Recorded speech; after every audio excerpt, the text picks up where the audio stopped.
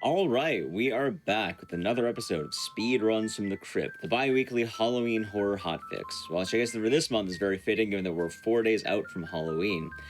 That being said, tonight's theme was originally going to be co-op games. I guess there's still co-op games, but we'll be having one co-op run for all of this. You can likely see the games somewhere in this direction. That will be the plan for tonight. Before we get into that, though, I just want to say that if you are watching this on YouTube, feel free to join us over at twitch.tv/gamesdonequick to check out our live shows starting most nights around 7 p.m. Eastern. Because they're always fun to join and they're always fun to watch. I hope that you're all having a wonderful night. And for tonight, I will be looking at the teamwork of Resident Evil 5 and A Dying Light. Both are pretty fun games, and I kind of like watching both just kind of seeing how the co-op aspect ends up changing what might be an ordinary solo run. Anyway, to kick things off, we're going to be going into Resident Evil 5 featuring both Avukamu and Spicy TV. Take it away. Hey guys, I'm Spicy, and today I'll be playing Chris in this run, and with me I have Avukamu. What's up, guys? I'm Avukamu. I'll be playing the Sheva this run. I hope everyone's here for a really fun time. This co-op speedrun is very fun. It's got a lot going on, but while we're setting up, I have a DE Cosmic on the couch. You want to kind of introduce yourself and tell them what we're playing? Hey, what's up? My name is DE Cosmic, and I ran this game with Kamu back at AGDQ. I think it was 2021 that we did that, yeah. And so, new game, co-op, amateur. This is the easiest difficulty in the game, and they're going to start with, fresh file, basically, so no money, no items, just only the starting equipment. And they're just going to be getting right into it. You're allowed to use whatever you want in this run. Are you guys running this at 60 or 120 FPS? 120. We'll be at 120. 120? Okay, yeah. So the difference between 60 and 120 is that on 120 you have faster load, so you have a faster RTA, and I think there's some parts that are just like much faster at in 120 anyway. But there's like larger invisible walls, so a lot of the movement that you're going to be seeing is like much more precise at 120 because of those invisible walls as well. So if you guys want to just get into it, we can get started. On your Are count. you able to see me online, Camille? You're not online, Spicy. My Steam is not wanting to connect to the front network for some reason. Oh. Well, welcome was to one of online the just a other second joys ago. of Resident Evil 5 speedrunning, making sure that both runners are online on Steam. You know what the worst part of running this game is? It's either Tuesday or Thursday. You can never run this game because Steam has its server maintenance during that day. True, yeah. That's It's usually great. Tuesdays, yeah. Wait, what Yeah, time do they do that? I don't know, but I remember one day, I think it was midday. There was one day where I think Kamu got off of work early, and I was off of work that day. And so we were like, all right, let's just grind out a bunch of attempts. And it was a Tuesday, and we kept desyncing. And then because of the the updates to Steam, we were like, what the heck's going on? And then we realized, like in the middle of the third attempt, oh, we can't do this on Tuesdays anymore. It's just not Yeah. possible. Trying to reconnect it here, but it does not seem to want to work. All right. While he's doing yeah. that, while he's doing that, we could kind of just talk about the game in general. If this is your first Resident Evil, do not worry. Resident Evil 5 kind of there's a huge linear timeline, but essentially, virus, bad guys, big bosses, scary monsters, a lot of guns, cool action scenes. That's Resident Evil in you for a nutshell. And whereas Resident Evil 1 and 2 kind of originated with a horror theme, Resident Evil 5 has kind of strayed away from that a little. It becomes more of an action survival as opposed to a survival horror at this point.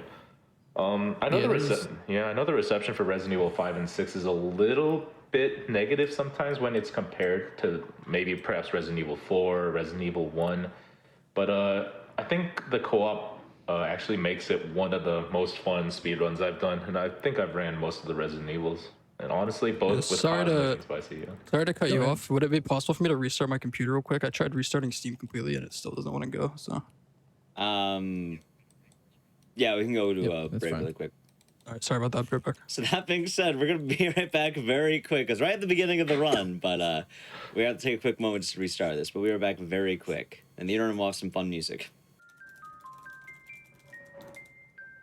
All right, we are back from the forced break because apparently Steam maintenance is occurring not on Tuesday but on Wednesday, or right now at 10 p.m., 7 p.m. at night. So that being said, while we wait I heard it takes about 10 minutes or so. We're gonna talk a little bit about the game and the category with our runners, where we have Avu, Kamu, and Spicy as well. We should all be on the same screen while we're waiting. That's fun. That's all I'm gonna say. It's a very that's never happened before. Usually it happens during the runs, Literally not never happened beforehand. before. So I guess I'll ask you both some questions while we're all here. One, Avu and Spicy, how are you both doing today? And how do you feel about the run when it actually is going to work, not with the maintenance? I was pretty excited to show it off, actually. Yeah, there's some new tech and some new strats that we had like somewhat recently, along with some new routing. So I was pretty excited to show it off. I am pretty excited to show it off whenever Steam decides to cooperate. Right. Yeah, you know when everyone's having a good time at a dinner or a party, and then someone says like, "Yeah, I got a hemorrhoid," and then you're just like, "Oh," Oh, of course. you're just like, "Oh, yeah, I guess." Can't say I'm totally familiar with that situation. Can't say I'm either. But, Also, me either. That might just be you, actually. Wait, I didn't say it was me. I'm just saying, when of you're course, at of a party, course. when you're at a party, and It was just a friend, right? yeah, as well, going with this run, I do know this run was shown earlier this year at HEDQ, but there were a lot of changes apparently, because I know you guys got world record really recently, like the past month or so, right? It was like 2 or 3 months ago. Yeah, we made some like changes to the routing and stuff that saved a bit of time, and the game overall just wasn't super optimized at that point. All right. So we pushed it down, and now because we kind of revitalized the category a little bit by getting record, we have like Demented Cell just trying to push it down again. So that's pretty cool. All right. It should be fun to see. It's always fun to see activity in different games. But from the old route, what would you say has massively changed to kind of allow you to get this time save? So for my experience, since I think Spicy only ran the new route, so for him, he's just kind of learning a game, which isn't too hard. But Right. from me, since I think I've ran this game for a year leading up to the changes. So how Spicy and I actually got running together actually was he actually had another partner who went on vacation. But Spicy kept wanting to speedrun this, and he said, "Are there any Sheva players?" And I said, I'm a Sheva player if you just teach me what you changed." I ended up having to relearn maybe about 30% of the game. I know the new routing has a bunch of different pickups. For example, Cosmic used to pick up the grenade launcher as Chris. Yep. But now with the new routing, the Sheva player picks up the grenade launcher. But because I knew what Cosmic did with the grenade launcher, I didn't have to relearn it. I just, what would Cosmic do in this scenario? But yeah, so actually on our third full run, while Spicy's original partner was on vacation, we got world record, and we just said, "Oh, cool." All right. I always make the joke that once Kamu got to stop carrying me in runs, like he was just able to take world record back like really, really quickly, because we had it for a little while, and then Demented Salad and Matt took it off of us with some new stuff, and then it was like, Kamu and I had done a lot of runs to get record at that time, and then it was like, oh well, once he plays with like another competent Resident Evil player, he can just take it back whenever he wants. Now it's like, okay. All right. As well, I guess there's a nice follow-up question here, and this is very fitting because I know Chad has witnessed this. I know we've witnessed this right now. How does practicing a run like this go, especially when you have, you have to work with two people, different schedules. Sometimes Steam doesn't want to cooperate. Like we were talking earlier, you can't do runs on Tuesdays and apparently Wednesday nights. So how does practicing this kind of go as runners? I mean, it's a little bit different. It's kind of the same thing, except like when you want to practice a run, you have to put your mind to it, and it really is the same thing when you're co-op, except both people have to be on that same kind of like, you want to grind mindset. To sit there and reset a boss for 2 hours while you practice it 3 hours, you know what I mean? So it's the same, except it's a little more harder to line up with schedules and stuff. I'm going to give you the honest answer and say Spicy had a really, really weird sleep schedule, maybe a week before this event. So I would end up playing till 5 a.m. and work at 7:30 a.m. So, but he fixed As well, that sleep schedule. since we are in the Q&A, if anyone in chat does have questions, I can relay them to the runners. But for right now, we're waiting on the Steam maintenance. As another question I had actually. So since you're both your partners in this run, have you cooperated in any other runs? I know when the pre setup chat we were you both talking about Phasmophobia, for instance. I don't know if that's a joke or if you're seriously going on that, but it does wonder if you would get along here, if you get along elsewhere. Yeah, I'll give you guys the story. So the me and Spicy originally met each other, and a lot of friends in our group. We met each other through Resident Evil Village, and a lot of us would watch each other's streams because we ran the same categories. But I think it came down to, you want to run a co-op game, and a couple of us got together in a Discord group chat, and then we said, let's run Phasmophobia. But if you've ever played Phasmophobia, you know they update that game every week. So I think Right. speedrunning it is kind of Yeah, and it's also silly. just straight RNG. Like yeah. everything in the game is just straight RNG. So it's Whoa, kind of whoa, just a whoa, whoa, meme. whoa! we were running into this. We're not showcasing Phasmophobia here. You know. My bad. A little off topic. No, but I think Captain Ezekiel is one of the other runners. Lion's another runner, but Spicy and me, we played a couple casual games together. We played Labyrinthine. I know both of us play New World, but we actually have the co-op world record on Recruit for Act 1 in Back for Blood. Hey, and that game just came out. It's pretty fresh. A lot of people on that. Oh yeah, a lot of people. That being said, going with Back for Blood as well, that goes from a 2 to a 4. And I know you've done co-op work in the past with a Cosmic. So does that mean you're going to be going from 2 people to possibly 3 or 4? Hey, Cosmic. What? You want to play Back for Blood? I don't even have the game, dude. I haven't. I mean, it seems all right, but I'm just stick over here with my single player experience and my old fashioned games. So I gave him such a traumatic Respectable. experience playing co-op No, speedruns. He just said, about those co-op speedruns. So I guess to continue on here, since we are waiting for the Steam maintenance to come back online, very interesting problem for a very specific run. The one day I plan a co-op show, by the way, we get Steam maintenance and the exact time it's going to be Yeah. happening. But I guess since we are killing time here, there's a question to both of you. How did you decide who would be running Chris and who would be running Sheva? Because I imagine there's some character difference. You're talking about the grenade launcher usage. So how do you decide, oh, I want to be Sheva, I want to be Chris? Well, for both of us, it kind of just fell in place because I was playing Chris when I started playing with Camus, and Camus played Sheva, so it just kind of worked out. But I originally started playing Chris because I was told that Chris was the harder character, and the guy that I was playing with originally, he was like pretty newer to speedrunning, so I wanted to take the harder character. Right. And no hate to Blink if you're in chat. I told him Chris was harder, but this is the old routing, so apparently Chris is easier on the new routing. But Yeah, Sheva's now the harder one. I always thought Sheva was harder because you had to be the one to do the Jill strat. Yeah, Spicy just doesn't want to admit, the more skilled runners doing the harder parts. Yeah. Apparently, Steam has been down for multiple people as well, from what I'm reading in chat. Yeah, I'm still spamming reconnect. I'm testing like a slight Steam community page on the side here, and it just keeps giving me errors. This is a neat thing. I hope it's not going to be down for long. We do have a backup plan in the event. It's just down for let's say I don't know. Should probably have a cutoff time at some point to where we just move this run to the second position. Yeah, we'll say at the top of the hour. If that doesn't happen, we'll probably just swap the order of runs. But for right now, I guess waiting does seem to be the best option. There's another question as well, and I can't imagine this being super the case, but there are a few games where this might apply to. For both of you, does running RE5 translate to any other Resident Evil games, for instance, in terms of what you might have in terms of skill? Trying to think. I mean, it transfers a little bit to the first speed game that I ran kind of casually speed ran it was RE4, and that transfers a bit because it's the same kind of control scheme, like the third person tank controls. Right. The inventory transfers a little bit to some other games.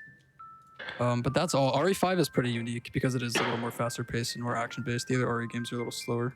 Yeah, I was gonna say the live menuing, I think translates over. It's always cool, I think, to see other streamers, just do the quick reload as opposed to doing the manual reload. in game by dragging the bullets into the gun, which was a stable since RE1, I believe. All right.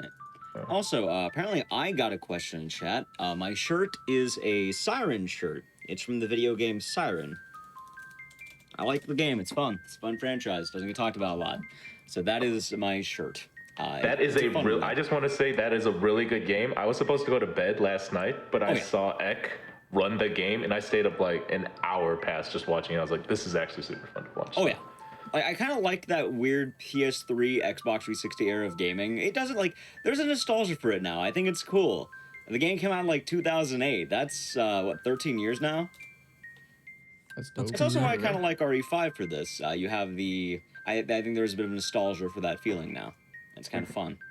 Yeah, for sure. Oh yeah. Yes, let's see. What else can happens in terms of RE5? Because I know a bit about the run from what I've watched at the last GDQ. And let's see, what else would there be? Oh, good question. A fun one. Do you have favorite costumes for both of you? Yeah, definitely. I don't know. Chris's costumes are kind of lackluster. I'm not gonna lie. I kind of got the bad end of the stick for the Chris costumes, but the Sheva costumes are super nice. I think my favorite one's Tribal, even though I don't know if we're showing that today. But No, we're showing Fairy Tale. I personally, I don't really like the Chris costumes. I think any of the sunglasses ones are pretty cool. My favorite Sheva costume is the business suit, just because I think it's a little bit classier, you know. So. Also, it's got asked again. We'll remind, I guess, chat and the general thing. We currently cannot do the run because Steam broke.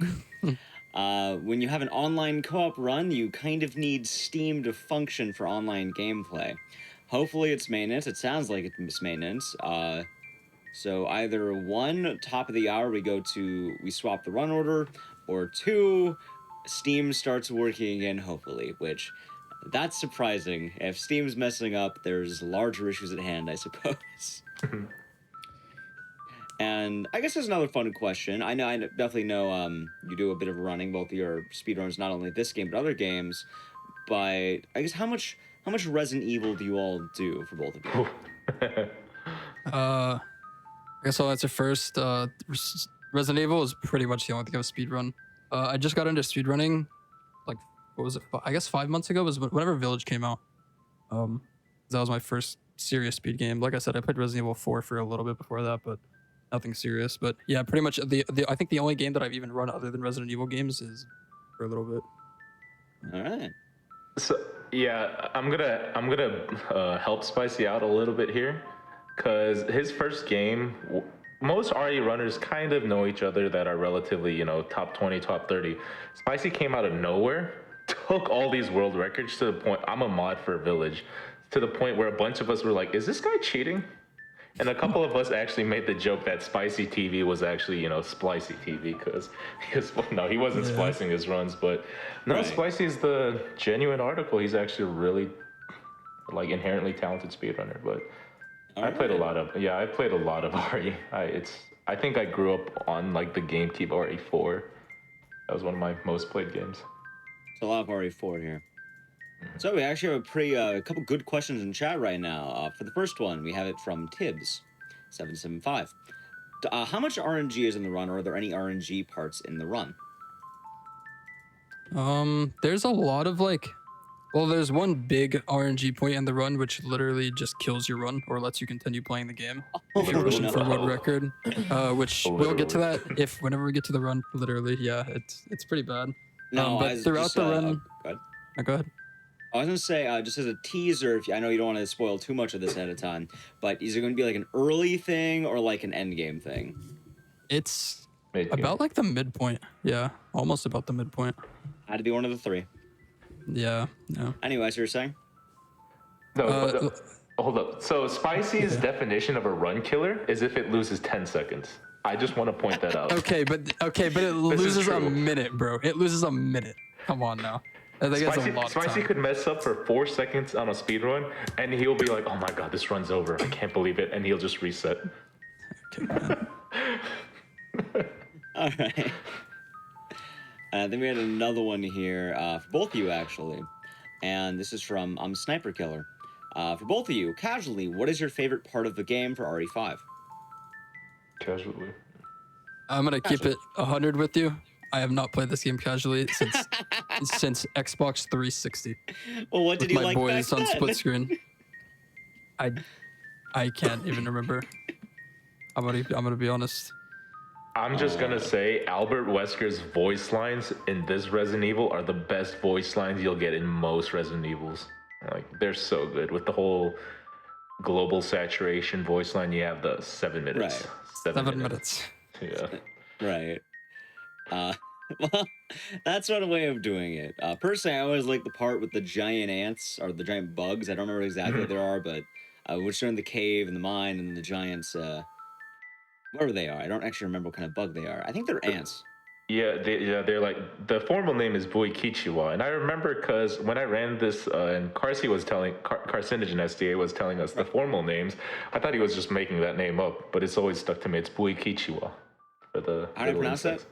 Buikichiwa. Like boy? I don't know. Bui. Bui. Buikichiwa. Kichiwa. Yeah. All right. Makes sense. Also, no, I will not be running Haunting Ground. I saw that question in chat. I'm not going to be a runner tonight. I am, I guess, the host of the show.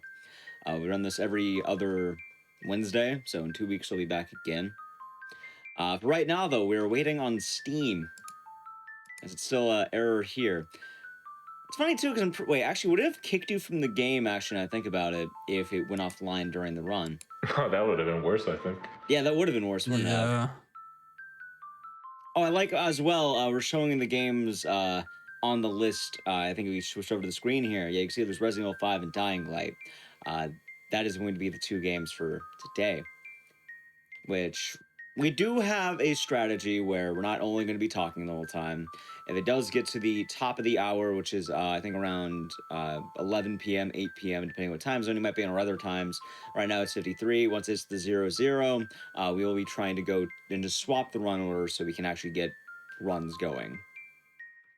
So talking is fun. I do know we do like watching spooky games.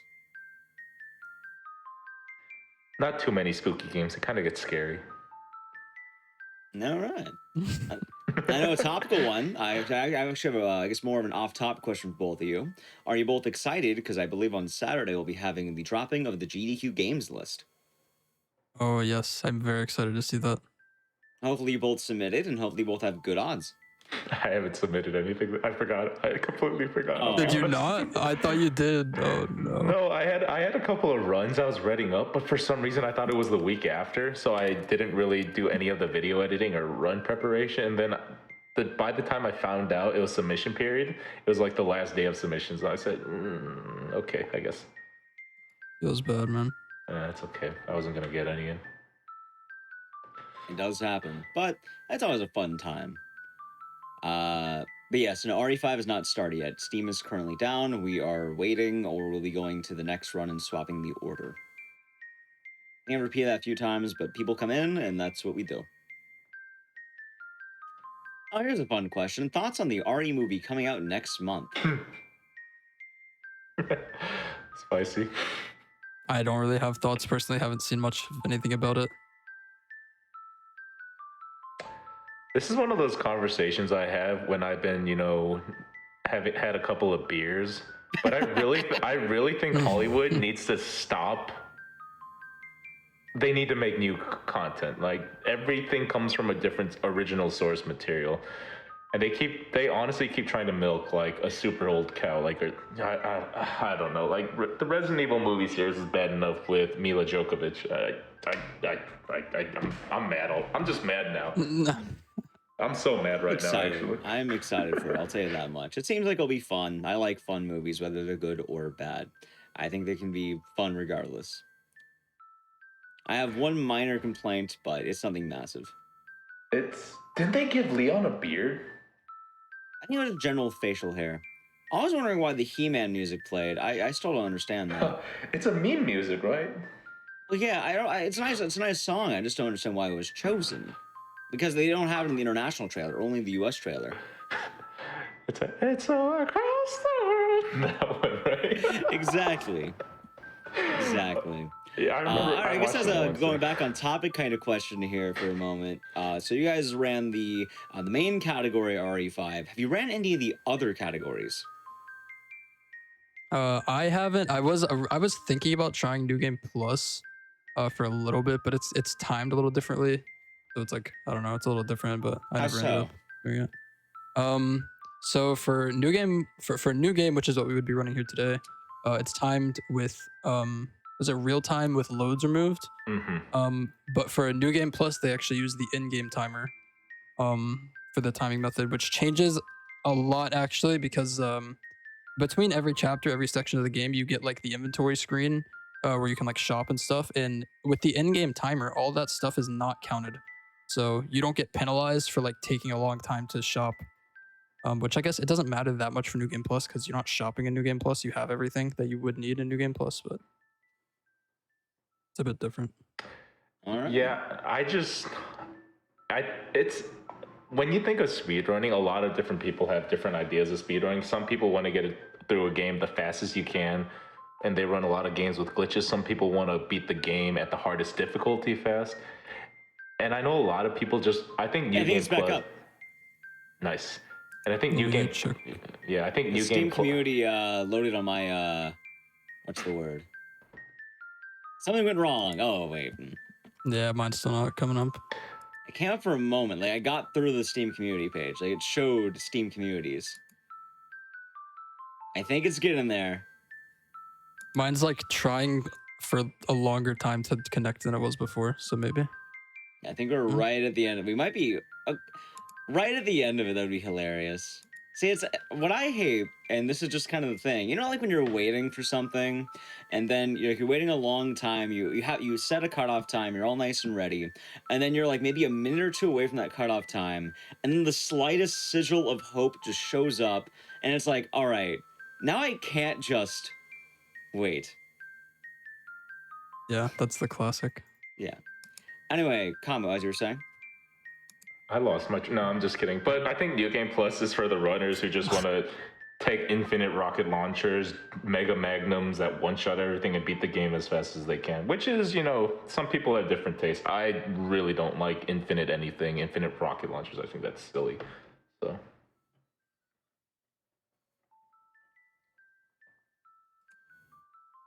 Also, Alright. generally leads to like runs being significantly more optimized, which leads to like just a less fun experience of trying to go for good times because like one little mistake means you're resetting once runs get to that point, you know what I mean?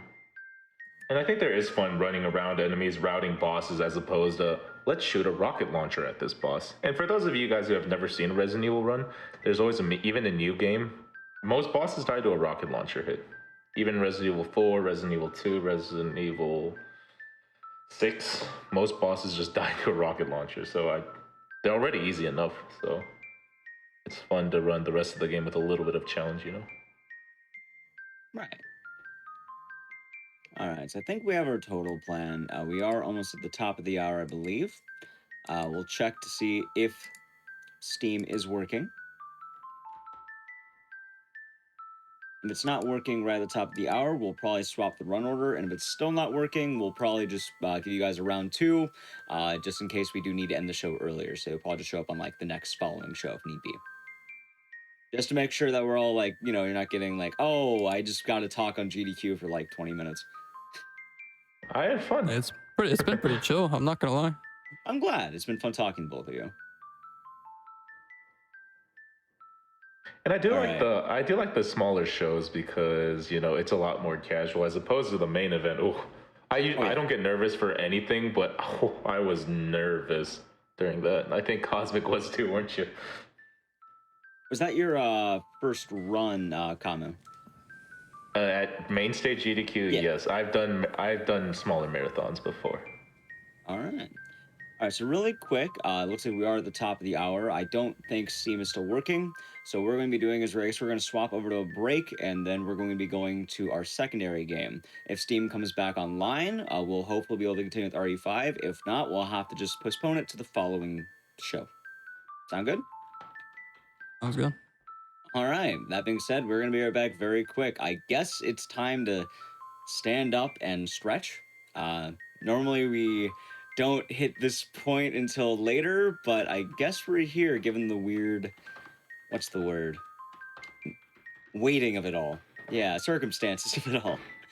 So that being said, we're going to be right back very quick. Don't go anywhere. We're going to be right back with Dying Light, and hopefully after that we'll have RE5.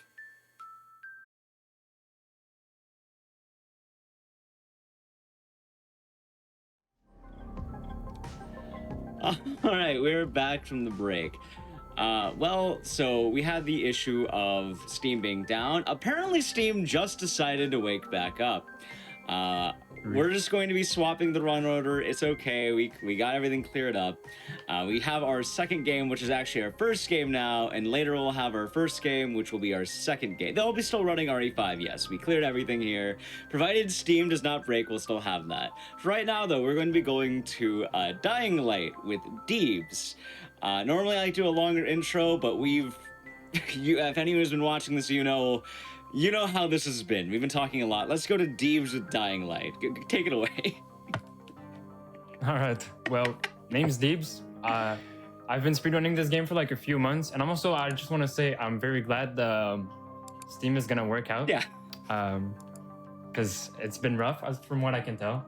Anyways, so yeah, this is any person category. Pretty much just complete the game as fast as possible. Game has been developed in like 2015, and that's about it. I'm also joined with the fastest runner in the run, which is Iron B. If you want to introduce yourself. Yep, sup everybody. Iron B.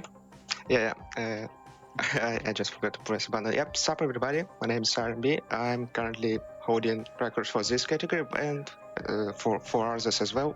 So I know a couple of things about this game, and I'll be commenting on this run to help Deebs. Yeah, he's above everyone. He's probably the GOAT out of here. Anyways, start right now. The timer is not starting now. Also, I skipped that cutscene really fast because it's really loud for some reason. I'm glad I did it properly. But yeah, I guess we just start right away, and the timer will start as soon as I press spacebar to skip that loading right now. Let's do a nice 3, 2, 1, and we'll be good to go. Yeah, I will. So yeah, just a heads up, the game's in French. If you're used to speedruns, you probably kind of guess why. It's just because it's the fastest. We're gonna be explaining why exactly along the way, but it's just faster. Okay. All right. So 3, 2, 1, let's go. All right. We start with like 2 cutscenes that are like, I want to say exactly around a minute. Can't really skip them. We skip most of the cutscenes along the way, but for those, we just let them play. I guess if you want to explain the story a bit, R&B for the beginning.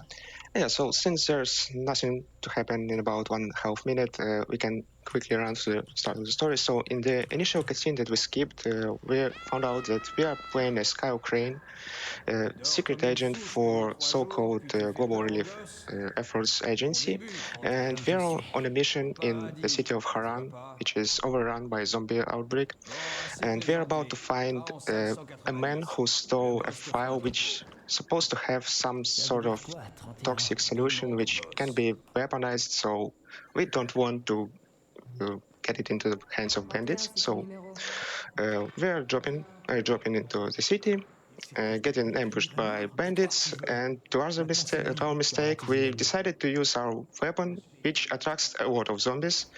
So in the process, we got bit by one of them, and basically that's the reason why we were sleeping for 3 days, which the guy just told us why you were sleeping for 3 days and scared the kids. Yep. So yeah, in the process, we have seizures because we are slowly turning into the zombie, unless we will try to take the special medicine called antizin, which delays the process. Yep. So mostly plot revolves around getting this antizin to keep the survivors alive, and yeah, basically that's the story so far. Yeah. So here, we kind of skipped the first part, but I entered out of bounds there. It's just really a tiny skip. It might look kind of big, but it's really just tiny. It's just about skipping Like we were supposed to enter an elevator at that point, and there's like a unskippable cutscene where you just kind of wait for a bit. But instead we'll just jump down one floor. Also, this place here, we're just gonna help Mark here. It's really not about going fast here. Don't really need to rush. We're gonna just be waiting for him, for the dialogue to end, which is also why, I mean, RMB, if you want to explain exactly what... Yeah, so basically, we are in this floor, we are forced to wait for a lot of dialogues, which are all unskippable, so we just have to do something useful. In this case, we are collecting duct tapes and opening one door, just so it won't be closed later on. After we speak second time with the guy, he tells us the recipe for the medkit, so we want to take alcohol and gauze in order to craft the medkit and patch him up.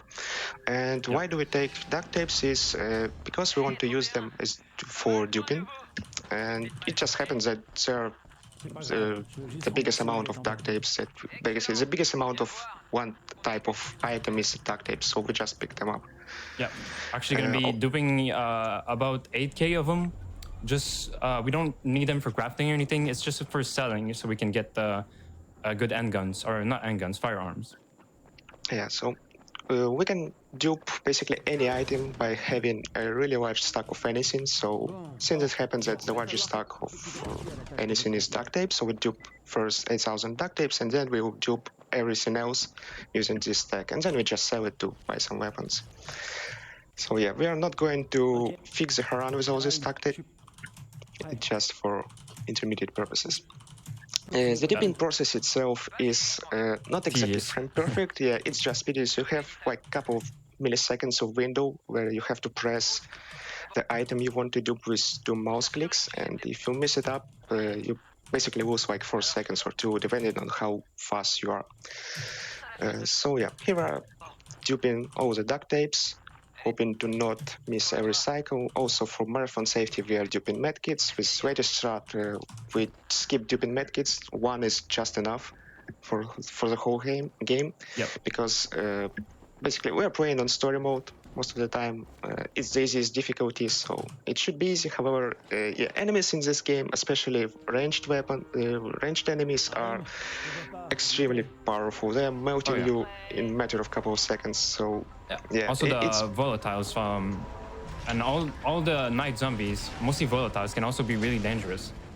Like even if it's the story mode, which is kind of an easy mode, it's kind of easy to die at some points. So with all strats, when story mode wasn't existent at the moment, we were playing on normal mode and dying a couple of times for just common in the speedrun. So we also even tried using resistance potions, and for some reason difficulty scaling in this game is weird, because if you drink resistant potion, you basically become immune to anything. Like you take 1 damage from every source instead of like taking 50 for 1 bullet. So yeah, that makes no sense, but that's how game works. Yep.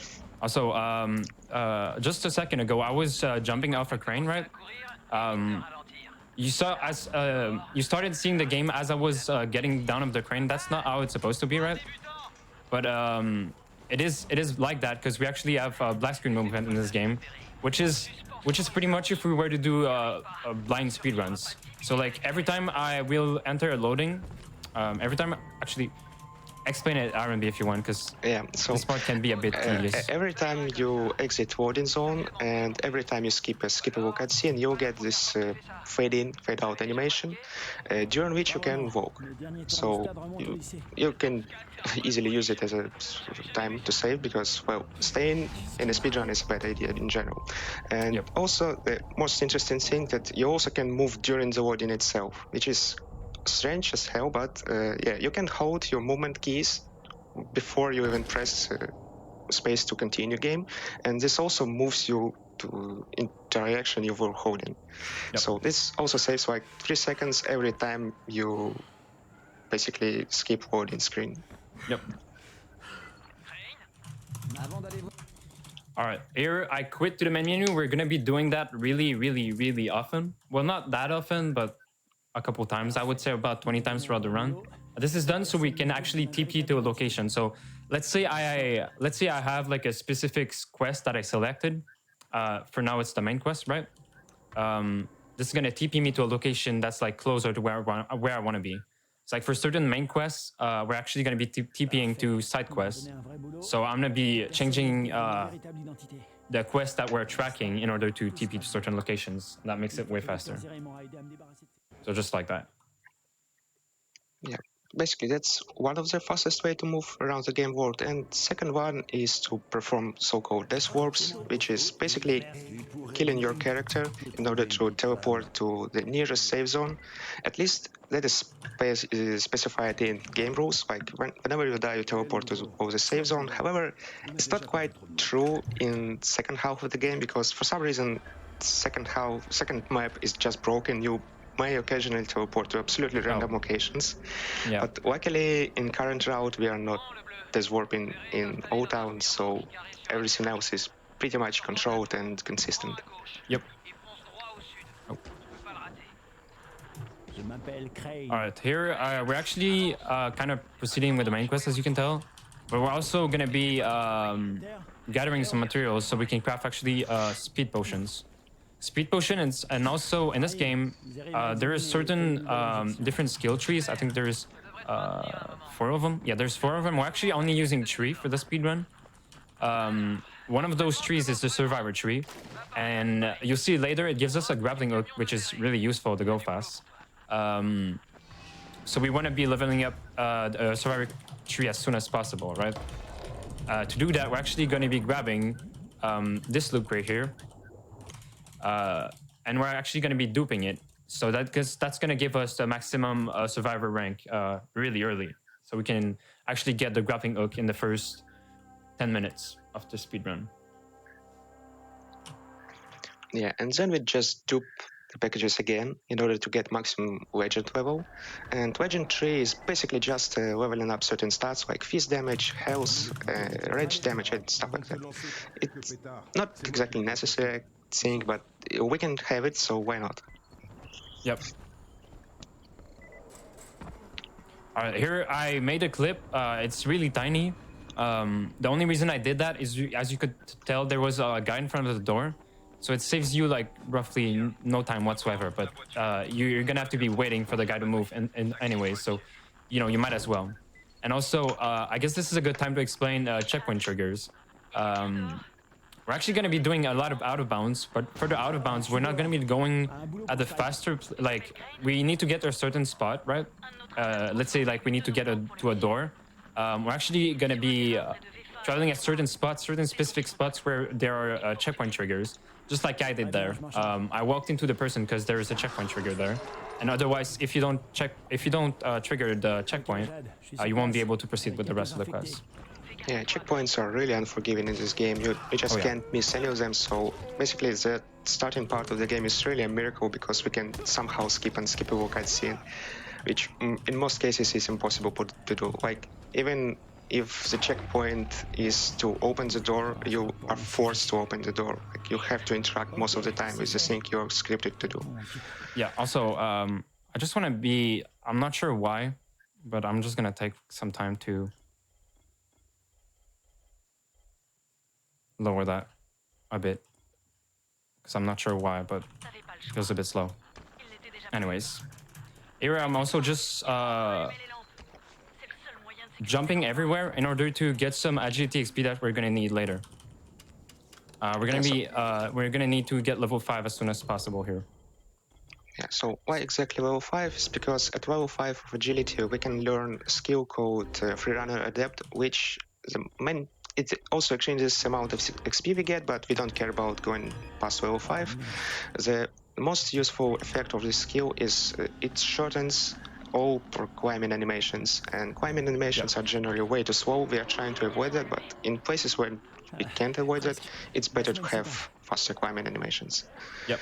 So to do so, we will try to use any downtime to actually just jump around, to use different tricks to level up our agility level, and we'll also pick up all the flags which are along the way, because flags give you an insane big amount of XP. It's 500 XP during the day and 1000 during the night.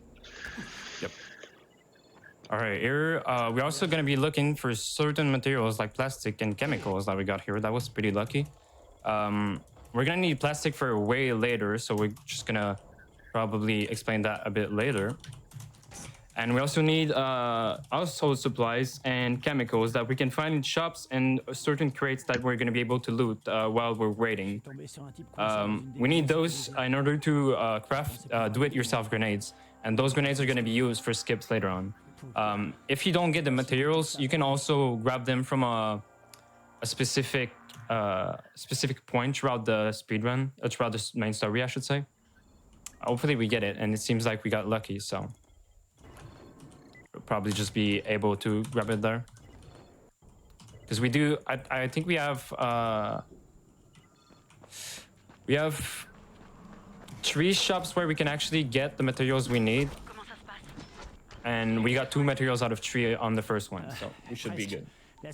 So you already have chemicals, so the best bet to look for household supplies, I believe, would be to search fridges, because fridges cannot spawn anything that is not edible. So that greatly reduces the amount of random loot and increases our chances to get it. So it was really lucky to get exactly chemicals before. Oh, for sure. All right, here is the place where I was said we are gonna be waiting. So we're just gonna be looting instead of waiting, right? Only makes sense. You don't want to wait. Also, the speed boost mechanic here is I just crafted. That's what I just crafted there. We're gonna be using them a lot, pretty much all the time. It's just worth to have them all the time on you, pretty much. Yeah, so So we get also household supplies. speaking about booster mechanics, basically you cannot increase your boosting duration by drinking another potion while you have active one. Also, you cannot stack them. So if you drink a potion while you have an active one, nothing will happen, you just waste a potion. However, soon enough, we will be able to do a double boosting with a specific, let's say, glitch. It may be just an oversight or chicken coding, but because we are about to switch difficulty for a short amount of time to nightmare mode, which is supposed to reduce our booster duration, we will actually be able to use 2 boosters at the same time. So we are about to go zoom in. Yep. All right, we're just interacting with all the terminals. Prepare for the night, pretty much. Yeah, as you can tell, also I have the grappling hook. It's not only the grappling hook; it's also the max one. There's a big difference compared to the first one and the new one we got. Yeah, so with not upped grappling hook, you can have only 2 charges in a row. Yep. With upgraded grappling hook, you can use 4 charges of grappling hook in a row. And if you do a short pauses before using your grappling hook, you basically can grapple indefinitely. Yep. All right. Here we're actually done with that part of the quest, but we're actually going to be heading to a place, specifically this stuffed turtle market, I believe. This is going to let us save warp for the next time. Save warp is the way to TP, as I was talking about earlier. And also, I'm just waiting for the checkpoint trigger at the bottom right. Here we're going to be changing to nightmare mode in order to get the double speed booster, like we talked earlier. Yeah. Double speed booster, and in first place we're switching to nightmare mode because in nightmare the game does not pause when you hit basically when you're sitting in any menu. It's supposed to be to add some difficulty so you can manage your inventory during mid-fight, but in a speedrun we are using all of the unskippable cutscenes and code to do some useful stuff with menus, like leveling up a lot of skills, because in Legendary alone we have to put 200 skill points, which takes some time. Then we can also organize our inventory and learn skills in other trees. So like right now we are getting introduced to a new type of enemy, the goon, one big guy. However, we just used it to level up some skills, organize inventory, and track stuff turtle quests, so we can teleport right now. Yep. Actually, never really dealing with. Well, that's not true. I feel like in this run, there's a well, not in this run, in this game casually, there's a big part of melee gameplay. But in this one, we don't kill anything in melee except the first 2 zombies that we kill at the beginning. Now we're just kind of avoiding all of them until we have firearms. Yeah, unfortunately, melee aspect is very good in this game. Casually, Yeah. like it's really discouraged to actually use firearms when you are playing casually because you can get them really late in the game. They're absolutely weak. Like you have a little amount of ammo and they attract other zombies. So Yep. it's just better and more satisfying to use melee weapon. However, since we are way too OP from the start of the game in the speedrun, we just skip everything and shoot the bad guys. Yep.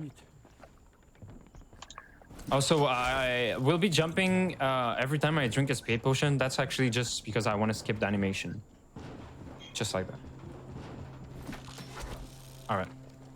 Here we're gonna get a lot of menuing, which is not really something I like, but it has to be done, so we'll do it. Also, we're gonna give him the loot crates that we duped earlier. Also gonna be looking for also supply that we didn't get, unfortunately.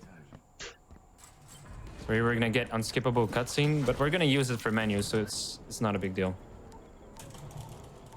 So hopefully we will get our household supplies in one more quartermaster visit, because otherwise we will be forced to use a backup strat, which is not exactly that slow, but it implies some sort of RNG, because enemies sometimes can get way too aggressive, sometimes they just stay naive, like you're still in front of them and they do nothing. Yep. So Alright, we got it. Alright, that's good. Alright. So yeah, usually you'd be stopping at a certain spot where you're actually supposed to go. Well, you're not supposed to go there, but you're supposed to go near it. But we're actually going near it to go to the other spot. So we're actually not stopping there if we have the grenades that we have now. So, all right. Here I'm gonna do 2 save warps in a row. If you want to explain why that is, R&B. yeah, so story-wise, we were doing our first assignment quest, just arming up traps, and in meanwhile, the tower leader Bracken was on his mission to gather some antizen from airdrops. However, he got hit in the head by bandits, so we spoke to him, we took his mission from him, and then our Dr. Lina told us that he needs some medicine for his headaches, and basically this gives us a Mother's Quest day. However, in order to slightly move checkpoint to better spot, we save warp outside the tower and then save warp back. So this progress the quest Mother's Day slightly, just a little bit, so it can get a better save warp spot. Yep. Tiny things, but it matters. All right, here we're actually getting a really long radio call where I'll be unlocking a lot of perks. So it has to be done really fast also. Yeah, so otherwise you won't have the time. So while you're busy leveling up all the stuff, I'll run through the skills quickly. So from legendary we learn fist damage, because fists are overpowered in speedrun. It's basically the best melee weapon in the speedrun, even better than the best, like I don't know, basically any other melee weapon without a recipe. We learn obviously firearm damage and health regeneration, just for safety. Then the most important skills are crafting, so we can craft grenades like we just did, and we can craft a toxic trap grenade late in the game. We learn basically dodge skill in agility, because it's quite useful. It's not used anytime, but in places where we can't run, we can actually side dodge, so it's slightly faster to move. So Yep. And also we're switching back to story mode here because we're not done with menus, but we're mostly done with long menus. So we're only going to be doing menus for save warping, like switching quests and everything. All right. We're just heading for specific airdrops. There's 2 of them. That's the first.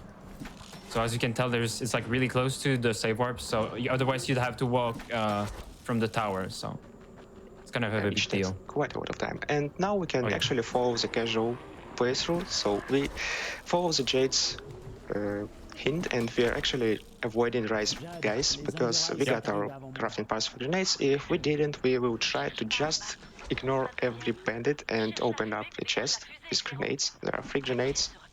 You can pick them up, but it's, yeah, as I told before, they're quite randomly maybe aggressive towards you, so it's a good thing to craft grenades and skip the part. Yep. Also, this is the flag we were talking about. We're gonna be hopefully taking 3 of them throughout the run, maybe 2, because the third one is really hard to get.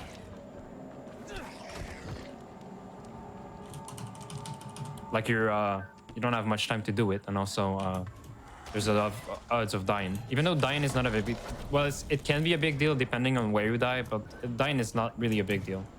And also, you want to die in this this speedrun, so depending, there are certain tricks that require you to die, is what I'm saying. Yeah, it's dying right after all, so dying is fine. Yep, exactly.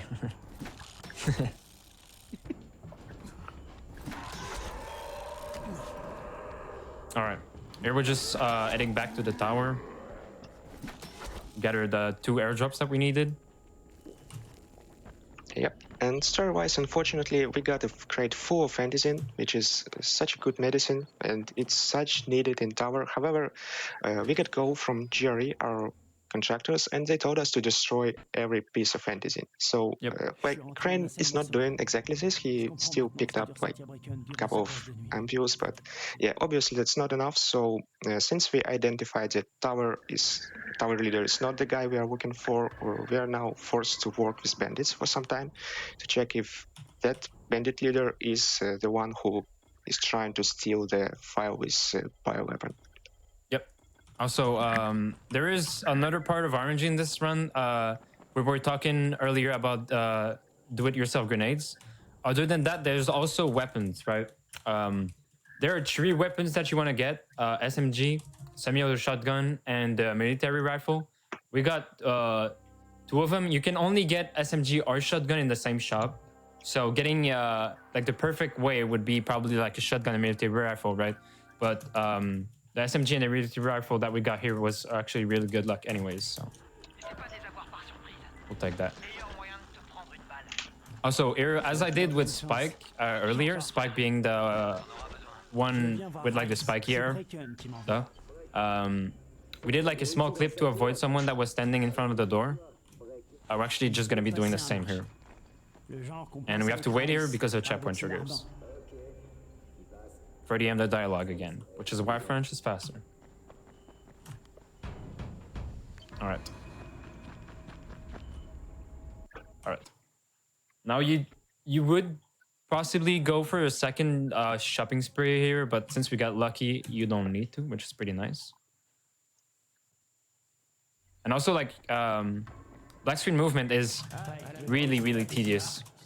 It's like not only do you have to press certain inputs on the keyboard, but you also have to know how to rotate your mouse or how to move your mouse specifically. So I might screw it up at times. Yeah, basically you have to memorize for the whole game how to navigate through certain parts of the map completely blindly. Oh yeah. And also sometimes some random zombies are also a factor, so yep, just like that. Yeah, you have to take that into account as well. All right, that's an unskippable radio call, which is, I believe, the only one we're gonna get. Oh no, there's another one. Otherwise, we'll be skipping all of them, which is really nice because some of them are. There's even one of them that takes like a minute or something, right, at the end of the game. Yeah, and the one where we will do the best work. So yeah, speaking about skipping dialogues, the only way to skip currently playing dialogue is to start another one. So we will try doing it whenever possible to skip the long dialogues that are related to some sort of checkpoints. And unfortunately for this instance, we don't have a way to do it because we are basically forced to stay in one place. This warping also not working because it's not starting any other dialogue. So yeah, sometimes you just have to wait patiently to the end of dialogue. Yep. All right, here we're gonna get another unskippable cutscene. I'm also throwing fireworks just so I can bait the zombies. Luckily here, volatiles, as you could tell earlier, can sometimes chase you. I got lucky that they didn't find me fully, like they only started but they didn't finish their Like they ended up not chasing me is what I'm trying to say. So that's pretty lucky. Well, I say that, but there's one right here. Yeah, now we're getting chased, so just have bunch to of bad hurry. guys, but it's fine. Should be fine. Yeah, we're good. We're good. Also, climbing this tower takes forever in a casual playthrough, but grappling is OP. Also, kicking a zombie, not because it's funny, even though it is. We're also kicking him for agility XP. So. And, well, ideally, you want him to... There we go. All right. Here's another flag that we were talking about. This one's pretty easy to get, but the next tower, because there's going to be another tower we're going to, it's something else. I rarely get it, but it's not a big deal if you don't get it, so... Yeah, so the problem is grappling hook is that you cannot use it inside safe zone, and the next tower and its flag will be exactly in the safe zone.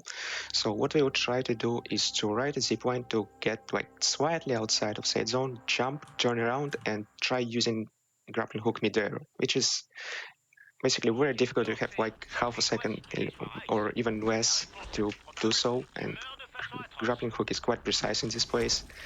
So yeah, luckily we have a backup shot. You can also always fall into the trash bags. Trash bags in this game will save you from taking fall damage, and it also will, bad things happen sometimes.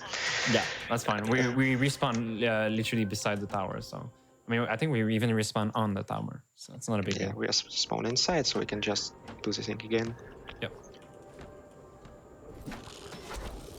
Usually get a climbing animation here, which is kind of why I got confused, but it works.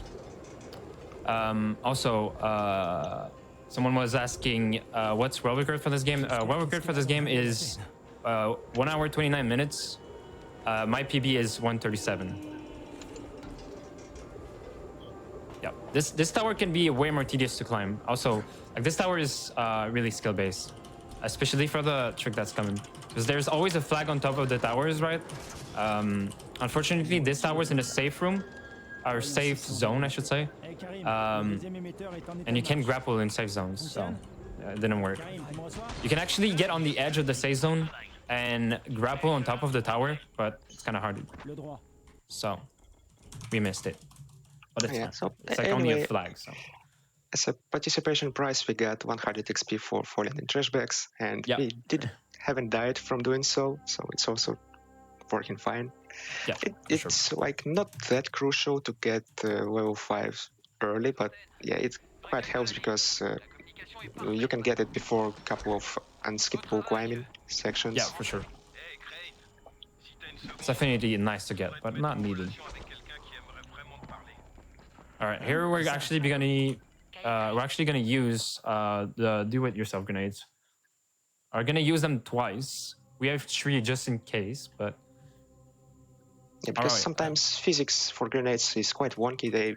Sometimes you make grenade out of tin cans, sometimes it's apparently rubber, because it can just start jumping all the way around. And missing completely your death warp setup. And because you cannot move actually during the radio calls, it's basically wasting a grenade and time if you miss. So yeah, luckily first death warp is not that crucial. It saves like I think 5 to 7 seconds, so even if you miss it, it's fine. However, second death warp saves like a minute, so it's better to hit it. Yeah, second one is a big deal for sure. All right, so the way we're gonna do this, there's a specific location where the radio call will start. It's gonna be on that wagon right there. Actually, we're gonna be throwing a grenade and jump on it, just like that. So this is gonna TP us to a certain spot, and it's also gonna skip a part of the dialogue. It can be tedious, as R&B said, but it worked out. So here we're kind of stuck in place until the dialogue stops. And we're gonna be pretty much stealing monies of certain people that Rise, being the kind of the villain of the game, is asking us to steal some money out of people. Well, steal, it's like protection money, right? Which is kind of a steal, but we're surprisingly helping them in a way, though. Yeah, we will do one protection, so it's fine. We are not that bad. Yeah. It's a lot of money for what it is, but at least we saved him life. All right. There's just a lot of movement that we have to do, pretty much. Trying to get to the first place. Or there's actually 2 people that we have to get our money off. So we're just adding for the first one.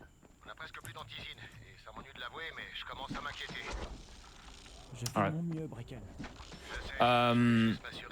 For this part, it's pretty straightforward. It's just like if you were playing casually, I guess. But except fast, right? With your grapple and everything. Also here we get introduced to the bombers that we're actually not really encountering. Well, we are, but just not often. We are just ignoring them altogether. So yeah, pretty much. And in the upcoming basically protection section, we actually have a way to cheese the bombers. There are 3 bombers in upcoming village. However, for some reason, if you activate card trap near it, they will all explode on themselves. Like, you don't even have to look at them, shoot at them, fight them, just like that. Yep. All we have to do is pretty much interact with the card trap in front of the door. You'll see here. Just this one. And there's another like side that, bonus. all of them should explode. Card trap is also attracts all the zombies outside the village, so we don't have to do additional cleanup. So you might see the red mist in the background. That's a bomber that exploded. Yep. Just from card trap. All right. Or this is gonna become a safe zone, so I kinda... Somebody's alive. Yeah. That one bomber This behind. can sometimes happen. It's rare, but it happens. I think there's another one. Oh, okay. Yeah. That was unlucky. That was quite unfortunate. Yeah, unlucky. Happens. Oh yeah, also the viral zombies, which are basically in the game war, they're the guys who turned recently into zombies. They're basically dead parkourists. They run fast, they climb anywhere, and for some reason they're also speedrunners. They can eclipse through walls. So this is what just really? happened. I've never seen that. That was that's what just happened there? Yeah, because Okay. you close the gate, so they are not supposed to get inside. However, virus sometimes ignore the game rules and they clip just like you. Okay. Interesting. All right. Here we're getting the last part of money. If you want to explain the next part we're going for right now with the envelope. Yeah, so we've collected all our monies, doing a little bit of farming agility because we have to wait for dialogue anyway, and we are about to collect some sort of blueprint for Rice again, so it's one of his other quests. And there will be one guy on the top of a gas station which has a weapon, ranged weapon, which is most likely the first point of the game when you will be able to get it. Yeah. But casually it will be quite difficult because for bullets deal insane amount of damage. You won't be having any ranged weapons. So, and also you have to climb to him without grappling hook and stuff like that. It's very difficult to do so. However, we are keeping him alive because we need it for, I don't know why, but for some reason, if you don't kill this guy right now, every time from now on, when we say warp, the crane will say the line lavash in French, which is, yeah, we will see subtitles. But I don't know what's the reasoning for it, but this line will help us to actually skip one of the dialogues. So. Yeah. All right. So here's the second part where we use the do-it-yourself grenades. This one's kind of needed, I want to say, compared to the other one, like we explained earlier. Because if we don't skip the dialogue, which can sometimes happen, right? We're actually going to be standing there on unskippable radio call for like a minute. So you definitely want to avoid that. Here it's on another wagon on the left instead. And after this, we're not doing this to TP to a certain location. We're only doing this so we can actually skip the dialogue. And also this wagon can be kind of tedious because it's like in kind of a diagonal, like it's not straight. So grenades are more likely to move like down the thing. All right. Also, here is like the only point I want to say. Dying Light is a stable game for sure. It's not the most consistent for certain things, but it's definitely the most not the most, but it's definitely stable except for this part. If I was to save warp too quickly here, there was a chance that I would soft lock the game pretty much, which is why I waited for a bit.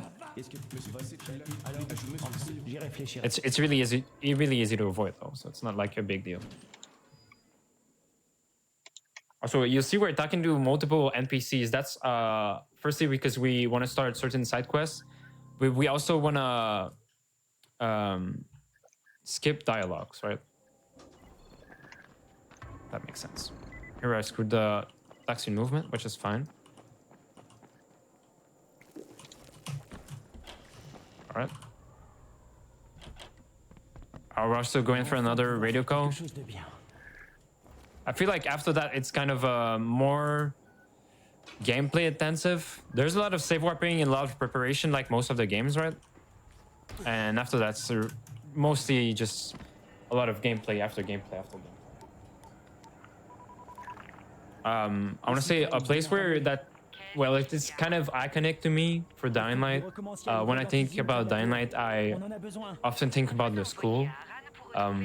This is where we're heading right now.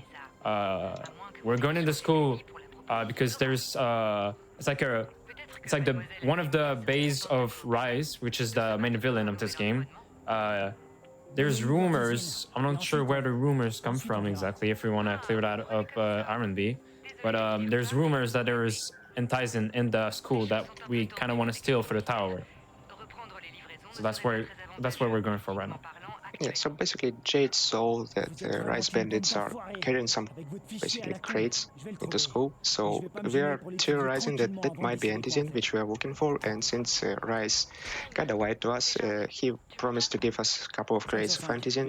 If we do his task, he gave us like a couple of ampules, so yeah, that was not a great move from him, so we are trying to backstab him again and attack the school. Yep. Actually meeting with Jade, which is the you'll see later, there's a lot of story with Jade and Crane being the main protagonist, by the way, the one we're playing. Yeah, we're meeting with Jade. Why exactly, I remember? Because we want to raid the school with her. So basically, we are not seeing her in school itself because we are skipping one of the cutscenes, but we are basically supposed to split up and check different floors. Then we meet up at the basement and found out that basically there are no Antizen, unfortunately. And that's it. Then we go back to tower, sadly, with a sad face, but that's life. Happens. This part is kind of gameplay intensive. There's no stopping. Well, there is some stopping in the beginning. There's no out of bounds here though. We mostly use out of bounds for like all the gameplay intensive sequences, but for this one we don't. Yeah, and basically there are a couple of out of bounds places where we potentially could use it, but unfortunately the place is filled with checkpoints. Like I said before, if the door has to be opened, you cannot skip the door. You are forced to open the certain door. Yep. And because of that, basically doing out of bounds in solo speedrun is not viable. Yep. So for some reason that I ignore, certain Rise soldier will disappear if you go too fast. They're just not supposed to be there. Like, you're not supposed to see that they disappear, but since we're going fast, I guess you see them disappear. I don't know why they made that. Like, this one right here is gonna disappear if we go there fast enough. We didn't really see him disappear, but he does. All right, and we're gonna interact with the crate. Fortunately, there is nothing we need. Jade, j'ai pas trouvé d'antisine. Je pense qu'il va falloir trouver une autre option. No Entizen. Enfin, j'ai pas encore fouillé la classe C. Le sous-sol est énorme. All right. Cherche la clé, je te retrouve là-bas. Actually gonna go underground to see if there's Entizen there. Pretty much just trying to skip all the zombies here. There's also virals here, so destroying a firecracker. Survivors shouldn't mess with us too much. Sometimes they will. All right, we're good. All right, as soon as we kill this bummer right here, which is sometimes he just stay there. He's supposed to go like in the corridor, but sometimes he stays there for some reason. Yeah, that's really unfortunate. Sometimes a glitch happens. Yeah, I actually have never seen that. I knew it could happen, but I've never seen it. All right, that's the school right here. Oh, it's pretty straightforward. And the next part will be pretty heavy on save warping because basically when we exit the school, we're at scripted certain time, which is night. And for the next quest, we have to get the bolter tissue. Bolter is a type of enemy which spawns only during nights. And also it's the only type of enemies which are actually not aggressive towards us. As opposite, it will try to run away. Yep. And since we are playing story mode, our nights are much shorter than it's supposed to be. So we have to be extremely fast in order to be able to make it to the bolter without sleeping. So if everything done correctly, we have like 6 spare seconds to waste, which is not a big time to have for mistakes. So we're trying to optimize everything we can, which means even save warping by a couple of fights. It's like here you see where I ended up after the black screen. I'm just going back there by save warping instead of walking, even though walking would probably be faster technically, even though we use like a loadless timer for the time, right? Even with the loadless timer, it would probably be faster to go down the stairs, but we're actually not doing that. The sole reason is, as R&B said, you just don't want the night, or rather the night to end, yeah. Just trying to do it as fast as possible here. All right, that's the save warping part that we were doing. Now we're just gonna collect, hopefully, without sleeping, the bolter tissue.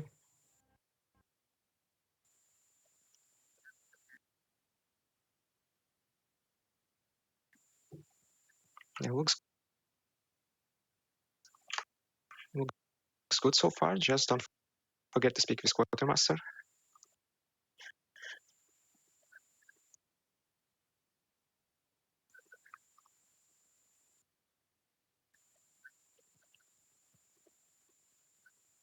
It should be okay. It's just this is for some reason the part I forget the most.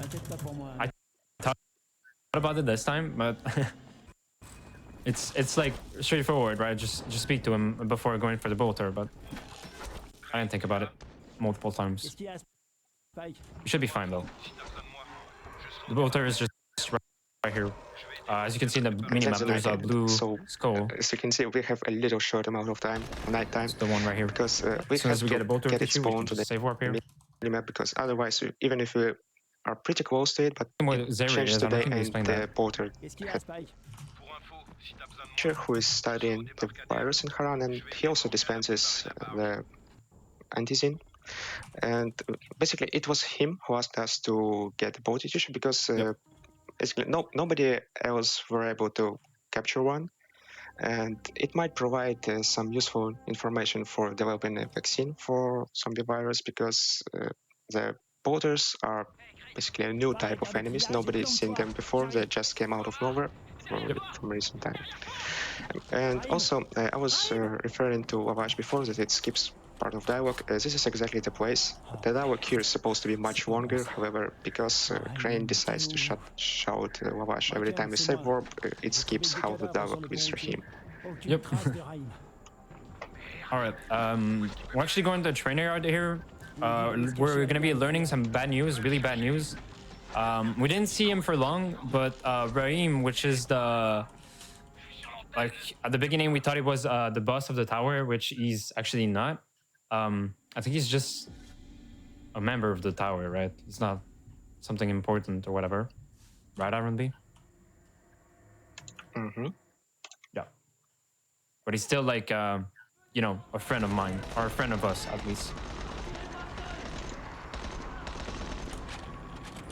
So what exactly was Rahim here doing here, R&B?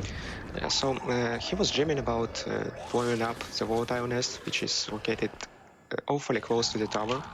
And back in the school, we haven't found any antizen. However, we found a pack of explosives, and it just what was he was dreaming. And his sister was quite worried about him going to this mission, so we were told explicitly to not let him explode the tower, so that somebody else should handle it. However, since he's been young and reckless, he decided to go for himself, and unfortunately he got surrounded by hordes of zombies, and basically, yeah, things go south very fast. And that's what we are doing right now. We are helping him finish his mission.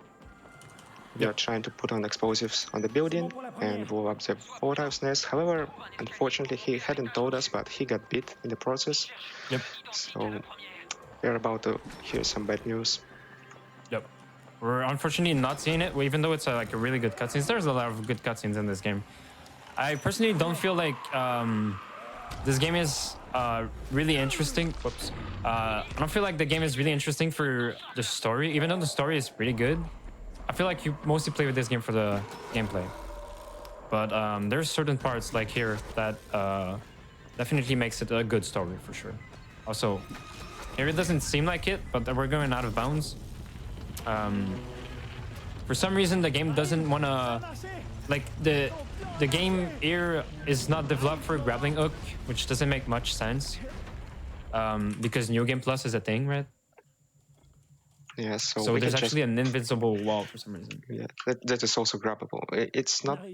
I believe it's not the case for anywhere else, but in this particular place we can grapple invisible wall. Yep. And currently we quit out in the same place, which seems to do nothing. However, if we are fast enough, it helps us to restart one of the dialogue triggers, so we can skip currently playing one dialogue with shorter one, and we can just save warp to main quest again. Exactly. All right. I believe we're going to the base. So here, starting from now, everything kind of goes badly. You see here was the lab of Zere, which is the scientist. Well, it's kind of destroyed now by the Rice people. Yeah, and he got also kidnapped with all his research. Yep. Which is quite unfortunate. Rahim, our friend and brother of Jade Aldemir, also died. She's quite upset because of that fact, and she also found out that we are working for government, which doubles up on the problems. And basically, she ran away into unknown direction, and on top of that, Zara got kidnapped. So everything went extremely bad in a couple of seconds. Yep. So right now we are just waiting, chilling, because we have to wait for the end of trigger. Even though we can skip the dialogue, for some reason this dialogue is not tied to the checkpoint, so we just have to wait. Yeah, I was just waiting for the quest to change on the right side of the screen here. You can really...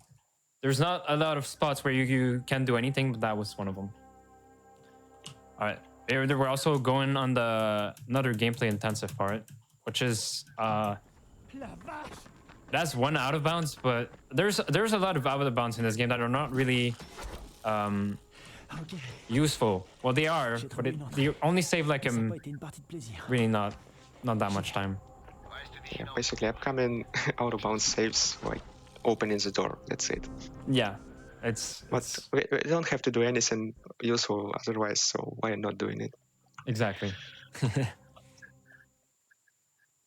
Like here, we're gonna be waiting in front of the door.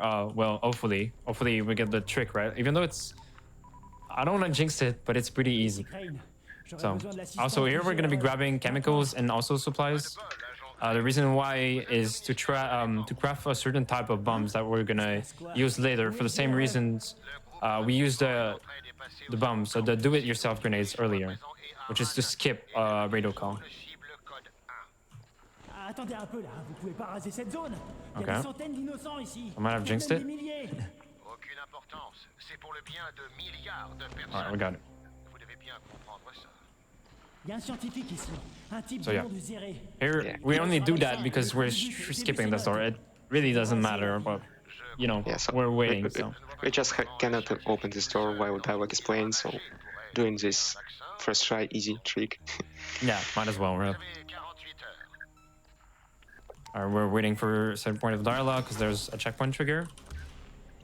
Merde, c'est cassé. We're also adding, if you ever played this game casually, we're adding to the part where, well, it's definitely my favorite. Might not be your favorite, but it's definitely good. It's called the pit, as you can see on the right side. It's really hard, but since we upgraded the fist that we're going to be using here, we upgraded to the max, we can pretty much just kind of one-shot everything. Où es-tu, mon ami?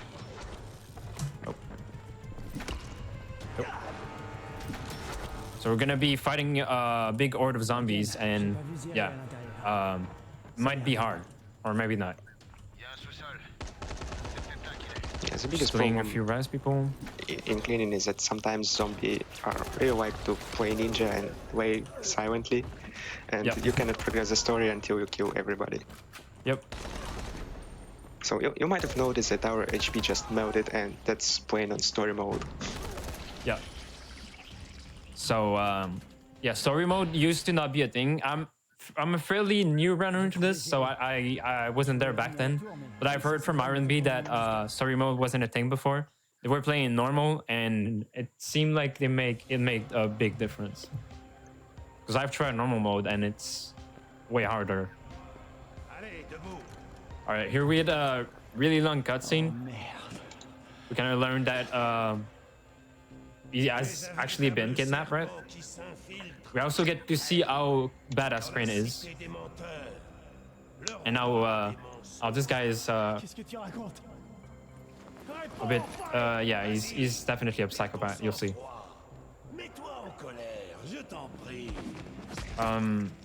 Yeah, there's gonna be a few unskippable cutscenes here, but fortunately, they are pretty good cutscenes. Like, I've speedrun this game multiple times, but I'm still enjoying it.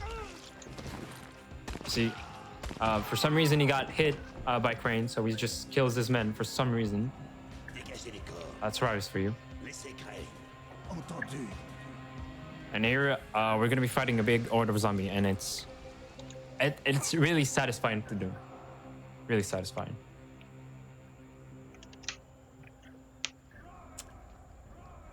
It's gonna be 3 containers full of zombies, and you'll see how we deal with them with a fist. Fairly simple. Sponge. That's it. And check if there are any zombies alive. There's none. Proceed to the next one. There's also some interesting mechanics that we're gonna be doing in a bit. Yeah, speaking about interesting mechanics, we haven't thought about animations and its skips. So most of the time, if some animation is playing, we can cancel it by playing another animation. Yep. Because of that, we'll try to search for metal parts in this area. Yep. Because we get stripped away from all our equipment. Yep. So we have to find new metal parts because luckily we got one. So basically we cannot bring metal parts with us into the pit. Yep. Why exactly metal parts? Because we'll try to damage our melee weapon and repair it at certain spots in order to skip seizure cutscenes. Yep, exactly. Also, here is the, I want to say the second most. I'm talking about satisfying things. I just really like one-shotting with fist, and this is probably the second most satisfying part, even though the Ord was also a good one. Oh, I got a hit, but that's fine. Just one shot. That's it. And there's a really few barrels. Difficult fight, yeah. Very difficult fight. To be fair, this boss in particular made intentionally very easy, so you're supposed to be way too underleveled here, so fighting real Demolisher would be quite exhausting. Oh yeah, So, and there's also a lot of zombies you have to fight. So, and also here I'm supposed to get a seizure as we talked earlier, but I did a climbing animation to skip it. This lets me either look for a metal part or just simply get some edgy XP, which is what I'm trying to do here. We did talk about RNG earlier, which isn't really a thing in this speedrun, as we said. but there's definitely some parts, which is also the next part that's coming. It can kind of be tragic. You'll see there's like explosive barrels along the way, right? Explosive barrels are no good, especially at people that are shooting you. Sometimes the explosive barrels with my bad. Yeah, sometimes explosive barrel will okay, explode, and that's may knock you down of this platform here, or simply damage you and make you lose time, right? There's this one right here. Oh, fortunately I didn't get knocked down, which is nice. Very But it can unfortunate. usually happen. Also, I fell. It's fine.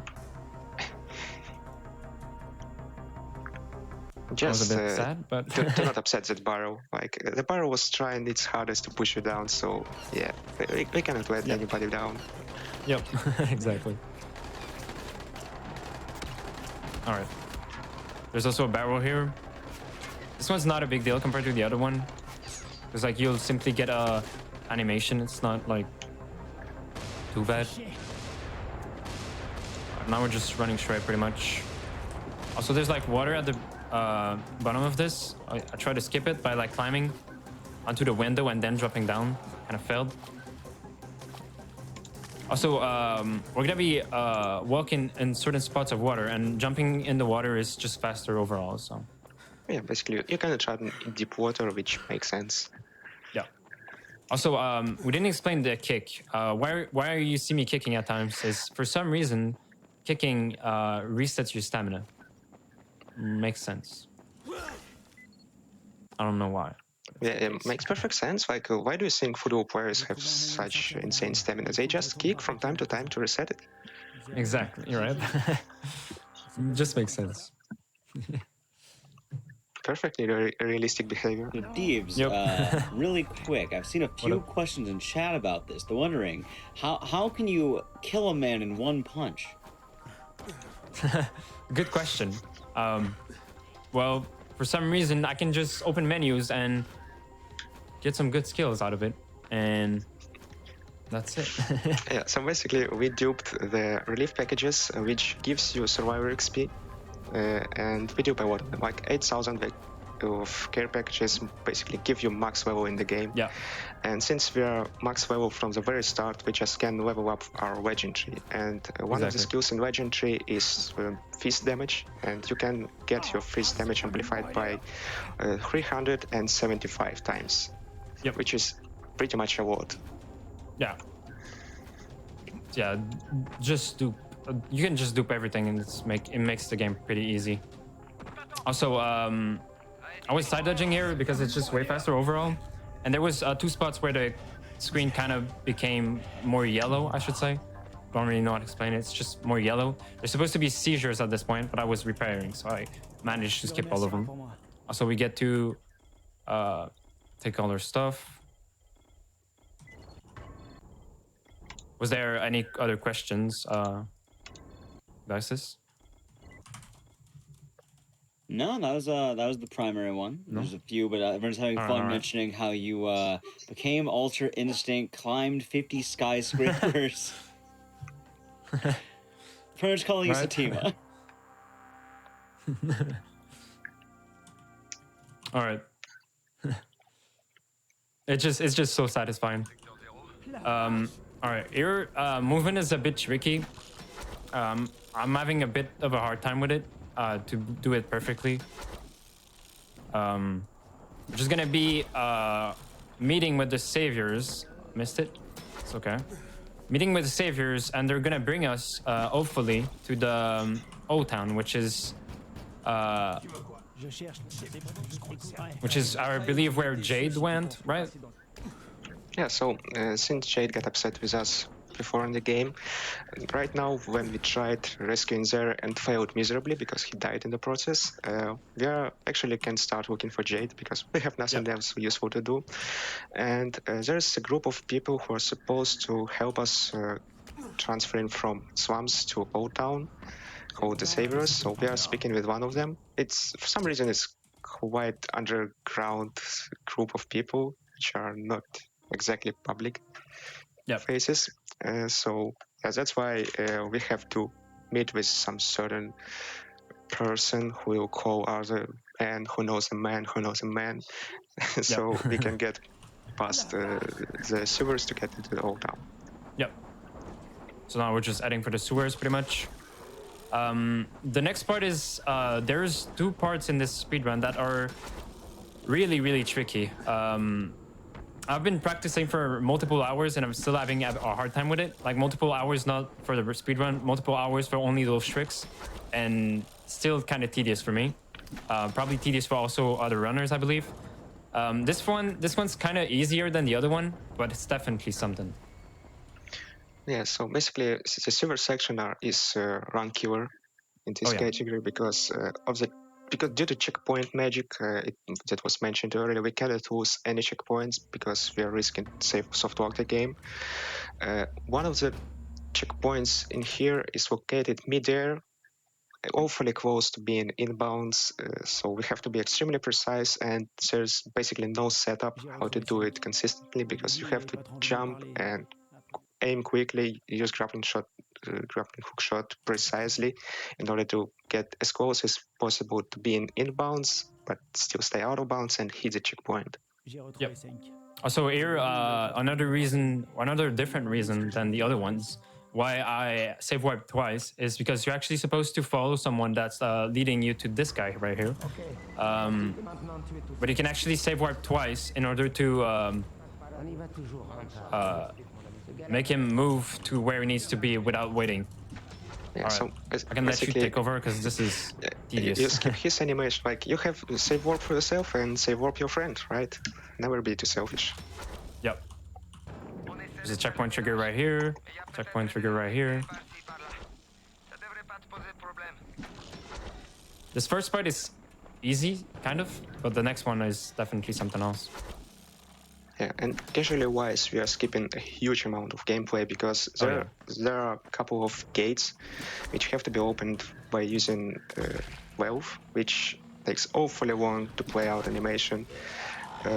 Also, there are a lot of zombies who can easily ignore your firecrackers. So you have to deal with them first, and you have to open the gate, which opens awfully slow. Then you have to open the second gate, and you have to swim. And swimming is the slowest way of moving in this game, so we try to skip swimming as much as possible. Alright, we got it. That's really nice, actually. So you actually have to trigger a checkpoint. Like, it looked easy, but it's really not. You have to trigger a specific checkpoint. Like, you have to barely enter inbounds, and also there's water here for some reason. Makes sense. You have to trigger like a specific spot, and it's really tedious to get, but I got it for sure. It's pretty good. All right, hopefully this guy don't kill us. They might. They will. Yeah. I should have healed before that, but that's okay. We're just gonna respawn right at the same spot anyways.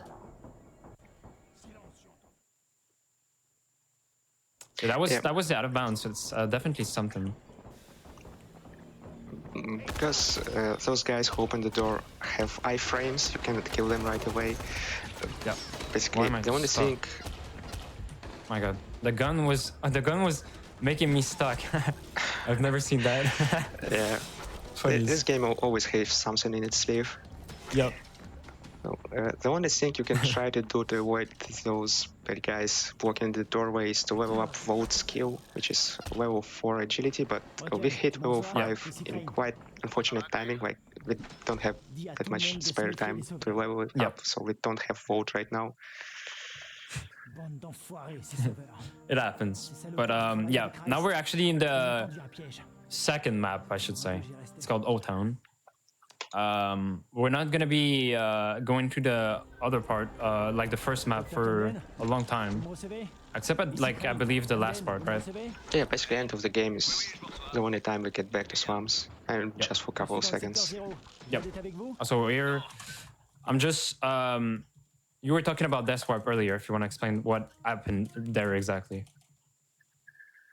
Malgré les pièges dans les égouts, Oh, je suis bien that arrivé à scorpion cette happened before, but this one is more safe. Well, So we just yeah. discovered another quarantine zone, which gives us a side quest, which we can track and teleport to.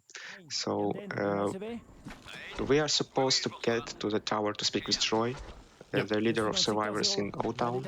However, we are using a couple of we are going out of the way in order to unlock parking lot quarantine zone, which is a waste of time. But if we are efficient enough with our menuing, it's actually saves time because it's closer to our next quest.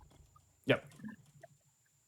So it's really just about going one place, save weapon, going one place, save weapon, going one place, save weapon. So do you both want to know a fun fact about, I guess, my experience with this game? Because watching you speedrun this using the grappling hook, I love watching that. I never unlocked it when I played this game. Even at the I end, never got it. were you? My first casual playthrough, I unlocked it like at the very end.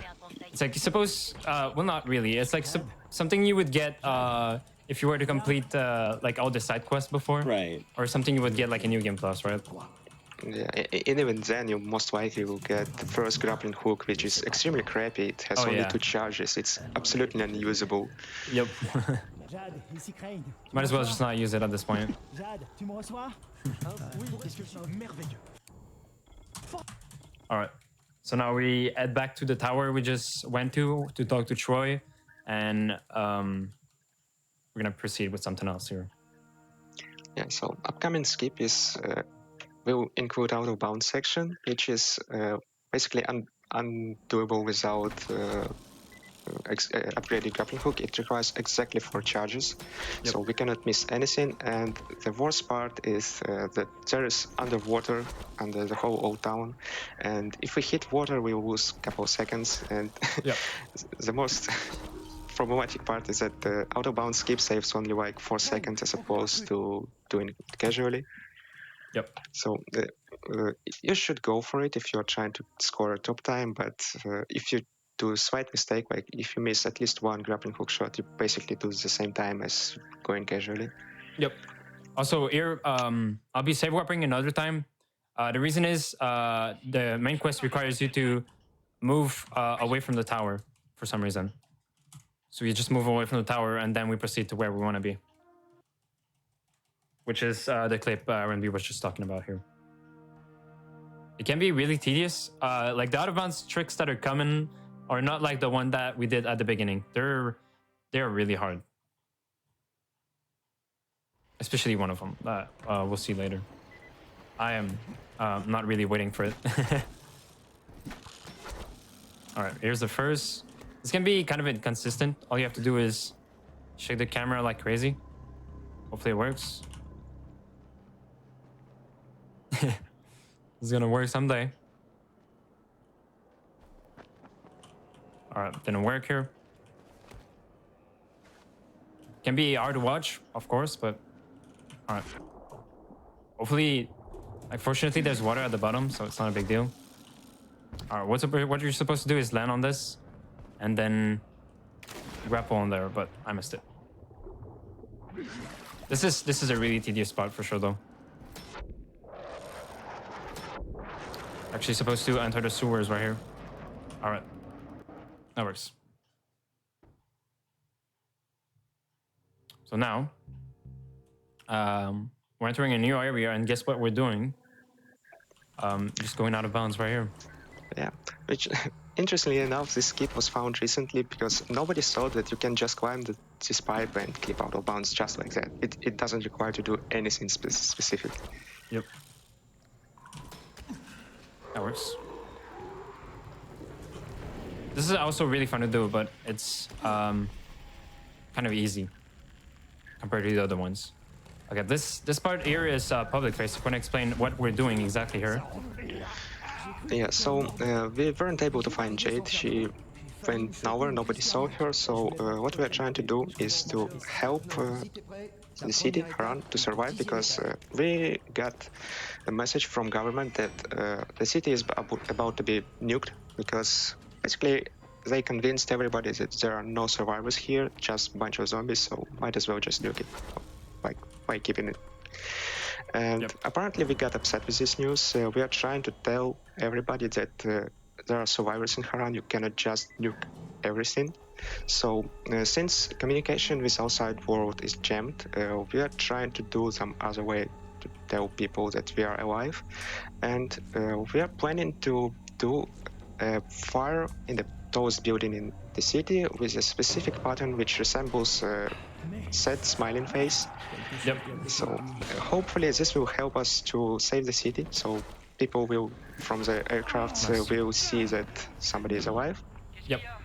Also, And stop the bomb. go for it. Go for it. Sorry, kind of cut you. So that grappling hook over here is one of the most difficult Oh, yeah, ones okay. because you basically have only one shot in doing so.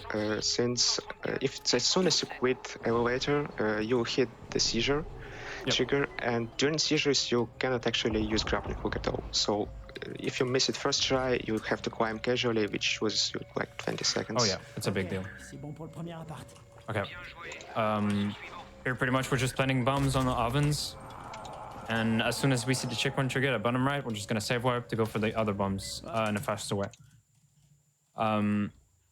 You were going at like it's hard. Once you know how it's not like really hard, but it can be tedious. Here for some reason, all the wall clips for now have been kind of easy to land, but for some reason this one is like way thicker than the other ones, right? So we're actually gonna have to shake the camera a lot also here. Oops. Yeah. Hopefully we land it, but fortunately, which I'm saying it's not really hard because like even if you were to land it on the second try, we're gonna have to wait anyways, so it's not a big deal. Just showing fireworks here because there's a lot of bombers. Well, this can sometimes happen. They're supposed to go to firework and then explode, but I guess they just decided to explode a bit But faster. wait, have you leveled up your agility skills? Yeah, I was about to, yeah. Because Volt is really helpful here. It Oh, for stumbles bomber and it doesn't explode. For sure, for sure. Runway, go upstairs. That's okay. I was doing that, but okay. All right, let's do that again. Yeah, the zombie can be kind of tedious to cancel your grab. It's gonna happen. I'm gonna. All right, they're already dead. All right, that works. Here comes the hardest part though, so I want to explain what I'm doing exactly. R&B. Yeah, so first part is we'll try to clip into the room, which supposed to have a new type of enemy, screamers, but since we are not interacting with the door, we actually skip the one can skip a walk cutscene, also skipping the triggers for spawning tons of zombies. Yep. So luckily we just have to interact with this stove, so we can just go pass through the door. It's also a miracle that we can do it because they could have easily put a checkpoint here. Oh yeah, But for sure. luckily for us, they decided to do not do so. Yep. And since we land pretty much everything on the first try here, as I said before, we're gonna just be waiting for a bit. So here, we just wait for a certain dialogue to end, just like Michael, As something, a fine something. side effect, there are for some reason 2 elevators model in this place, and since we are doing speedrun tricks, they are not cleared, so we'll clip through the floor. Yep.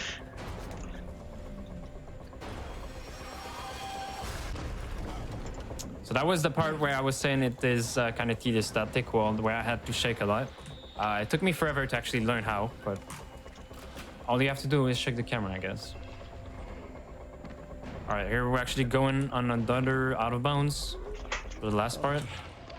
It's easier than the other ones for sure. But this is the one R&B was talking about that you need exactly for grappling hooks. Exactly 4 is needed in underwater one. part when you enter public phase. This one It's also a requires checkpoint right here. only 3. Absolutely if you are have to efficient. trigger. And that was it. All right. That's pretty good. J'ai le détonateur maintenant. On va voir ce qu'ils ont préparé. All right. So that was public face. So we did the smiley face, but unfortunately, the planes, bombers, exploded the buildings, so it didn't really amount to anything. Yeah, so we haven't convinced government to not destroy our cities, so we now have to find another way. Yeah. However, Jade contacted us. Now she thinks that we are a good guy after all, because we are trying to prevent city to being destroyed. Je sais, So j'ai perdu le seul she moyen que j'avais de makes a contacter. meeting with us, like makes an appointment in Google Sheets. However, for some reason she got kidnapped. Ok. Like the T'as best entendu? On se kickboxer voit. in Haran got easily kidnapped by Troy, some j'ai vu bunch une of affiche qui bandits. parle d'une So sorte we're de défi. on a mission to T'en as rescue déjà her. entendu parler? Also here, I interacted with a specific poster, and that's because you can actually skip the dialogue and proceed to the main quest faster in that way. So now we can just interact with the story right here. Otherwise, you'd have to wait. And as soon as the checkpoint trigger, we're gonna be save warping on Fountain. There we go. So Yeah, now, and go for it. unfortunately for speedrun, tricks are going to get even more difficult and tedious. So we Oh, are yeah. like, we're supposed to be like 1 hour real time without votes. It's much more right now, but another run killer coming up. I'd say arguably the most difficult skip in the game due to its nature. Oh, yeah. It's also auto-bound skip, but not like anyone else. It requires a specific setup. It is really something else. This Yeah, this is the trick I've been practicing a lot recently, and I'd be really happy if I was to land it first try, Tariq, vous voulez quoi? because it is really something else. I am not sure how people find that ever. Ok, il y a une différence entre très It is really impressive that people actually found that. Je vais quand même Like most I want to say most speedruns tricks are impressing, right? This one is something else. So I have to wait here for this. It's kind of hard to tell how long to wait there because the checkpoint trigger was still active. Usually there's just a checkpoint trigger that appears, and after that you can just save warp, but here it's kind of just a feeling thing sometimes. All right, we're actually gonna be heading in the tunnels to enter the museum. The first part is slightly easy. The first out of bounds is slightly easy compared to the other one. Well, it's like slightly. I want to say it's like really easy. But we're doing that to skip a lot of water, so it's like really important to do. yeah. So and I will take over so we can fully concentrate on doing the next skip. For sure. So yeah, the upcoming skip is supposed to basically skip the entire underwater section in museum, which is extremely long. Like if you play it casually, it's boring. You just swim for a minute or so. Yep. However, what we can do instead, there are barrels floating around. We can take one of the barrel, push it close to the wall, and use another glitch which allows us to use grappling hook underwater, which you are normally not supposed to do. If we drop some item into the water, try pick it up and then use grappling hook immediately, we will actually be able to launch a hook. So we can grab the barrel which we pushed to the wall and try doing the auto bounce clip with a method we were using most of the times before. And it's not ending on this place. Even though the stop itself is quite tedious, we also have to touch 3 checkpoints which are underwater, but they're awfully close to being inbounds. And yeah, we'll try to avoid clipping inbounds while touching the checkpoints from outside in order to be able to use grappling hook and skip the swimming section. Yep.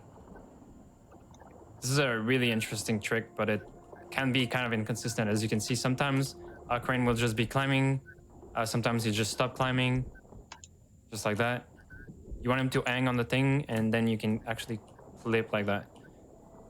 This is really something else. I don't know how people found it, but they did.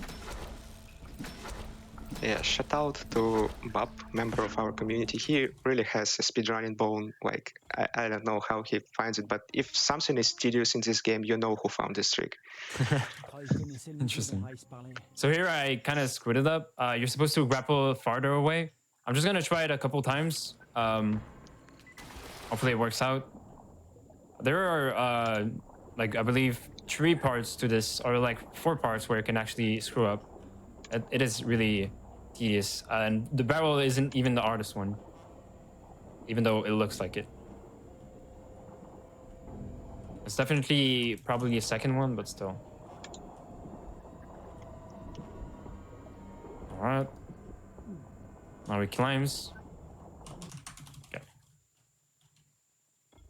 If I don't get it again, I'm just gonna do it normally. Even though we don't do it normally, because as you can tell, I'm like throwing items so I can actually grapple underwater. You can actually do that and skip like a whole bunch of the water area here.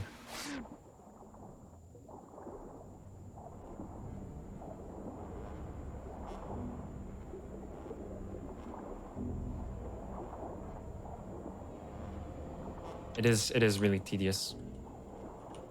You have to make sure that it doesn't move.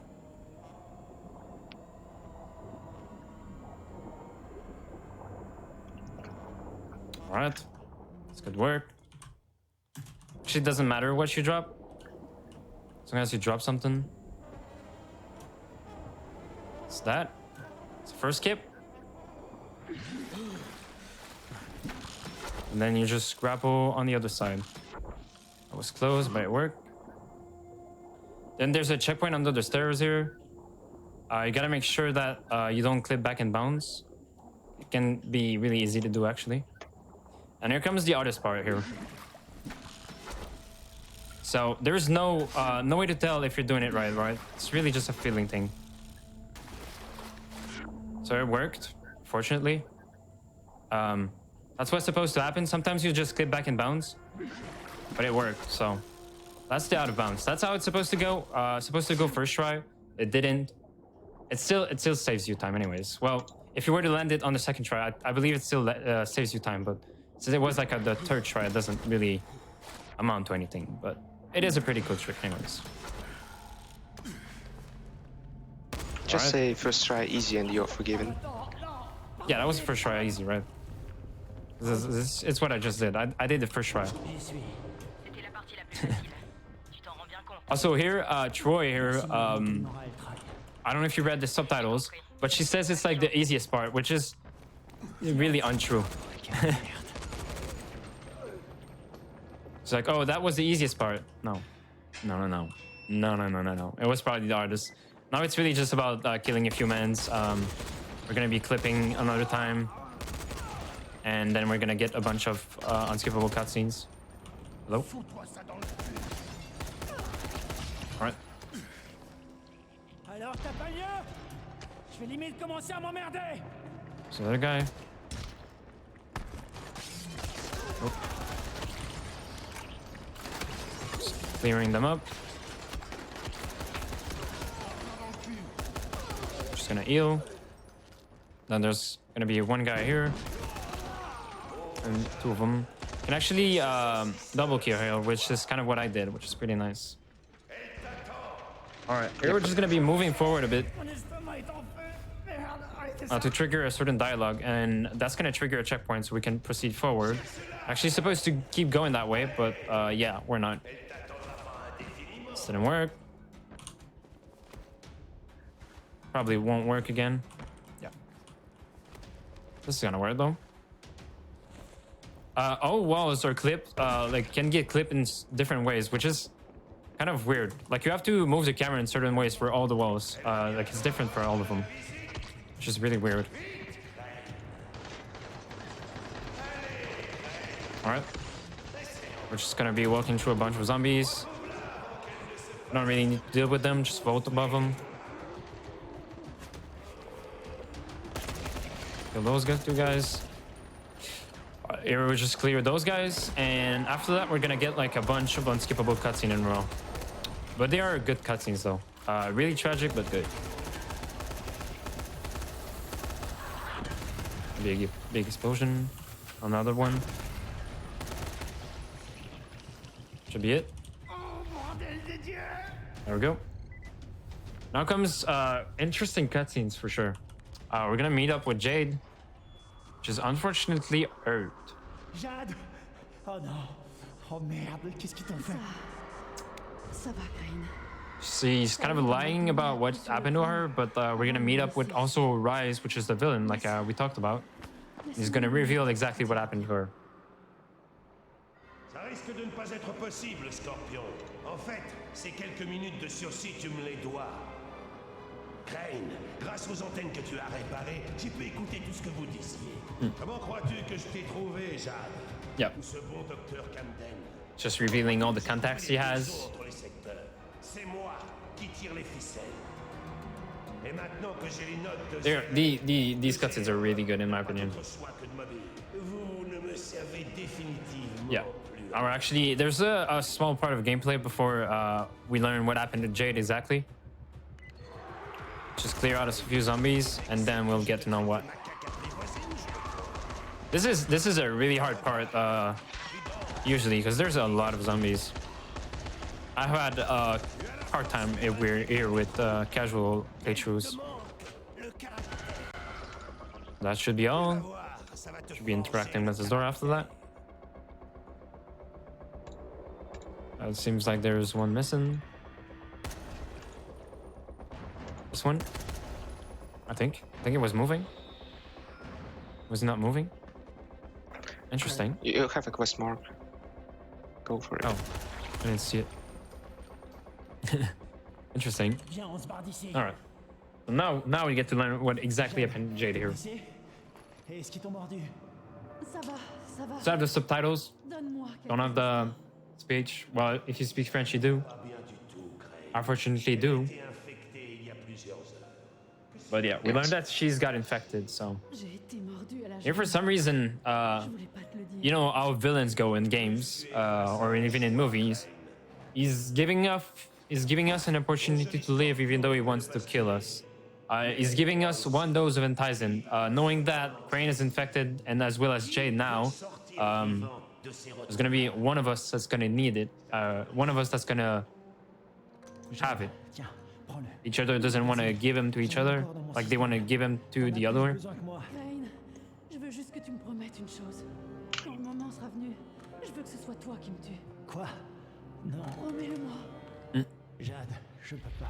Now we get to like a really interesting part. I'm not sure why they made it the thing, but it's really interesting. We're just gonna be side dodging for a bit, just so we interact with a certain door, well, twice, or two doors, I should say. But after that, it's interesting. I can't explain exactly why they made that, but I certainly love it. Kind of like I really can't explain what this is. Just like if it was the memory of Crane, as well as like the fact that he needs Enticin, or the fact that he's kind of turning into a zombie right now. It's weird. It's like all the memories, everything that happened is kind of getting shown again, which is really interesting. As well as also, want to explain what happened with Brecken, R&B? Yeah, so here is quite interesting skip upcoming. It saves like nothing in terms of time save, but if we do the skip, which I call Brecken skip or TV skip, we will actually never see Brecken in a speedrun because we skipped all the cutscenes. We only heard him a couple of times during the radio calls, and even those got cancelled by interrupting the calls. And most importantly, in this, there's supposed to be a short version of Brecken breaking his TV. So since electronics are quite expensive, especially in times of quarantine, we don't want to do that, so we save a TV by doing the skip. Yep. Brecken being the boss of the tower, by the way, if you weren't there before. Also, we get to see Raheem again, that turned into a zombie. We unfortunately didn't see it because we skipped the cutscene. I feel like I did say that the story of Dying Light isn't like the main thing, but I feel like cutscenes are definitely a good one. Like they're definitely good. Alright, so now we're almost to the end of this part. It is, I'm not really taking the time to see how beautiful it is, but it really is interesting. It is a really pretty place for some... I really am unsure why they did that.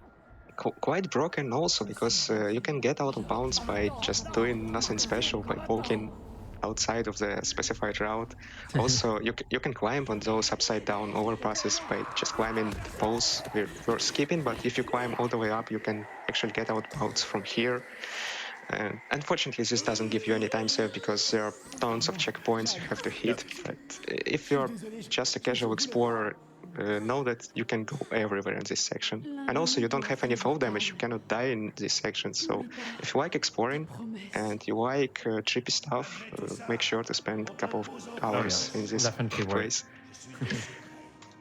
Also, here comes the, I want to say, the most tragic part of the whole game. We were about to turn into a zombie, but Jade gave us a day in Tizen. We were thinking that she was turning into a zombie, but it was actually us. And as also, this part is really tragic. We learned earlier from Iron B that Jade is a kickboxing pro in Iran, as you can tell here. This part is really tragic though. She's fighting all of them. And I don't know if you can tell, but she has blood on her mouth for some reason now. Yeah. Sad, but it was her or us, so. Also, if you didn't notice, Rise doesn't have an end. When we were in the pit, I didn't mention it, we cut his end. That was a great achievement of ours. At least we did what she asked, right? Yep. But luckily for us, Tahir, the other bandit guy who tried to deal with us right now, will try to remove some of the tension by doing a magic trick. He'll face through the closed door, if you pay close attention to him. Tahir being the one on the left here. Why? It happens. Also, here is the most, if I do it well, the most satisfying part in all video games. We don't have any weapons at this point, so show this weapon because we don't need it.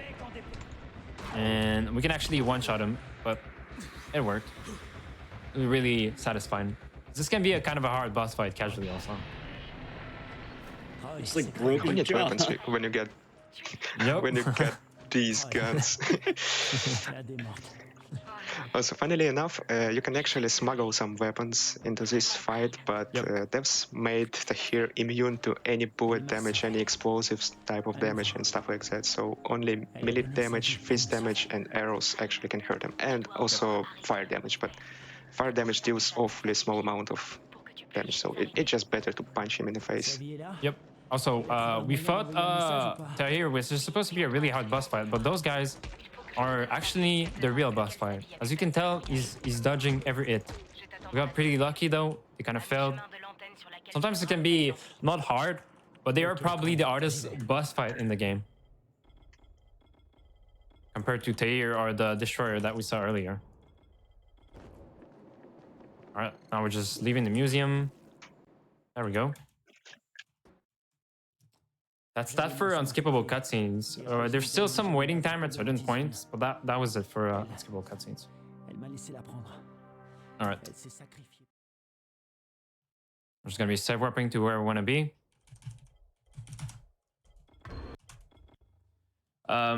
Interestingly enough, we talk about death warp here, and this one is one where we can actually use during the run.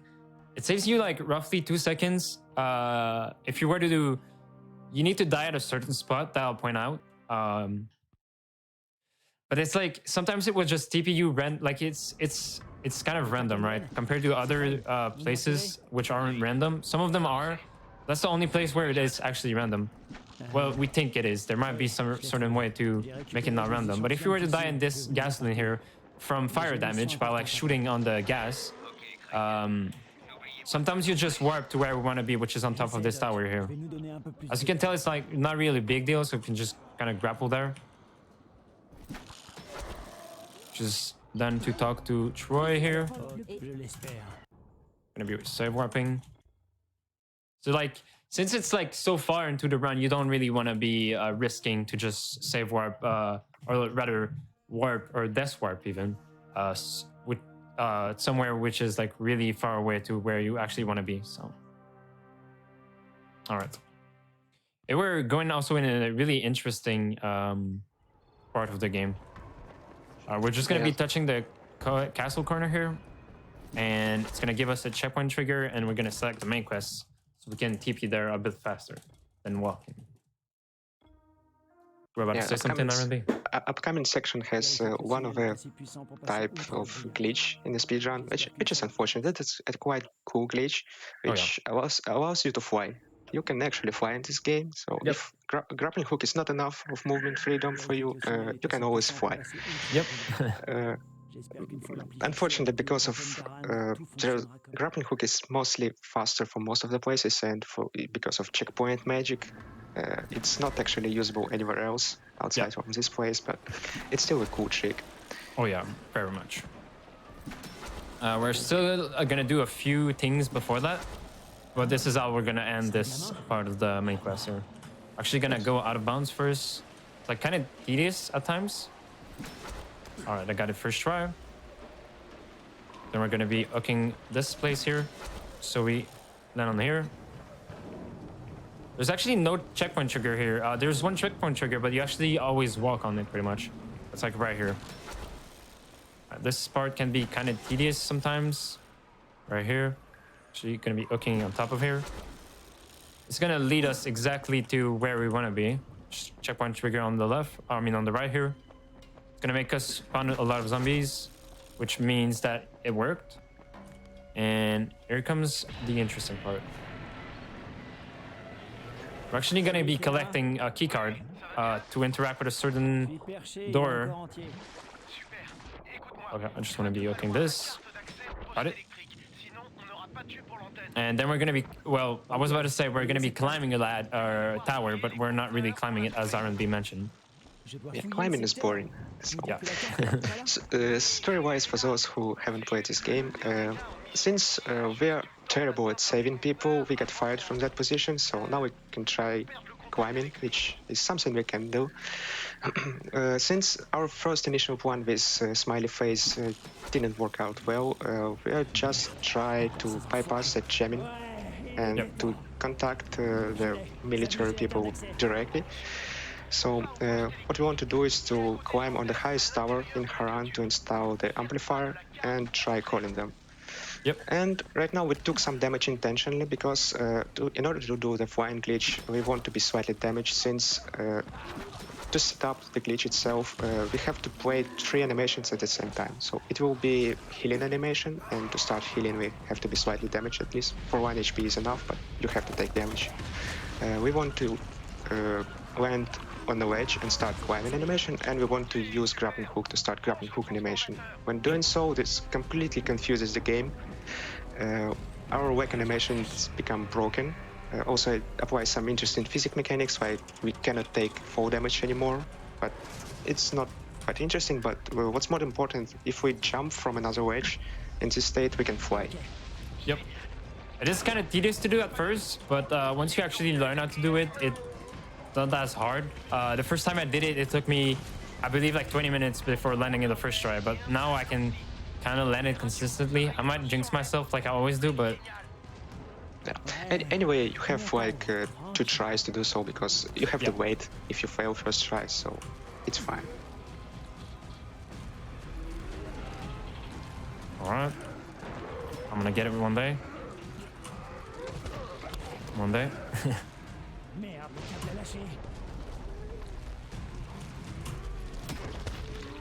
It can be tedious for sure. Alright, now it worked. As you can see, my legs are broken. Hopefully I don't die before I get there. And we can fly. Alright. Yeah, first try, easy clap. Yeah, first try. Exactly. Yeah, and you can only go up, unfortunately, but... Yeah, this glitch is also called shield flying glitch for a reason, because in order to cancel flying, we have to use shield. Yep. So, yeah, we learned the shield skill not to actually use a shield to protect us from damage, but to cancel the flying glitch. Yep. It is really interesting. Also, I'm waiting here for the quest to change, so I can actually save more. It's definitely fun to use, even if you were to play this game casually. It's kind of, as I said, kind of hard to do first time, but once you do it once, it's kind of more consistent, I want to say. But yeah, Also here, inside save warp, we're just gonna be entering a door and just leaving it as soon as possible, pretty much. This is done in order to trigger a checkpoint. Like we said, this game is really checkpoint heavy. Like even if I did the save warp, it's still worth to just like even if I wasn't to do that save warp that I did after the shield flying glitch, I would have to walk back with like the zip line and everything. It really takes forever. So might as well just save warp. You heard that sound, means it worked. And now we're just gonna be leaving it as soon as possible. We can now proceed with the rest of the quests. All right. We're just gonna be save warping. And here, there's no point to go fast, so there's no really black screen movement or anything that you want to do. You just want to get there like in decent time, right? Hopefully I get there fast enough. If I get there fast enough, I'm gonna have to wait. And by waiting, at one point there's gonna be rise people that are gonna spawn. And I'll hopefully be able to kill them as soon as they spawn, which is kind of funny in my opinion. So here, there is nothing, but I'm actually just waiting here with my cursor placed exactly here. And just like that. And also here, for some reason that we're not aware of, developers decided to make you wait forever. So even in a casual playthrough, you would have to kill those two guys to proceed with the rest of the quest. So the waiting time I'm doing here would be done even if it wasn't a speedrun, right? So there's just nothing to do. The only thing there's to do is like there's a statue right here. And that's it. There's just nothing else. So all you have to do here is wait. And we're not done waiting. Yeah, we have a lot of time to wait until while we're listening to the huge war dump from another doctor, Dr. Camden, who is also a researcher, a close friend of Zara, who unfortunately died in previous section because, yeah, we are really, really crappy at rescuing service. Oh, yeah. So he will reveal a lot of info, like that basically every key character, almost every key character in this game is, for some reason, a jury agent. They were all super secret people. Dr. Camden, who we are trying to talk to right now in this clinic and give him the research data from Zara, is an agent. Dr. Zara was also an agent and a researcher for this virus. We are a secret agent for some specific mission to recover secret files. Basically, it was a formula or something like that for virus. Rice, the main enemy of the game, is also a secret agent who was supposed to protect the doctors, but he went mad and started terrorizing the rest of survivors. The guy from initial cutscene who died saving us, but we haven't seen him, he's also secret agent. Like, basically, everybody is secret agent, and that's the war. Yep. Also, this part here, the clinic, is really out of bounds heavy, and checkpoint trigger heavy, waiting time heavy. There's a lot of all of those things. Just like that here, I'm waiting. I went out of bounds once because I wanted to grab a specific key card and start something that I'm not aware of. I'm not sure what it was exactly, but we interacted with it, right? There's a checkpoint in the door. You have to interact with checkpoint in the door in order to progress the quest. Oh, that's okay. it. Even though you can bypass it, you have to interact with checkpoint. Then you have to interact with the checkpoint for the contamination room dialogue. Then you have to wait here to wait for another checkpoint. And even in glitches playthrough, it's also a waiting fiesta. Like you don't have to do anything. So I'm just waiting for the yellow square to disappear in the minimap. And then we're gonna go out of bounds again, because that's what we do in this part.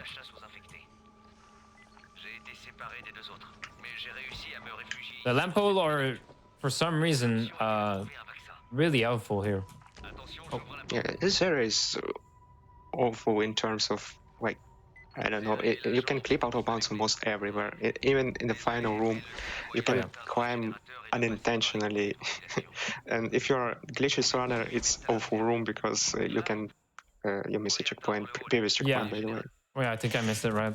Unfortunate. I thought I had it. I actually didn't wait enough. Avec les recherches de Zéré, le docteur Camden a de grandes chances. It can be tedious, so it's like a specific waiting time and everything, but there's a lot of checkpoint markers that tell you how long you have to wait and everything, so. I believe it's not here. I should have been. Yeah. And just clip again. So now I can get it. And also this part has kind of a lot of RNG, because sometimes I'm just trying to trigger the checkpoint, that trigger is here. There's really no way to tell if it works or not. Well, there's a way to tell if it works, right? The quest changes, but there's no way to make it work consistently. It will just sometimes work and sometimes it won't. Fortunately, I got it first try, but it's okay. I would just interact with all the generators. We don't want to be dealing with those zombies, so we're just going to throw a firework and proceed with the quest here. Hopefully. I'm going to be waiting, because that's what we do in this part. Yep, and after waiting comes, you know what? Waiting. Yep, exactly. This is kind of a long waiting time, though. But while we're waiting, though, I'm just going to craft a specific type of bomb. It's called toxic trap bombs. We need that one specifically to skip the next skip. We did it with do-it-yourself grenades earlier, but for this one, we need toxic trap bombs specifically. Can you explain why, Iron B?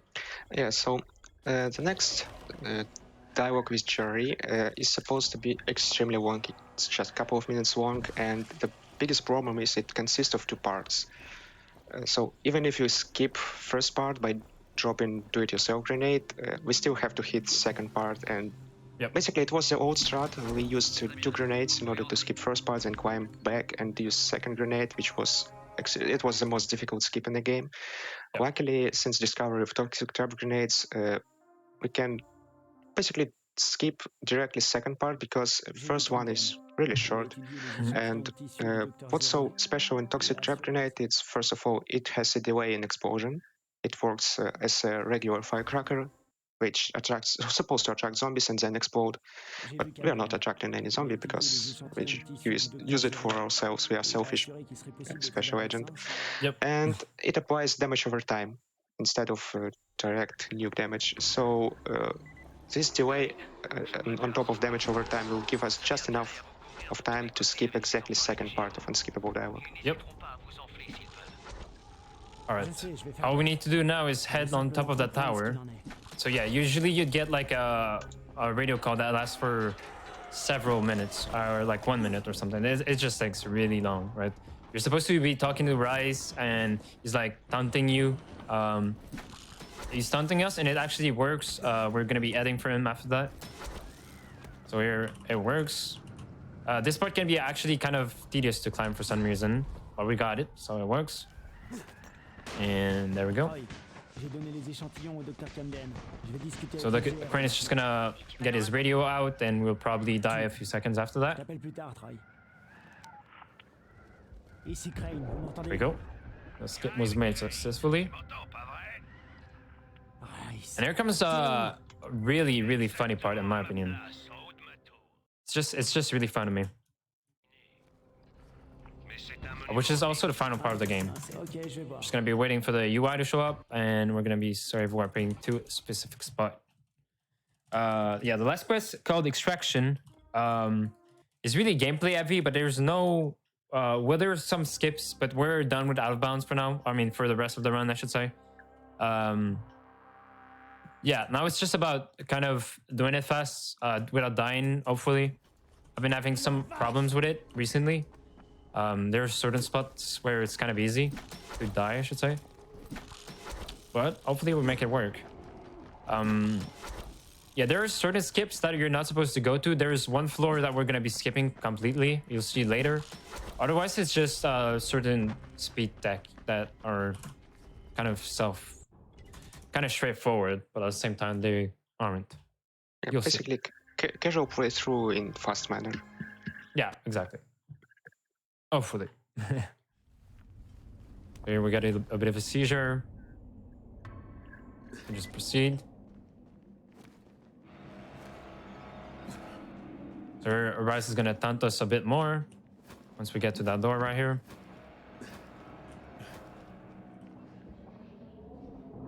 Instead of talking to us from the radio, he decides to talk to us with a speaker. Why? I mean, he's just taunting. Alright. Here comes a really, really interesting part. It's the first time I did it, it felt kind of stressful, which is very nice, very nice. It is really straightforward, and it's not, I want to say, it's not really hard. There's certain spots where you can die, but overall it's pretty easy. Also, I'm waiting here for the quest to change. Once it changes, I can continue forward. If I was to not wait there, which is weird, I don't know why they did that. Just like, you know, if you were to do New Game Plus, you'd probably just go faster, because why not, right? But sometimes the BB will just not appear because you didn't trigger a checkpoint that I waited for. Well, we got it well, so all good. Basically, if you miss checkpoint and fall down, you are soft walk. You cannot back up. You cannot proceed with quest. You just end up stuck, and it's really easy to miss. Oh yeah. Well, this part is really straightforward. Yeah. Okay. But it is really interesting with the music and everything. Just gonna have a bunch of volatiles following us. Yeah. This is straightforward, but as you can tell here, this can be kind of tedious. I've died many times here. Sometimes the game will just not let you jump, but now it was pretty nice. So. Which is kind of why I'm walking to the left and the right, just so I can give myself a bit more space to spam spacebar and jump. Alright, we didn't die here, fortunately. Try to do it as fast as possible. You can't really skip that ladder, unfortunately, but it's not a big deal. Alright. We're also adding to the best music in the game. Like, I seriously enjoy the music. You might not, but I seriously enjoy it. It's just really nice. Elevator music, but elevator music is pretty good.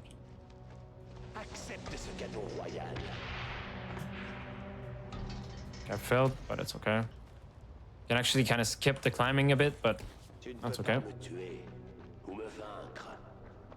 Alright. Yeah, even if you're fast, you have to wait anyway for the checkpoint, so it's kind of fine. For sure.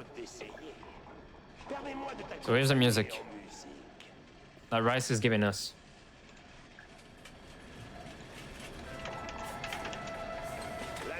Probably the best elevator music I've ever heard. Even though he says it's the music of suffering, it just sounds pretty good to me. Not anything else to do here except kind of enjoy sightseeing, I guess. You can also check this zombie where his location is kind of important, because we're gonna try to vault on him to avoid fall damage instead of falling in the trash bags, right? Falling in the trash bag kind of gives you a small animation. It's not a big deal, but you know, might as well just skip all animations if you can. Just gonna be zooming through all those zombies. And talking to this guy. And here we're gonna try to jump on the guy. Hopefully we land it. We got it. We take some damage, but it still works. Also, here is the floor I was talking about that we skip. Actually supposed to... Oh. Okay, I failed. That's okay. You're actually supposed to progress through that first floor and then climb onto the second one. We're actually kind of skipping the first floor and climbing onto it fast, you'll see. You should avoid that bomber kind of easily. So just like that, we avoid first floor. And also, I enter outside here because checkpoint triggers. I'm just gonna heal just in case. So we get some interesting movement here. And here comes a hard part. I might not do completely because it's pretty tedious. You can skip all the ladders pretty much. Just like that. Climbing ladders is overrated when you're best runner in Haran.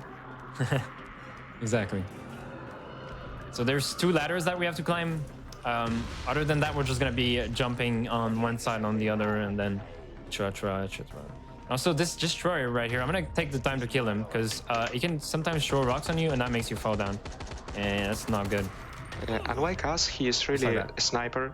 He can snipe you at the very top with a precise rock shot, like we just saw. Well, yeah, I don't have enough ammo to kill him now, but hopefully it works out.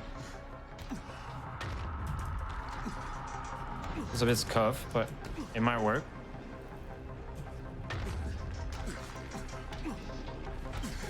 This is really hard to do, by the way.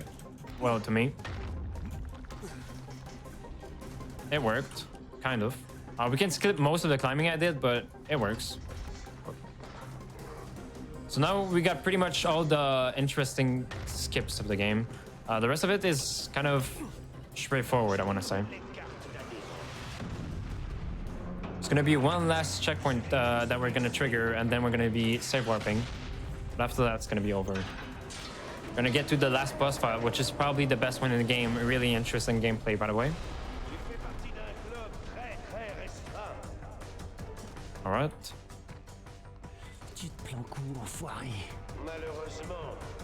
Just really straightforward. There's really nothing complex or anything.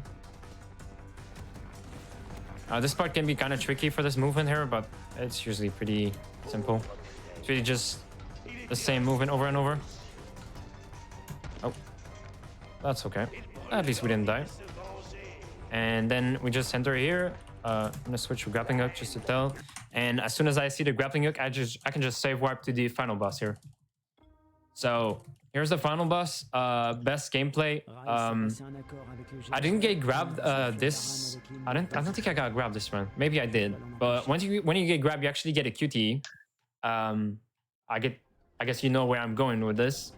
You get a QTE when grabbing, so the developer just decided to not waste the QTE tech of the game and put it somewhere, and they decided for some reason to put it on the final boss, because why not?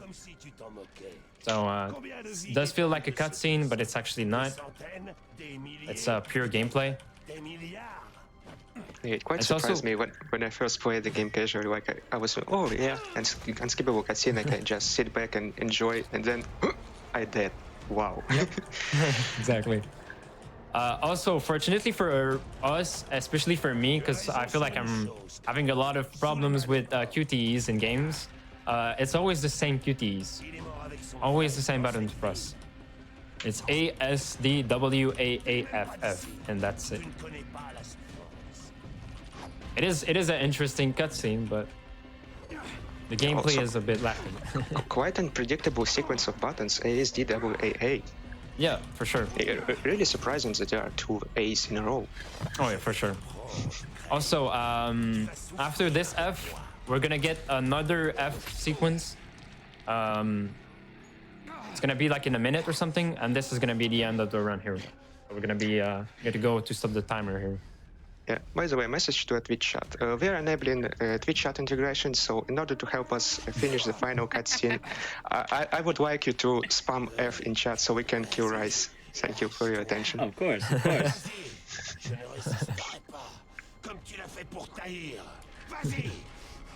It's still in a minute though. Once Corin is hanging from the container, this is when we can start spamming F. Yeah, I will give you a signal, chat. Don't start too early. We don't want to jinx it, because you might overload F counter and it will go negative. Oh yeah. It is a hard sequence for sure. So. Also, this case here, as the if you weren't aware, is where all of Zera's research is. So that's pretty much the cure right here, or like the paper for the cure, I should say. Just trying to get it, and Rice is trying to. Rice is pretty much trying to get that research in order to get out of the city by the help of the GRE. GRE. So here he's hanging. Situation changed, like he said.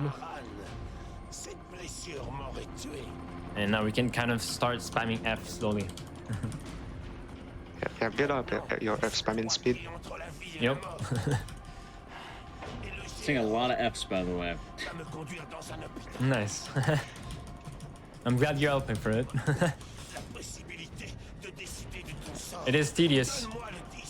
Hard to do. I really hope they change their ways. I don't know why games do that. It's like QTEs are fine, right? But for final boss, it just feels a bit weird to me. Especially since it's the only QT in the game. Yeah, right? Except grab, so it doesn't make Alright. much sense. Chat, unleash your Fs. Go full power. Full power. And that's time. Let's go. All right. Yep. So I guess I knew you guys were kind of in a hurry, so I'm just gonna thank the GRE team, Igdisis, also to invite me. Iron B for commentating. Also, Iron B, 1 record older, by the way. Really good runner, as we said before. And yeah, I guess thank you for being here also. It was a pretty good run. Really fun also. All right. And yeah. Thanks a lot. Thanks for inviting me. Thanks for being. It was a pleasure. Both for being here. Before you do leave, though, Deebs, if anyone wanted to find you on Twitch, where can they find you? You can say the full channel. I've typed in chat a few times. Full channel? Yep. Okay. If anyone want to check you out, where can they It's find you? Deeb's Nuts. All right, Deeb's Nuts. How do you say that? Line Underscore. at the bottom. Underscore, right? My bad. Underscore AD. I also typed in chat. it. It's there. I do want to thank you both for being here. I want to thank you for the Dying Light run. We are going to make the ending here a bit quick. Yep. So before we do go, do you have anything you want to add? That is it. Thank you. All right. Thank you both very much. Yep. I look at the clock, by the way. It was like a 2:01:40 something. I think like 42. That I had time, by the way. All right. Yeah, so I had the time there. All right. It was good. It was all good. Fair enough. But we're going to be getting set up for the next run because we did run into the issues earlier and we are running a little bit behind here. So really quick, I'll just say we're going to cut on over to a quick wellness break. This is the time to stand up, touch your toes, stretch your legs, do what you need. We're going to do pretty fast on this one. As well, GDQ Some of the Best Segments is now launched on YouTube. You can check that out. It's highlights of all the GDQ stuff. Anyway, grab water, touch your toes, stretch your legs. We're going to be right back very quick with RE5. All right, we are back from the break, and now it feels like we're kind of back in actual action. I do want to thank very much once Deebs and Iron B again for being able to do their run earlier. We did run into our minor hiccups, and they had a great run with a lot of flinging around. My favorite part of that is just kind of watching all of the, the grappler hook jumping around. I didn't do that in my casual play because I didn't unlock it, so it's kind of cool to vicariously live through that with Deebs' run of Dying Light. Anyway, going on to the central theme of the show, because originally the theme was supposed to be teamwork. We're going to be going into we definitely didn't try to do this run earlier, game of Resident Evil 5, a game classically known with many people about teamwork. And speaking of the team we have on deck today, to run Resident Evil 5, we're going to be having Avukamu and Spicy TV. Take it away. Hey guys, I'm Spicy. Today we're gonna be running Resident Evil 5, new game co-op amateur. I'm gonna be running Chris for this run, and I'm joined by my partner Avukamu. Hey guys, my name is Avukamu. I'll be playing the Sheva. And while we set up really quickly, Cosmic could tell. On couch we have DE Cosmic, who can tell you a little bit about himself and what category we're gonna play while we set up. My name is DE Cosmic, and I speedrun primarily the Devil May Cry series and other action games, but I did run this game for a while, also with Kamu, so that's cool. And we ran this at AGDQ 2021. So this category, pretty much in a nutshell, is you're starting from a fresh file, and they're going to be earning all the money that they get, during the course of the run, and they're going to be able to show y'all how to go fast with starting from scratch, basically. They're also playing at 120 FPS, so there's like increased invisible walls and everything, so that'll be fun to see how much they get caught up on those. Take it away, y'all. Yeah, we're gonna be actually running the new game route off a new game plus file. This is a lot more marathon friendly because we get costumes. The costumes don't show immediately. They'll show maybe 1 or 2 minutes into the run, but let's go ahead and get started. On your count. You want to do a time countdown, Camille? I will do the countdown. Okay.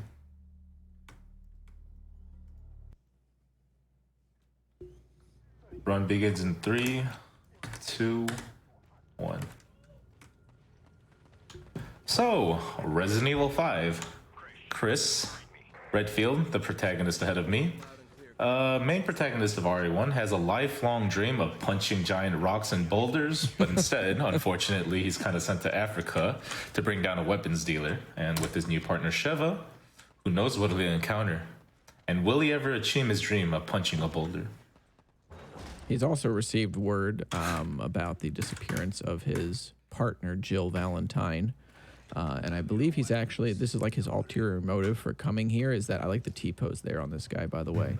If you turn around fast enough, it's great. So one thing that you're going to be seeing Spicy and Kamu do a lot is that they're really going to be like holding doors for each other to walk through, just because when one person kicks open a door, you don't want to waste time having a second person kick open the door. So like a true gentleman, Kamu is going to let Spicy catch up to him a little bit after Spicy grabs that heel, and then he's going to be able to walk through the door right after him. They're going to take the line around this zombie here. Zombies in this mode are not exactly the most aggressive. If you've watched like a New Game Pro speedrun for RE4, this is a little bit different. We play on amateur where a lot of the enemies are less aggressive. That guy has a fixed lunge, but you can just run around him anyway. There's going to be a little bit of like fixed menuing here, as well as some item pickups. They're going to be picking up a heal and I think a grenade here. I think it's a hand grenade.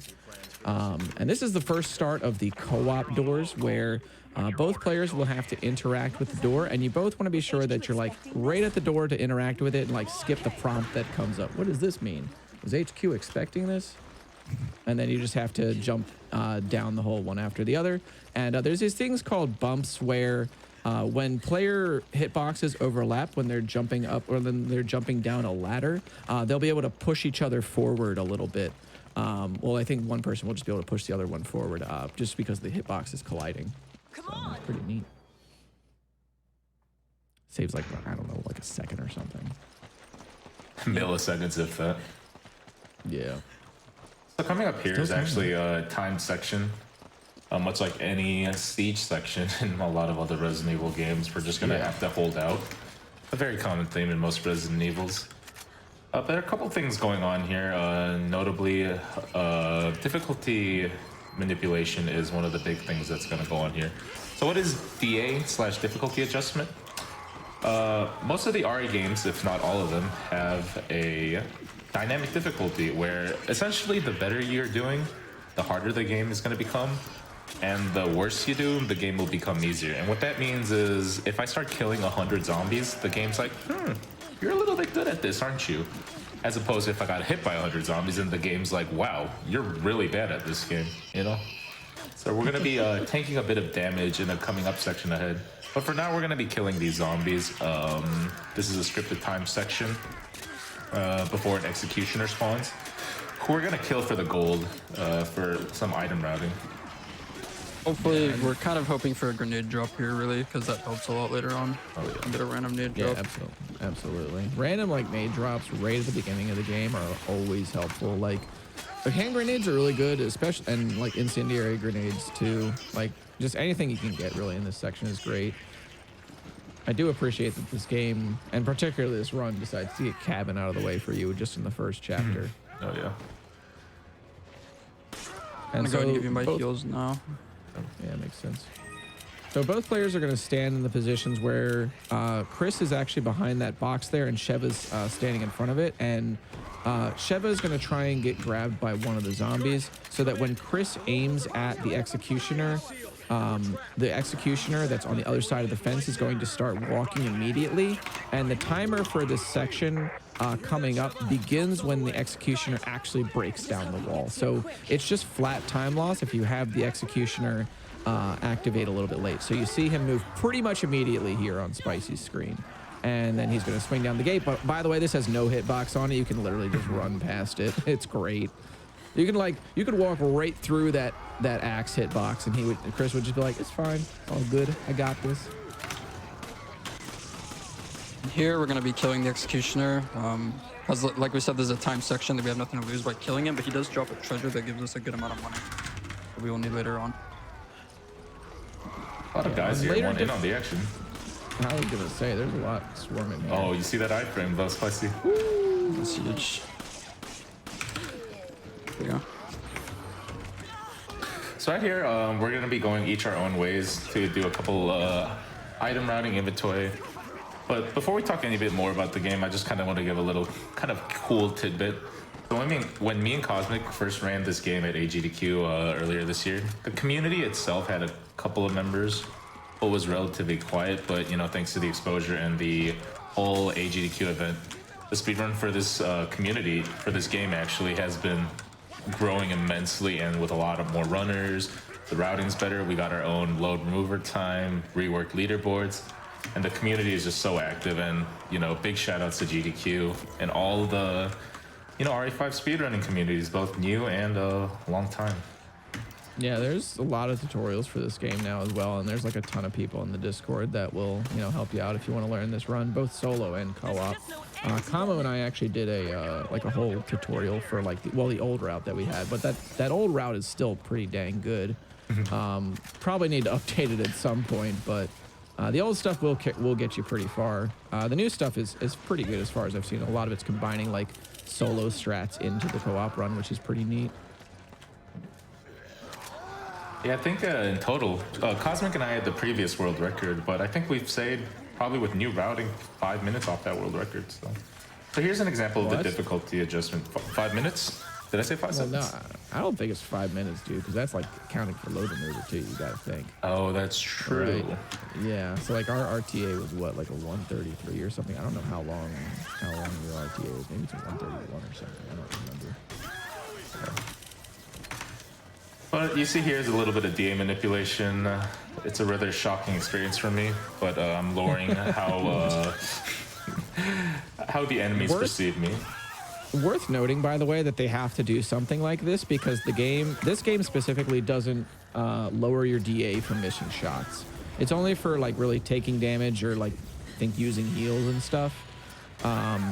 So otherwise you could just like shoot in a corner and just lower it, sort of like I guess they do with RE4 normal runs and stuff.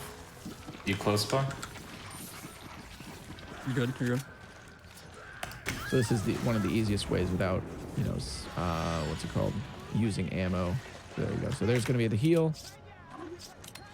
And now that Executioner too on like higher difficulties is not really worth investing the amount of ammo that you'd have to spend into him to get the jewel from him. So if you decide to skip him, you can just grab some treasure later on, but you can save a few seconds later if you just kill him here now. We actually got everything we needed to do here done really quickly. Yeah, it was really good. Just gave the 40-second voice line. Until that awkward 20 minutes later. Oh crap! We forgot to do something. I think we got everything, but no, we did. We didn't get any lucky nade drops, unfortunately. Of the flat one and sin. So I'll shoot the melons for you when we do the lock thing later. Yeah. A couple of small routing things later in the game should early game not be generous to you, but a couple seconds out of the way. Only really essential if you're going for world record. I really liked the old strat here that we used to do where you could Chris would just stand. Yeah, Chris would just like stand right in the corner where Sheva was just standing, and it would cause the Executioner and like a bunch of other zombies to just sit underneath you and just like look up and be like, I can't do anything. So you would just sit, like I would sit there and like check Twitter during runs like for the first chapter. It was a great time. Oh yeah.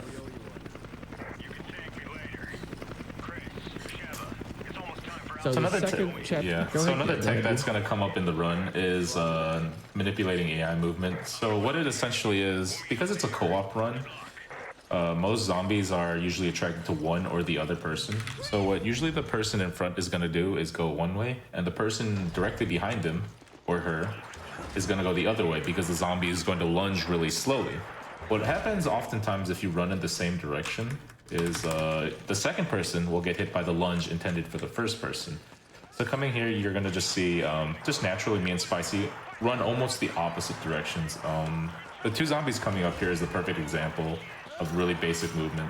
So we could just kind of show it off here. This is gonna go right, I'm gonna go left because he lunged, and I'm gonna go right because he lunged. So. First mini boss coming up here. I feel like we've done this joke too many times. But this boss it never gets old though, dude. It's such a difficult fight, honestly. Yeah. So many resets to this boss. Yep. So then they're just gonna turn to the right and just walk out the door, and then that's the whole boss fight. I might need a round of applause in chat after that one. This section here especially is like one of those places where you can get really hung up. You kind of saw Spicy get hung up a little bit there on those zombies. Those two zombies are really easy to get hung up on in terms of pathing. It's so annoying. The lady's hitbox is super weird. Sometimes she'll come out early and she'll block you really hard. And if you're really unlucky, sometimes she'll go for a grab too after.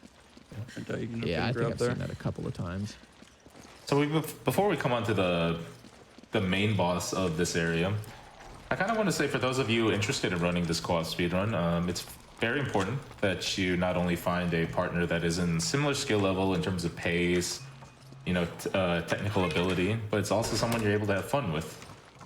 And unfortunately, Spicy and I don't actually get along. We're just kind of forced to run together. It's true. When me and Cosmic got world record, we were celebrating. We were like, "Whoa, world record!" When me and Spicy got world record, as I said in the interview earlier, we're like, "Cool, what now?" Cool. And Spicy was like, "You want to run another category?" And I'm like, "Yeah, sure. I'll call you, man." They never showed up. Nah, I'm just my, kidding. Yeah. My people will call your people. So now, Sheba's going to pick up the key here, and Chris is going to stay in that other area just because staying in that area is what activates this boss. This is actually a new strat here that Spice is doing on his screen. He's letting the tentacle Ouroboros carry him to the furnace area.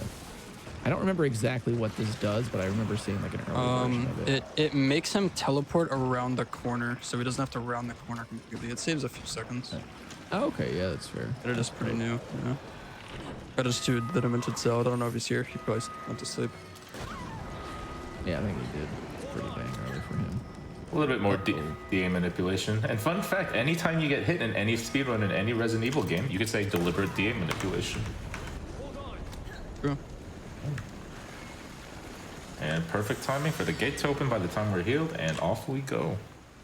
A game thinking we're really bad and making it super easy for us. And all this DA manip we're doing really is kind of just setting up for one boss later in the game, which we will get to.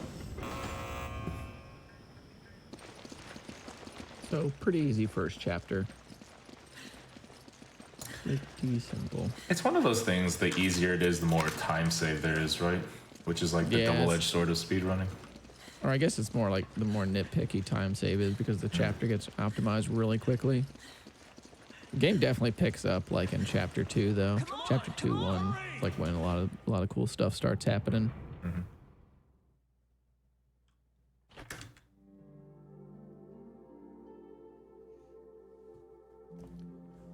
All right, so now I believe you still pick up machine gun here, right, Kama? Nope, I use the other machine gun. Oh, Yeah, we just skip that now. So the major changing of my routing is I used to be able to pick up that machine gun, which I was comfortable using. And then Spicy was like, hey, we don't pick that up anymore. We use a weaker machine gun from an earlier chapter. And I was like, oh, that's not cool. That's very uncool. That's a good machine gun, too. Yeah. A bit of teamwork going on. Yeah, I know, right? So obviously with a lot of... what's up? Yeah. I tried. It's worked. So you're going to see the... guys right there? Yeah. So what you see me and Spicy do, whoever's ahead, in some sections we're going to be waiting for another. That is because enemies spawn in a certain way and will move a certain set path. And if we're together or within a certain distance of each other, we're able to just, predict where the enemy's going to go. As opposed to if we're too far apart, then we wouldn't be able to predict where the enemy is going to be going. Here's the infamous truck sections. Nice. Oh, Serpentine. Serpentine. Yeah. If you guys are familiar with the speedrun meme of Resident Evil that dogs are free, dogs are not free. Have we figured out like what causes the 2 additional spawns back here? Is that yes, we have. No. We figured it out. Okay. If we blow up the barrel and kill the enemies above, which we didn't, it spawns the extra dog, but because there are too many preset enemies on the map, the extra dogs will not spawn. Oh. Yeah, right. Okay. I found that out yesterday, actually. So it's a memory thing then. Okay. Fair enough. Which makes sense, but you know, at the time when we were running, we're just like, you know, what? Yeah, it's like, what? You know that meme where that lady's just kind of all these math equations are going through her head, and she's just like, you know. That's exactly it. Yeah, we. So here's another little bit of like, so there's a lot of task delegation that goes into this run. So you saw Spicy there shoot the lock, and then Kamu's just gonna be able to go over to that door and just immediately kick it open. If you were playing solo, you'd have to run up to the door yourself, shoot it, and then open it. But you know, a lot of the stuff that becomes, you know, that is like 2 steps or more in solo runs, it becomes basically like 1 step, or basically like 2 steps at once during a co-op run. So one person will do do one thing in preparation for somebody to do something else later, and this just saves like a little bit of time, you know, repeatedly across the run. Maybe this guy will let me through one day. You get a little bit stuck there. Perhaps, yeah. Thanks, Kirk. Visually, it looked like Sheva could go by him. If Chris could go by him, Sheva should have been able to go by him. But you know, you would think, right? Pretty cool skip coming up here, Cosmic, right? It's one of your favorite skips, huh? Yeah, it's like unironically, this skip is really great. It's called grenade skip. Basically what Spicy is gonna do is just toss a grenade over the awning of a building and then blow up a lock, you know, on the other side, and then Kamu is just gonna be able to run up to the lock and just bust it open, and that's gonna skip the whole section where you would have to send Sheva over and then have her unlock it on the other side there, you know, all that fun stuff. So we did get it, so Spicy's just gonna have to catch up to Kamu here, and they're gonna be able to take down this guy who packs a chainsaw like Fred Durst. And they're going to be able to just take him down. DA as well here is going to affect how this boss goes, and they're just going to be able to take a bunch of grenades to him. Wait, Cosmic, I have a question. What's up? So, like Fred Durst, so you're telling me that guy's gonna break stuff? He was going to try to break stuff, but he was unsuccessful because of the DA manip and all the grenades. Boom. Cosmic, is X the first host that got that Limp Bizkit's reference? I think so. I'm sure if I had remembered to make the joke at GDQ, Enigma would have got it. But literally, like, the entire time that we ran this game, I would always make that joke, and Kamu would just go, "Who is Fred Durst?" And I'm like, "You're killing me, dude. You're killing me." My voice cracked, but he's still killing me. It's just one of those days. That is. So right there, quick time events, major part of our speed run. Not only are we going to press the best letter F, but similar to Resident Evil 4, if you press all possible combinations of all the keys, which is A, D, F, and V, you'll be able to never fail at a QTE. In theory, never fail. In theory. No. In practice, never fail if you press A, D, F, V. Right, Spicy? Yeah, in theory. Yeah.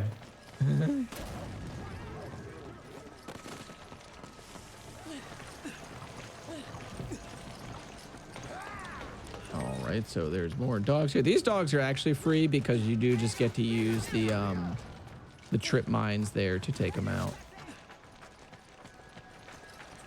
A little cool optimization right here. I'm actually gonna not shoot down this tripwire. It knocks me out of the cart faster. If I actually got rid of the mines and had to manually crawl out of the cart, I'd be a little bit late getting to this door. But here we go, the mine section. And I think, honestly, me and Cosmic routed this route. It's honestly one of my favorite routings of the speedrun. You want to explain actually fun to do. Yeah, grabbing the, what's it called? The lantern. Grabbing the lantern. Yeah, a lot of people used to do this section pretty much totally blind. Nobody would pick up the lantern. Kamo and I started grabbing the lantern just for better pathing options and everything. Just pay attention more to how people that would happen in a marathon. That was unfortunate. This is another example of like those lines of pathing and the lines of movement that Kamo was talking about earlier, where one person, you know, bobs and then the other person weaves in order to get around the zombies. There's a little backup there too. You just back up a little bit and then you just keep walking forward. You can avoid all the zombies. It's great. I ran RE4 as well. Come on, guys. I think that's really like reminiscent of RE4 actions. You just take, the attack, run back. Absolutely. The section after you shoot down like all the boxes that are over the water, and then you like are heading. I think it's like when you head to the speedboat, like that little section, like when all the dudes swing their axes, you just like back up. I mean, yeah, intentional DA manipulation. It's very important that we actually get hit there by that axe. Good point. True. Good. By getting that one seemingly accidental exit, I'm able to make this game 40 minutes faster. No, not really though. I actually got hit there. So. There's some griefers in there as well. Some invisible walls. Kazu, you want to kind of touch up on the invisible walls that I just kind of got caught on and griefed on? Yeah, so at 120 FPS, invisible walls in this game actually just straight up get bigger. Like, so RTA is faster with like faster loads and stuff. Oh, you got damage boosted into the elevator. That was very nice. Intentional. Of that person to do that. I back it entirely. Yeah, we call that nade boost number 2. Delta team, Chris here. So here, Spicy's gonna grab the sniper rifle, and he's going to just use it to take out a few key enemies. I think that's nope. Right. Oh, you're not gonna do it anymore? Not no? in this part, no. Oh. Yeah, okay. So in the past, the sniper had to shoot this Gatling guy I'm running past, but we found out if I'm just fast enough, he doesn't get in time to shoot. So. Well, you should have been faster during our runs then, dude. Like, come on. I wouldn't have had to waste like 5 bullets then. So first here is one of the intentional techniques of checkpoint resetting we're going to do.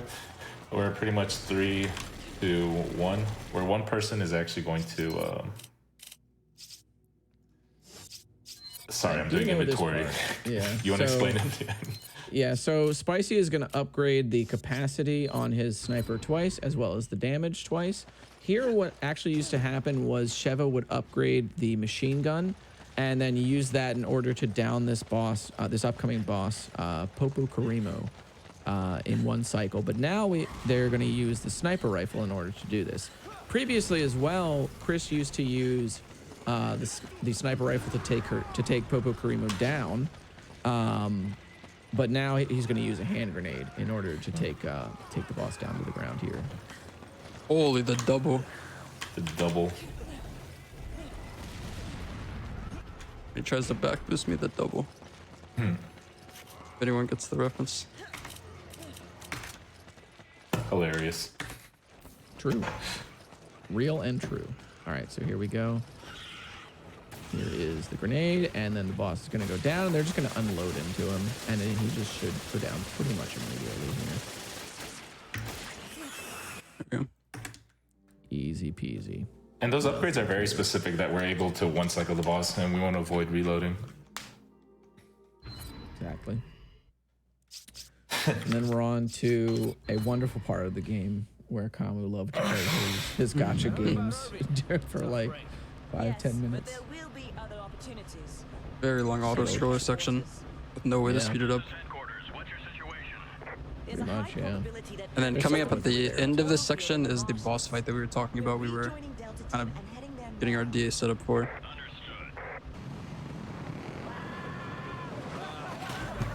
Yeah, so what's up, y'all? This is the part where we fill time. So again, if you're just tuning in, this is Speedruns from the Crypt. This is Resident Evil 5 new game co-op amateur. The homies Spicy TV and Avu Kamu are running it, and my name is DE Cosmic on commentary.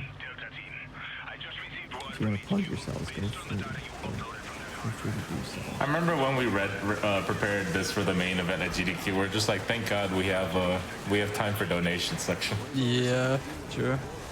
Absolutely, yeah. It's one of the best things about like this. It's one of the few like redeeming qualities of this part of the speedrun is like if you're running at a marathon, this is like your time to chill and like let the event get everything like that they want to do out of the way. Yeah. And if anyone does have any questions in chat or anything, yeah, happy to answer while we're sitting here.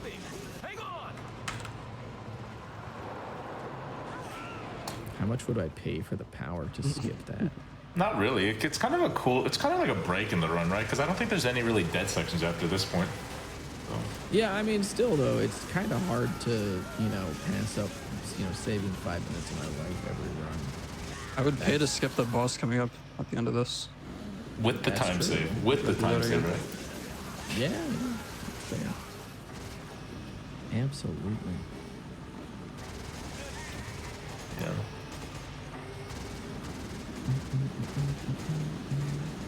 Oh, another thing to note as well, there are difficulty adjustment. You can like intentionally take damage here and not die, but the difficulty adjustment in this section doesn't change at all. It's pretty much locked to what you come in with. Kind of weird, but yeah, I always found that a little strange. Like in every other section it's affected, but it's just like I don't know why they would fix it on this of all sections, because I mean you can like barely shoot anything, and except for like the last section of the level, it's not going to affect anything, and like you'll just keep going through.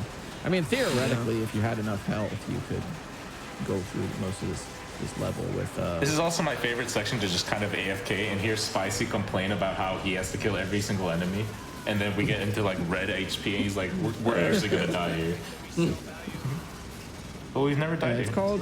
It's called new game. It's called NG Co-op Amateur, Marco, because this is new game Co-op Amateur, so it's from a fresh file. They're starting with limited money and limited resources, as opposed to doing New Game Plus, where you would have things like an infinite rocket launcher or Chris's Gatling gun, stuff like that, like all upgraded weapons, etc. And DA does not go up on killing any of these enemies. It just stays fixed. I was gonna say, I think we're not allowed to say the usernames in chat. We can answer the questions, but we're not supposed to address the usernames. Yeah. Okay. My bad. I'm gonna go 30 here. You can say 120 if you want. Nah, I'm gonna kill a truck, and we're gonna go 30 because we're gonna go for the one cycle. Cosmic, if you kind of just want to explain this boss fight coming ahead. Yeah. So the way that Indesu or Gigante works is that he'll have like Ouroboros, like plagas pop out of his body, and you have to shoot those off one by one in order to have a big plaga sprout out of his back, and then you'll have to DPS that down in order to do like the damage to his main health bar. And I think theoretically you have to do this, what was it, 2 or 3 times? I always forget. 2 times normally. 2 times normally, yeah. So what they're going to be trying to do is just going through this boss fight in one cycle. And hopefully that'll work, because otherwise it'll say otherwise they'll lose like 40 seconds. This is definitely one of those places in the run now where, like, if you're grinding for a world record, then it's definitely a run killer, for sure. Unfortunately, we really have not found any way to do this consistently. We've had a lot of theories, but yeah, it's hard. You have to really like get like every bullet to count. There's only one turret section in this game. Hopefully we get the one cycle, otherwise it's a 40-second difference. True. I don't think so. No, we did not. Unfortunate. The world record's dead. Yeah. Pack it up, boys. Yeah. And you see I didn't dodge that hit there. There's 2 attacks that you can do. This swinging one, and when he has the like the power pulls, you actually don't have to dodge those. You'll take some damage, but it doesn't stagger you or anything, so you can just keep shooting. Yeah, and like on higher difficulties, it would be a problem, but since we're on amateur, and you see Spicy's only like not really taking a whole lot of damage there, as well as Camu, you can just kind of tank those and just go for it. Ooh, unfortunate there on the barrel. And then this one also, we don't actually have to eat. I think, no, just because of the HP threshold, I think some of these can insta-kill you. So. Yep, there we go. So that you get, that you do have to dodge, yeah. I heard the confusion in Spicy's voice. He just said, "Yeah, I was wondering why you dodged it." Yeah, I didn't know if they have like kill thresholds like that though. Yeah. I think it is one more hit for the insta kill range, but I just want to be safe, you know. Oh yeah, absolutely. Better safe than sorry. So then you'd be losing a lot more than 40 seconds. Yeah, I'm gonna upgrade my sniper capacity here. Go for it. it's important to communicate these things because while he's doing some menuing, I could be doing some menuing as well. I will be also upgrading my machine gun. And what upgrading the capacity actually does is it reloads your gun. So you'll see I kept it unloaded this whole time. And now I have a full clip and a couple extra ammo. Yeah, that's super efficient as well for upgrades because you get, you know, essentially, I think it's 60, right? That you upgraded there too, 60 bullets. Yeah, so he essentially got 60 bullets for free, and now he doesn't have to spend any time reloading later on as well. And it was for pretty cheap as well. I don't remember exactly how much it is to upgrade that capacity one time on that machine gun, but it's pretty darn cheap. This is the one section I miss running with Cosmic, because as you see, when me and Cosmic ran this, I could be on the boat and not do anything, and Cosmic would be driving at 120 FPS. I am driving this boat on 30 FPS, so the controllers are really janky. A bunch of excuses, honestly. Nah, just kidding. I'll drive the boat spicy. Look at this. Look at this Tokyo drift right here. Easy. So easy. World record pace. And you don't even pick up the treasure there anymore, huh? We pick it back on the way back. Oh, okay, that makes more sense. consistent. Yeah, that's fine.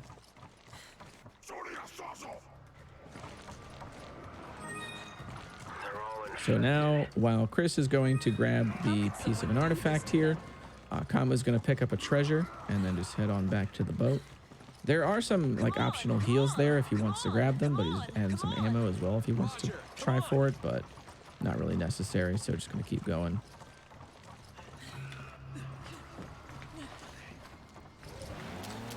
Here, like we were talking about, there's like a treasure on the tree here that he's going to pick up as we drive past. Yep, just a free beetle there. I'll tell you, shooting that, I was shooting that guy on 30 FPS actually. Yeah. So Kamu changed over to 30 FPS because I believe it's like bullets do more damage on 30 FPS. That's very unfortunate. That was really unfortunate. Bullets do more damage, I believe, on 30 FPS as opposed to 60 FPS or unlocked. So if you change the game back to 30 FPS, you're able to, at least in theory, one cycle in Desu more consistently. Kamu just did not get a chance to change back to unlocked FPS. This section, Good luck. Yep. So this is, what movie did you always reference in this section, Kamu? Burt Reynolds and Gator? Yeah, Burt Reynolds and Gator, that's what it was. Danger zone. Danger zone. Yeah, but not only because there was an airboat, but there are also alligators. While I don't think there are any alligators in Gator, but these alligators, it's usually free. They one-shot kill you, but it just takes you getting killed once by these that you just have this consistent PTSD whenever you walk into this section, you know. Yeah, that's true. Oh, you skipped that trigger too, huh? I pick it up if it's safe, but unfortunately it's a marathon and I have nerves, so I didn't feel it was safe. Not super necessary there. Yeah. That's fair. So now that Kamu has picked up another piece of the slate there, they have to get 4 slates. And they're going for the 4th one now. Because they already started out with 1, so you got to go to 3 different islands in order to get it, or to get the rest of the pieces. And this section here, I think, unless you all found a way to make this consistent, they're looking for a... Okay, so I thought not. Yeah, so there's a few different attacks that could come out from the enemies here. Generally, this is sort of just a scramble to get through and judge kind of whether or not enemies are leaping at you or, you know, throwing their shields in your face or trying to roundhouse kick you or something. That was a nice... Okay, there's a grenade there, too. Very cool. Yeah, we do that. The second part of this is more consistent because the first part is still... I don't know if anyone saw that on my screen. I was behind the guy when he swung, and the hitbox was like, no, you're in front of him. That's the 120 FPS hitbox for sure. Yeah. So yeah, we're going to be going out of the way before we go to our next area. We're going to be picking up a rocket launcher, and the rocket launcher, like in most Resident Evil games, is a very good, strong boss killer. This rocket, though, is not going to be used on the boss. It's going to be used on the upcoming section. But what more importantly the rocket launcher does is we're able to buy it from the shop now once we pick it up. And we're using most of our money routing to buy future rockets for future bosses. If you didn't pick up the rocket launcher here, you would actually be able to purchase it in the shop a little bit later after a boss that you would have to use it on.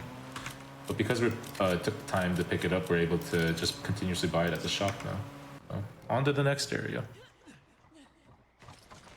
This was actually one of the areas that we like rerouted first, I think, Kamu, when we started running this, was because what used to happen is there's a couple of enemies that you have to bait out in order for one person to raise the bridge and then the other player can walk across it. People used to just kind of take this pretty safe, and you know, Sheva would bait out the enemies that are in this area, and then Chris would just kind of run in. But what Kamu and I started doing was Sheva, or Kamu in this case, would be rocketing the enemies, and then, you know, we would just pick up their treasure off them and just keep going. But I made it better. I shoot them from back here. Oh, look at you go. Unless I missed. Oh, no, you're well, good. Of course I didn't miss. First try, dude. Every time I had total faith. Which is actually really funny. Cosmic, I came up with that strat literally on the first run I ran with Spicy. Oh, nice. Yeah. Told you, man. Once you got away from carrying me every run, a whole new world opened up for you. Oh, I miss the Cosmic. I do like the Spicy, but I do miss the Cosmic. Right here. How'd you end up teaming up with two people whose names are adjectives? Spicy and Cosmic? Cosmic's not an adjective. It is, yeah.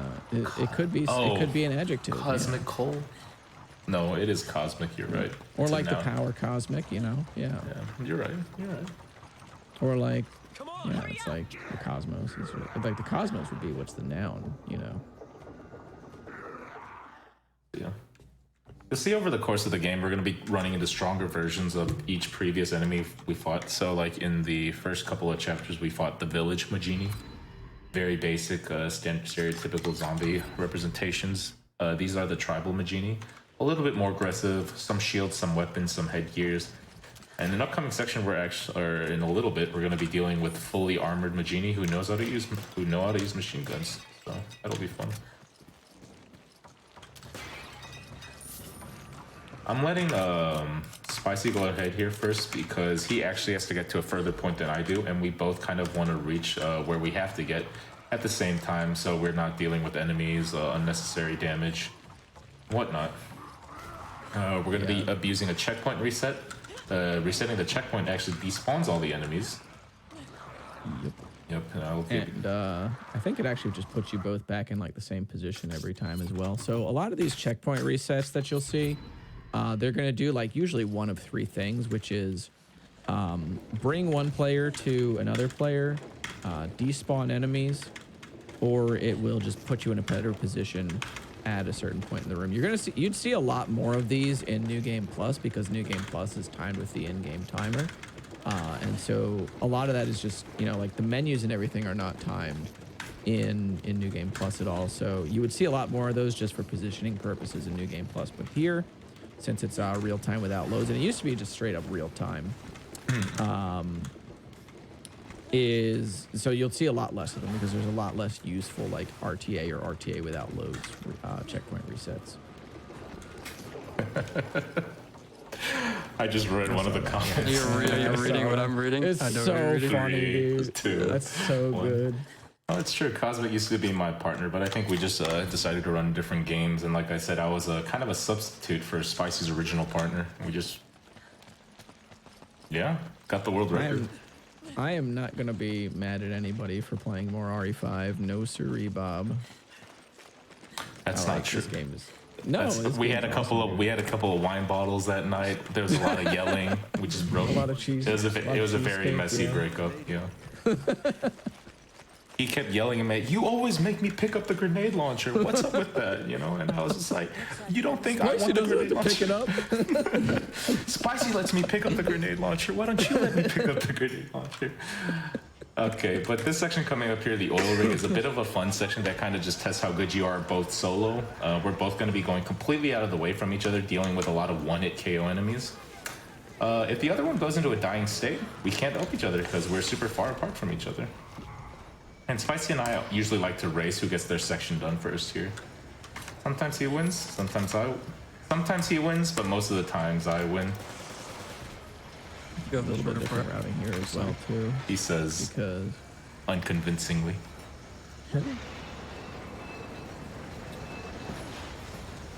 Why is that a Lagos down there? Weird. That's not I definitely didn't try to sabotage your route. Okay, dude. I see how it is. Is that a chainsaw here? A chainsaw guy on your route?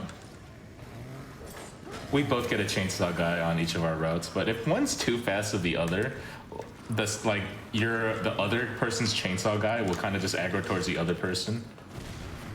And it's pretty important that you get these sections done, like, you know, right on time, because if one chainsaw guy activates before another, there's been times where we've messed up, like Kyle and I think messed up the routing like once or twice, and somebody's chainsaw activated during a cutscene for somebody else, and they were like chainsaw dude was like swinging before, and when they skipped the cutscene, that person just died, and we lost like 2 minutes. It was great. That was actually a very clean section before. I don't know that that it goes that smooth. Even with all the enemies that spawn there at the end too. That was like, I think that was like worst case as far as the enemy spawn at the end. And this section right here is also totally timed because you just have to wait for Josh to open the elevator here. So they're just kind of keeping control of the enemies in the area. On casual playthrough, it's like considered not time because if the enemies overrun the pace, Josh, who's on the console right now, actually kind of hops off his console. But because, you know, it's a speed run, we got to keep him on the console. So we're going to be waiting for a voice line. It's about 10-15 seconds from when he says, almost got it.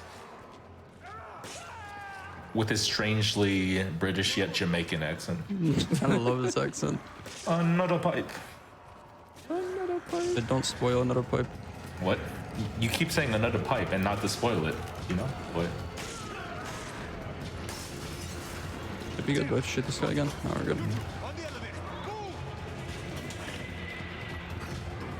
Bit of RNG in this section, because what Spicy's gonna do, he's gonna run all the way to the end to kind of force Josh to run with him to activate the console.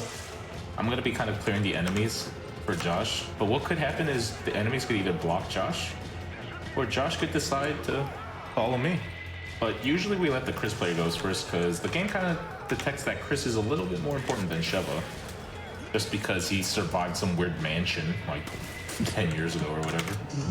You know, I think it's all the way, dude. All the way in protein.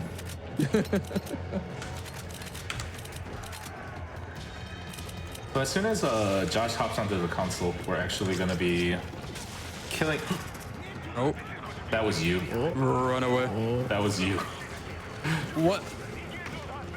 Spicy, why are you doing this? So I went out of the way to actually pick up a landmine there, which I'll be using shortly. Thank you kindly. I'll get to the landmine when I get to it, but for now, we're gonna be trying to kill this chainsaw as quickly as we can to get his treasure before Josh, you know.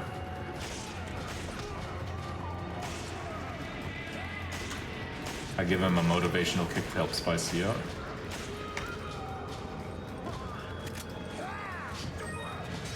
Okay.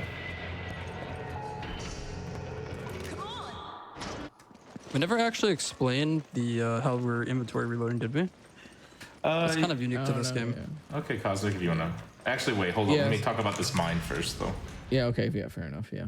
So I picked up this mine to waste it right here.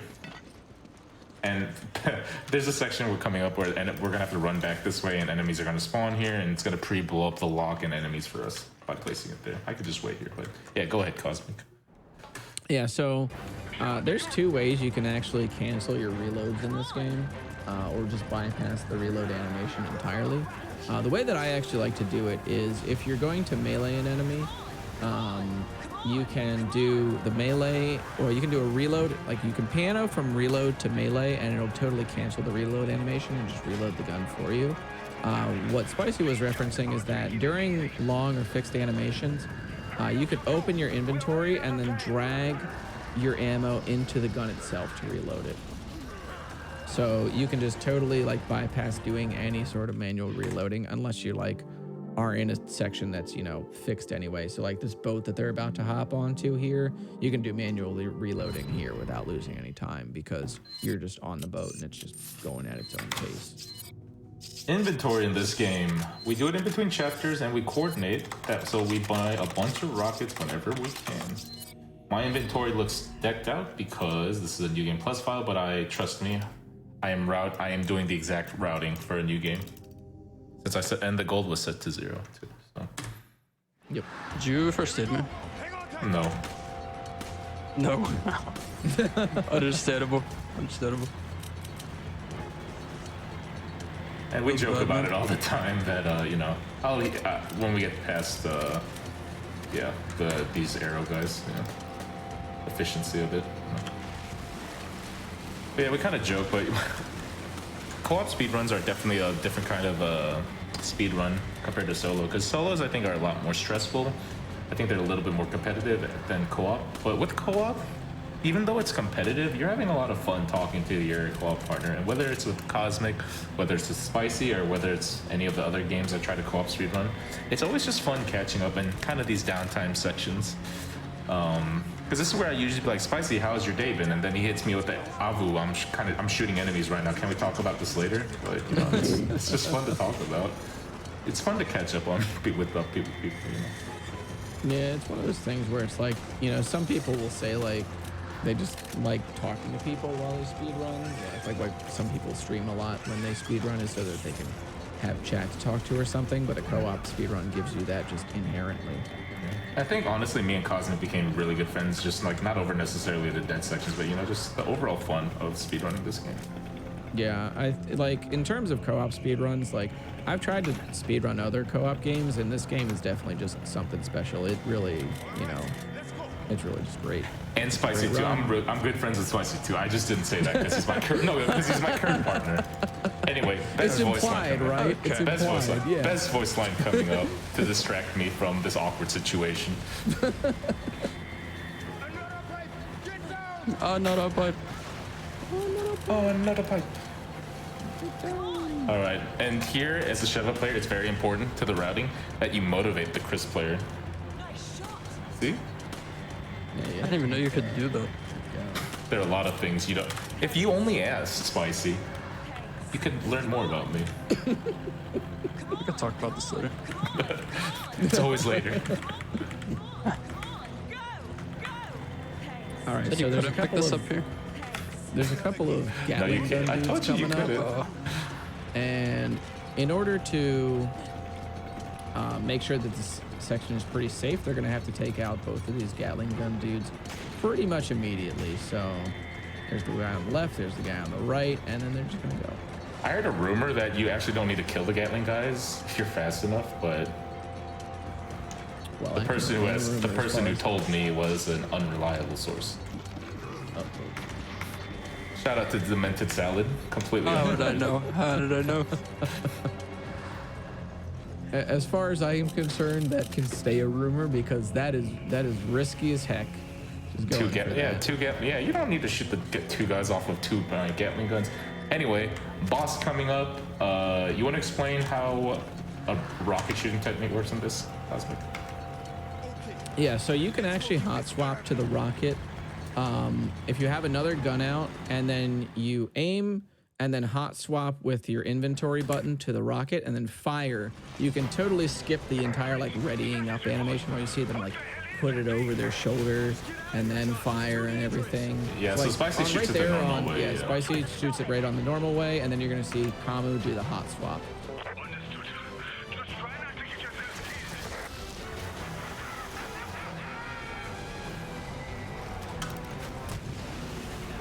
And there it is. And Irving goes down. So normally you'd have to hop onto grenade launchers or turrets and stuff to just take this guy out, but 2 rockets will just do the trick. And that's that about would be a halfway common through. thing in this run. Just using rockets to bypass the boss mechanics. Yeah, you think with how big the bosses are, none of us would ever miss a boss, right? No, obviously No, not. No way. Obviously No, not. absolutely not. Absolutely not. No. I don't know why I even brought it up. We're world record holders. Like That's true. We don't mess up. Anyway, at this point of the story, that was the weapons dealer who kind of reveals that there's something a little bit more at bay going on, and that Albert Wesker, one of the previous villains of the Resident Evil series, and Chris's lost partner, Jill Valentine, might have something to do with it, and that is why we're exploring this cave.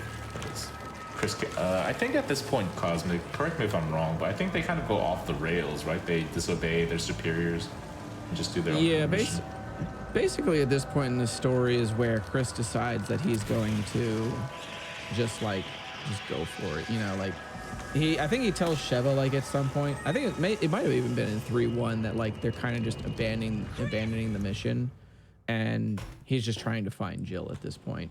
Taking down Irving is kind of a nice side bonus for Chris at this point, but that's not why he's here anymore. Like there's been some recent activity. I hope Irving was telling the truth when he said you'd find answers in this case. And more. This is where it gets all Tomb Raidery and stuff. Lara Croft. You guys say Lara or Laura? I say Lara. It's Lara. Laura. It's Lara Croft. Lara Croft. Lara Croft. If it was Laura, it would be It's Lara. L-A-R. I said Lara. It's Lara. Wait, is that a set? It's Lara. Hold up. Okay. It's Lara, dude. Just It's Lara, watch right? like any of the movies. Lara Croft. Yeah, it's Lara. Lara. Yeah, Lara Croft. No, you. Like Lair? Like a. It's Lara like Croft. Lara. It's very British. Oh, my entire life is a lie. Okay. That's great. Gotta find that out now that I've been pronouncing that wrong for like a decade. I think it's because actually a lot of people in the Angelina Jolie movie of Tomb Raider called her Laura. I think that is actually what kind of ruined it a lot. It's like calling Albert Wesker Albert Whiskers, you know? That's a cool cat name. Wait, that's a cool cat name. That's a cool cat name, Albert Whiskers. That's a whole different word, though. Albert Whiskers. Tell me that is not a cool cat name. I mean, if I wasn't allergic to cats, I would definitely name my cat that. Anyway, ballroom. We gotta just get past this death trap. A lot of big balls hitting me in the face or trying to hit me in the face. So nothing new. Come on! And then they're out of there. This is another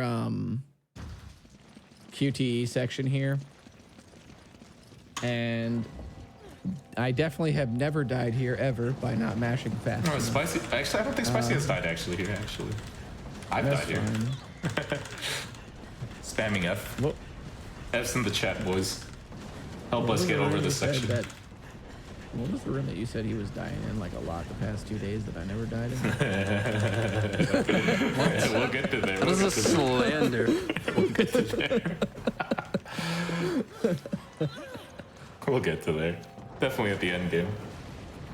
Also, the cool action dive where they just go crisscross. So think about this, all right? So Chris gets up on the left side here, but then when they turn around, he's on the left side again. What is this continuity error, Capcom? Come on. Unplayable.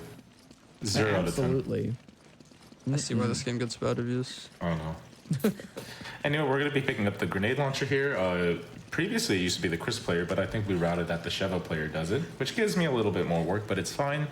The grenade launcher is mostly used as a utility weapon. We're going to get explosive rounds, flame rounds, flash rounds, shock rounds. Do all kinds of things for the rest of the run. And I think this is the last actually major pickup, or the last item weapon pickup before, well, not considering rockets, right? I'm pretty sure unless you now pick up the other sniper rifle, the auto one. No. Semi-auto. Did you guys just pick that one up? No. I think it was something that we tinkered We around tweaked with, the like, an idea, for a yeah. idea. Yeah, we like tinkered with it for a while, but well, you also pick up the shock rounds later on, right? Mm-hmm. And the incendiary rounds and stuff. Yeah. But like as far as straight up weapons go, I think that's probably the last one. So cute moment coming up for the enemies. Yes, I did say cute. They're gonna kind of Three Stooges out here. What I'm gonna do is just shoot one of their legs, and they're all kind of just gonna like fall over each other, except for this guy. He was too good. But usually what happens is they kind of all just fall in a line. It actually looks really funny. Like, get him, boys! And they all just fall. That man was about to Robin Hood you too, Spicy. I saw that. Yeah. I mean, I didn't so doubt scary. you, but you know. This is huge, bro. Would not have been surprised if I got hit.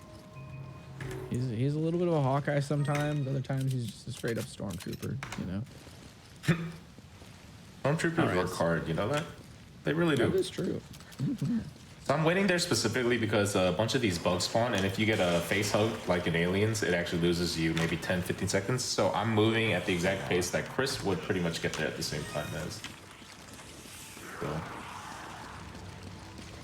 Because if I had gone too early and I had to wait at the switch, it is very possible and likely that one of those, I don't want to call them face huggers because some sort of copyright, but I guess the face huggers face hug me, and then I'm just like, what am I gonna do?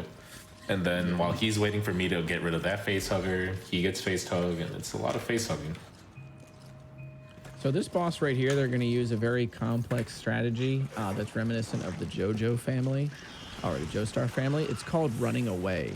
And it's an incredibly advanced technique. As you can see, it skips an entire boss as they run up the stairs. And this was something that I didn't even know happened in this game because I always killed this boss casually. So when I started speedrunning it and I learned this was the strat, like I had never seen this cutscene coming up here until I was doing runs. And then the boss just dies and you just get to be on your merry way. And then that's the end of the chapter. At I this point don't of know this- why I always think that door is going into that flower room every time. Every time.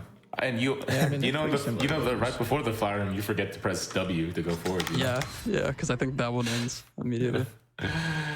But yeah, so at this point of the story, the pharmaceutical company Tricell, that's been leading a bunch of humanitarian efforts in Africa, is kind of seen around. We've seen them a little bit before the oil camp. That cutscene kind of just shows the CEO, Excella, working in tandem with a masked figure. Well, I mean, we already spoiled it. She's working with Albert Wesker because she's kind of in love with him.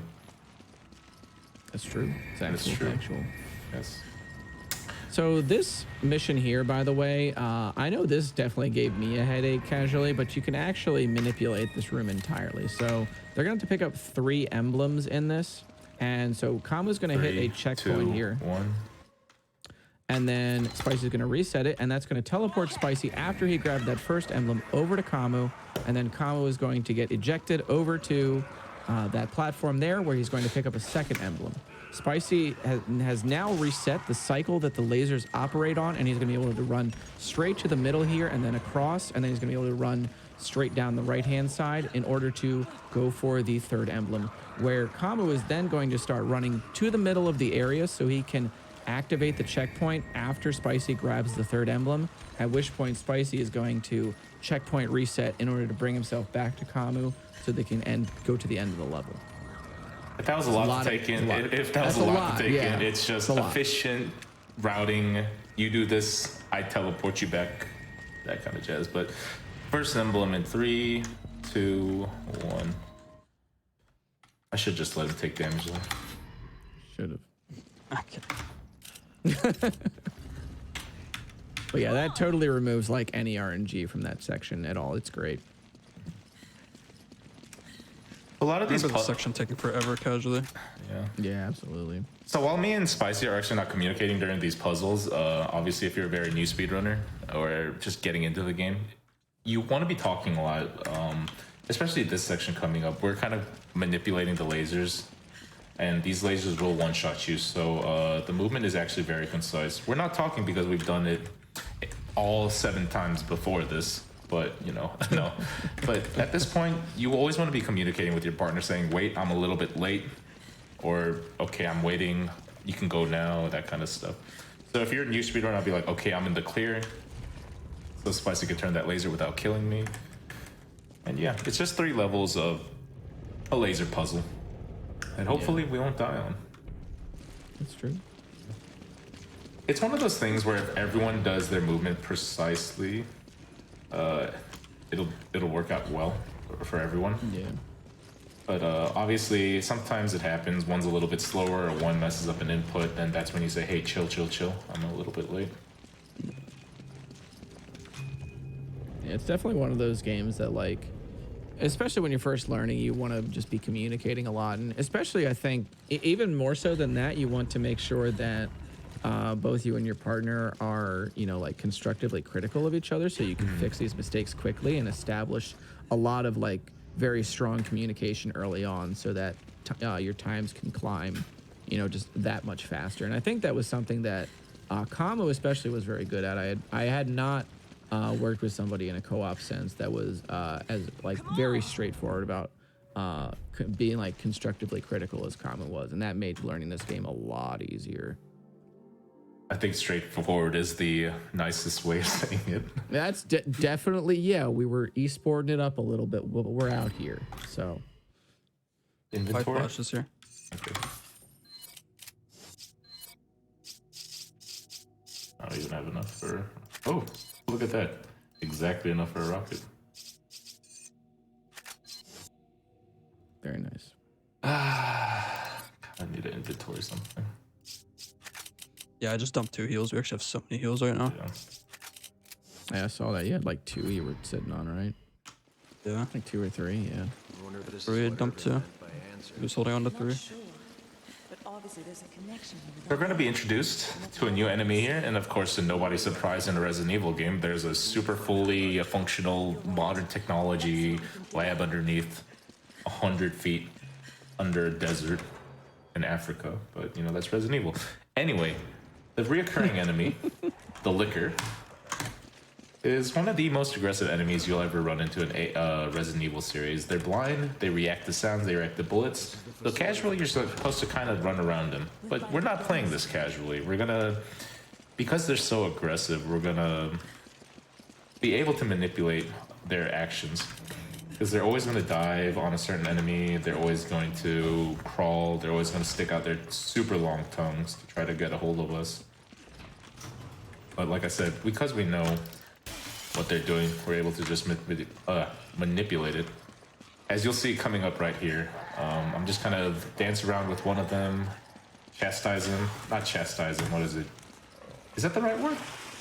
I don't know. Like belittle him? Belittle, there we go. I guess, yeah. Leave Chris alone. The cool thing about the first Licker there is that they're stuck in an animation, and it's always the first player that initiates that animation that is stuck in it with them. So you kind of let that animation play out so that the second player is able to run straight to that door and then turn it so that you can both get through safely.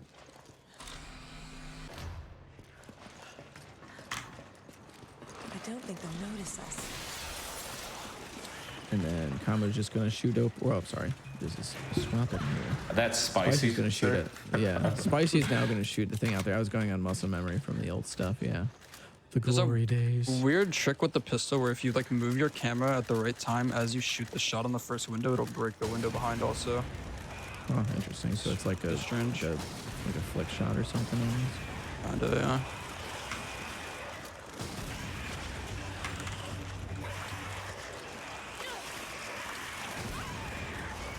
Oh, I'm in a fine situation. Oh, it's fine. He's just saying Are you in a fine situation? I'm in a very fine situation. This is kind of scary. Yeah, it was a little bit sketchy. To quote, another thing that we used to do there was we used to spend like 6 grenade launcher ammo there, but now just you don't have to. Obviously, you can use 5 instead. To quote Spicy, we are world record holders. Everything we do is intentional. We would not miss the boss. We also would not run away from the boss at the start of the boss fight. It's a giant crab, man. It's kind of scary. I back it. Kind of scary. So that was a rocket hot swap right into the crab's mouth there that just one shots it and it just goes down. Mm-hmm. More difficult than it looks. Yeah, I've lost runs to that. Yeah, it's a really weird hitbox. For sure. So this was the facility Excella was talking about. She's got us under surveillance. I'm gonna heal before we go into this next section. I'm done. You can ask her about that. We're gonna be introduced to the new Magini here, the super aggressive armored gas Magini, and there's a lot of RNG in this section because some of them might have gas masks on, and if they have a gas mask on, the flash from the flash grenades actually don't affect them. So we're gonna be hoping there are no flash, or no gas masks, so we'll be able to run through this section. Got lucky there. How lucky can we get? Hold. Thank you. And very nice move. Holding them doors. We kind of get rid of some of that RNG by throwing a nade there. I think you're able to just I think you're able to just flash if you get really lucky and run by them, but sometimes they block you. We're gonna be shooting another flash here, hoping for the best. No gas masks at all. Wow. Very nice RNG. And there are some runs, everyone's gonna have a gas mask, and you're gonna be like, why did I buy the flash run? Why did I bother, dude? Nobody can see me. This is the cool room, right? Or is No. You always forget that this room exists, Cosmic. Actually. Look, dude. All right.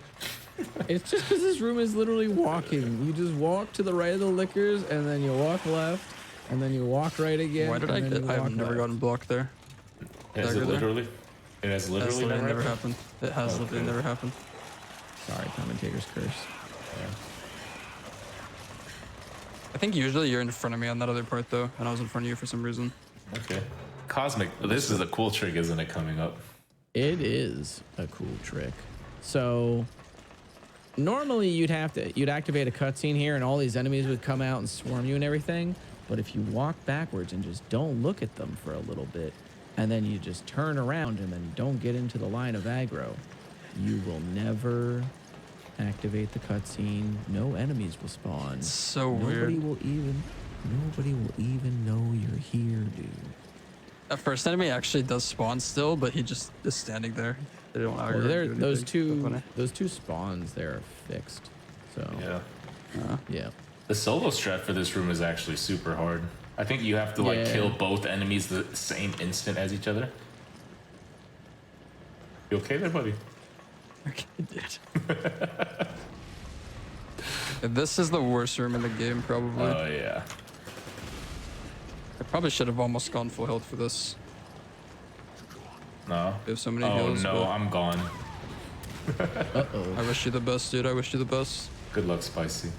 So pretty much, if you see a nade just fall in front of you, you're right by 1,000 explosive barrels. There's literally nothing you can do. And I kind of want to blow up Spicy here, but I'm gonna get blown up instead. Okay though. Wish I could help you. Coming back, dude. I know. You could send me the emotional support. Oh no. It's true, I could. Definitely. Yes. We aren't dead, so that's something. Yeah. Not as nice as we'd like it, but not as honestly. Was on the better half of what could happen. So we're going to be introduced to a new enemy type here. It is a giant insectoid cockroach-like creature that is the worst enemy in any Resident Evil game. The single-handedly the worst enemy. Why? I don't know, A rocket launcher will not kill it. How is a common enemy not die to a rocket launcher? It is called the Reaper. Aptly because it one-shots you if it gets in any range of you. So in this room, we're going to be dealing with a fixed Reaper spawn. But later, there's going to be an RNG room when we come to it where there are 3 potential Reaper spawns. That, kind of gets kind of dicey. And we haven't failed it for a while, which usually means we're going to fail at it in the marathon. So we'll find out. 100%. 100%. Oh, this was the room you were talking about. What room? The room where I never died. No, this wasn't the room. I thought it was the room. Pretty sure. No, we've died here. We've died, remember, from not rushing by the Reaper fast enough, yeah. Have I died there? No, I think I'm talking about the boat, yeah. Also, there's a cycle skip for the box here. If you just run straight ahead, you can just snake right around it. Serpentine. Oh no, I'm thinking about the one on 5-3. Mm-hmm. Upcoming as a boss, Ouroboros version 2, Albert Wesker, pretty much just goes on this whole spiel. This is the better Ouroboros, and I don't have inventory slots. Oh no. But it's the better Ouroboros. But jokes on Wesker, we have a rocket launcher. So what would win? The culmination of 100 years of research and the advancement of technology, or a little small rocket boy? A rocket boy. Yeah. What's interesting too, I think, about this boss on the PC version is that it's possible to soft lock here or something due to the damage of the flamethrower being inconsistent. I read something. Yeah, I read something about that. Yeah, it's interesting. I'm very glad that we just rocket that guy, because I was reading about that. I was a little worried about.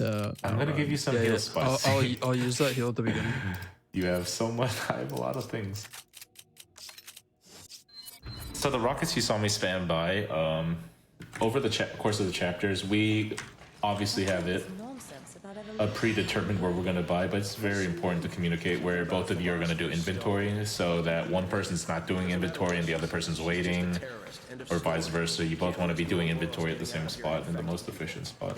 So you're going to be seeing us put rockets in our inventory at the same checkpoint, as well as buying things from the shop. So this room. Yeah. This room. This is a really long room too, which kind of contributes to how dangerous it is. This is where you pick up the shock nades, right, Kamu? Yes. No. Yeah. Spice. Yes, I do. Yeah. So, I think first, yeah, he's gonna shoot those, and then Kamu's gonna shoot a flash. Or so. Okay, sorry. No, I don't like spicy. Now. He's gonna coin flip the Reaper.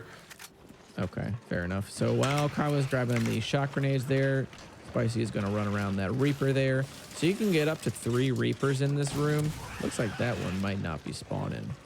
Didn't get the second one. We did get the third one, which is really bad. Yeah, that third one there is really bad for Spicy in this case, because he's got to hit this lever, turn around, and try and maneuver his way out of that room that has the Reaper in it.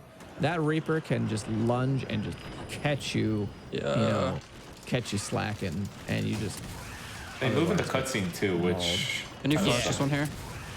Yeah. I think he flashed it. I think you could beat it hand-to-hand combat, actually.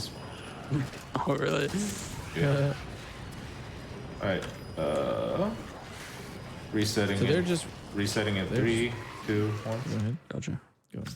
And obviously checkpoint resetting there gets rid of all the enemies, which makes this room infinitely easier. So God, imagine if it didn't. Like, how would we even do this? It would be insane. Oh, man. No, I mean, I would get on the elevator. That's your problem at that point. You know? Okay.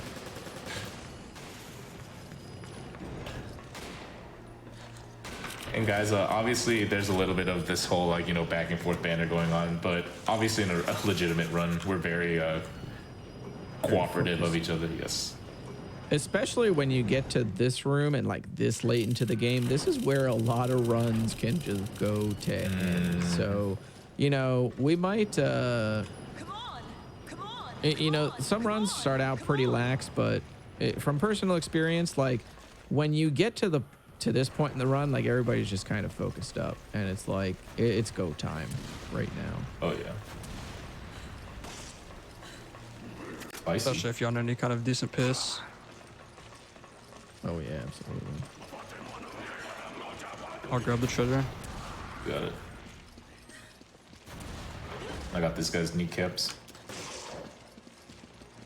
Should break his neck, Spicy. And just a simple a simple communication thing, like we said before. But this is a very boring room. X, if you have any questions or just fun things you'd like to say, now would be the time to say it, because we just wait for an elevator to go up. Yep. Nothing too crazy. Nothing too much mine. I'm just enjoying watching the run. I always like seeing the Reaper guys. They're one of the enemies I mentioned liking earlier. I think they have a cool design, but gameplay-wise, they can be very frustrating. Oh, of course. Yeah. Yeah, they're a little binary when it comes to like how you deal with them. It's literally just like get the heck out of the way, and you just force yourself to not interact with them like ever. We're kind of gonna get Spicy and I are kind of gonna get into predetermined areas. The elevator is gonna stop in 2 spots, but we're gonna be in areas where we could shoot down the lever and the enemies that spawn behind it. As soon as that happens, so there's minimal stoppage to the elevator. The elevator will always stop, but you want it as minimal as possible, and I'm definitely was shooting at the right one. Of course. Absolutely. Never doubted you. Do you still have explosive runners? I do, for, you know, your favorite section. Okay, cool. Oh, so that's right. You only use 2 on the dude in the other room.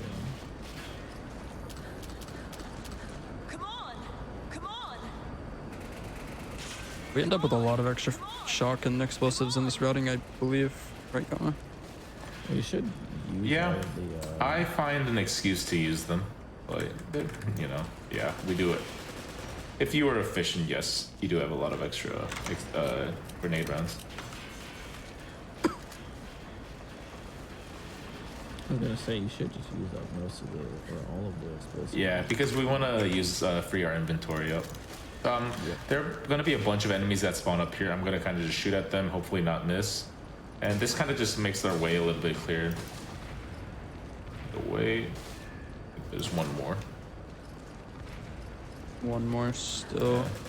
Made him fall He's there. dead, But yeah, he's dead. dead now.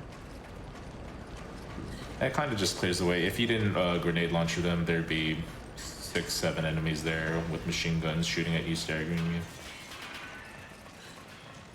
You actually take a lot of damage in this game, even on the lowest difficulty. It Crazy. really racks up, yeah. Compared to something like Village, in Village, you go in casual, you can eat 25 hits and just not care, but dying is like a possibility in this run. Yep, not 26, 25.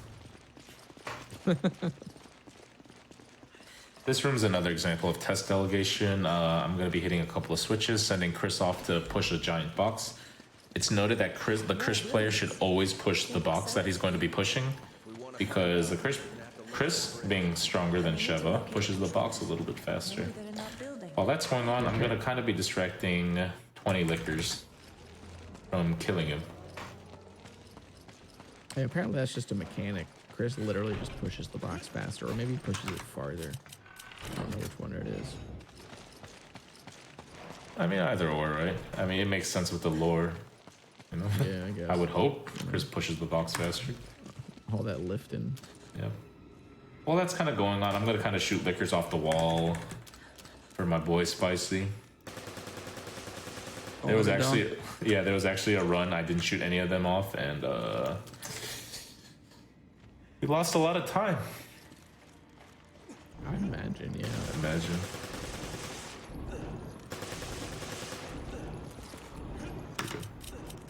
You should be door good. is actually, yeah.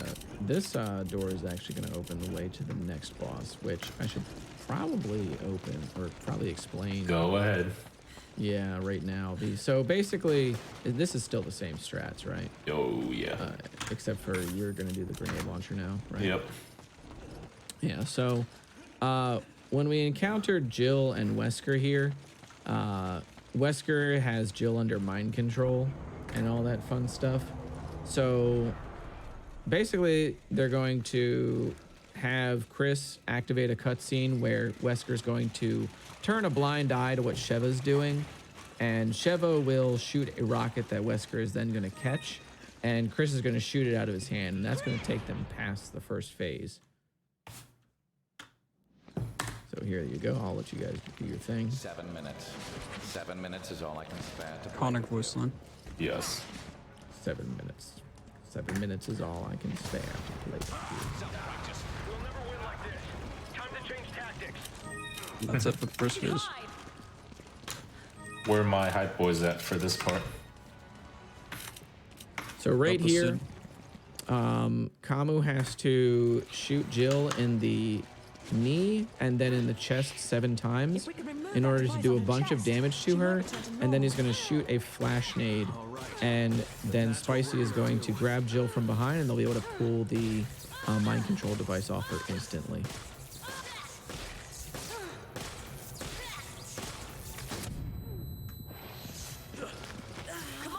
There we A go. lot of things can go wrong. If you shoot Jill too many times, she dies. The machine gun has bloom.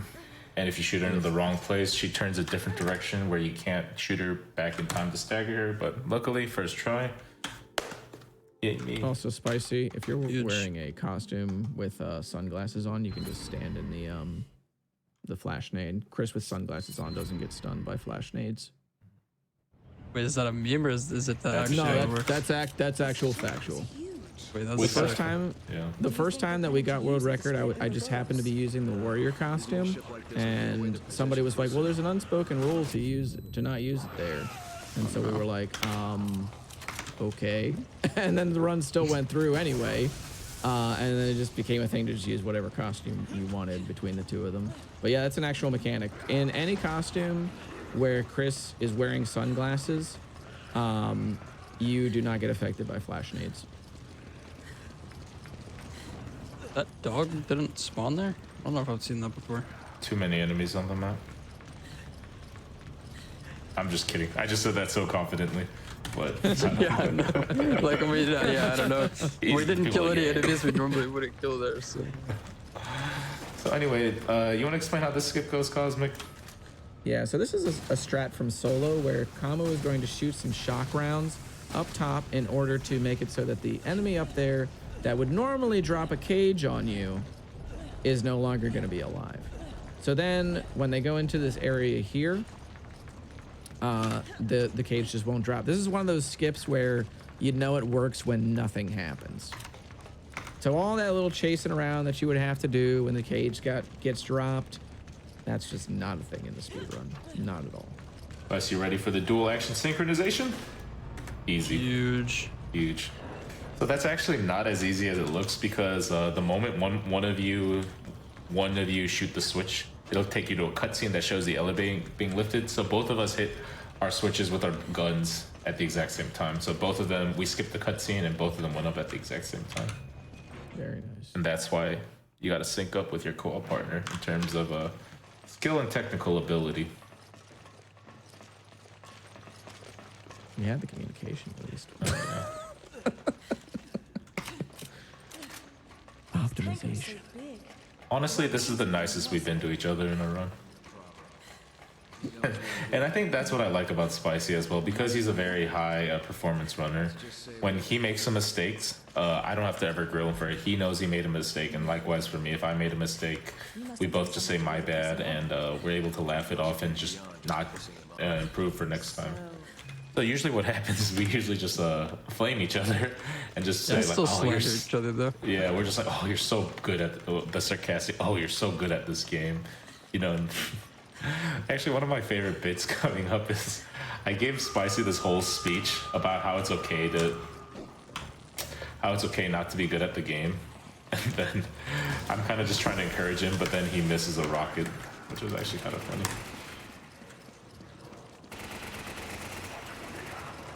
This is another checkpoint reset, I think, too. Or do you just not bother with it? No, we don't do it. Chris goes first. Okay, yeah, that's what I thought. Yep.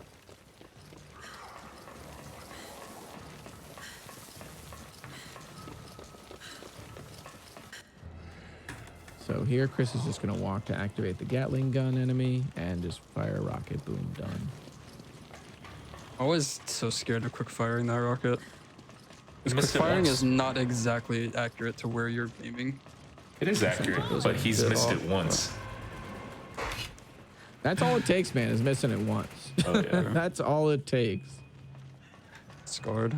Yeah, it's also kind of funny to note that if you hit him while he's throwing a grenade, he won't die until he finishes throwing the grenade, so it makes you wonder for about a second or two, did I kill him? But yeah. So if you're new at running the game and aren't sure about the money routing, a lot of these enemies drop a 3,000, 2,500 worth treasures, and I think there are about 4 of them total in the room. And those 4 you could sell to buy a rocket launcher, but we're comfortable with our routing right now. We should be in a good spot.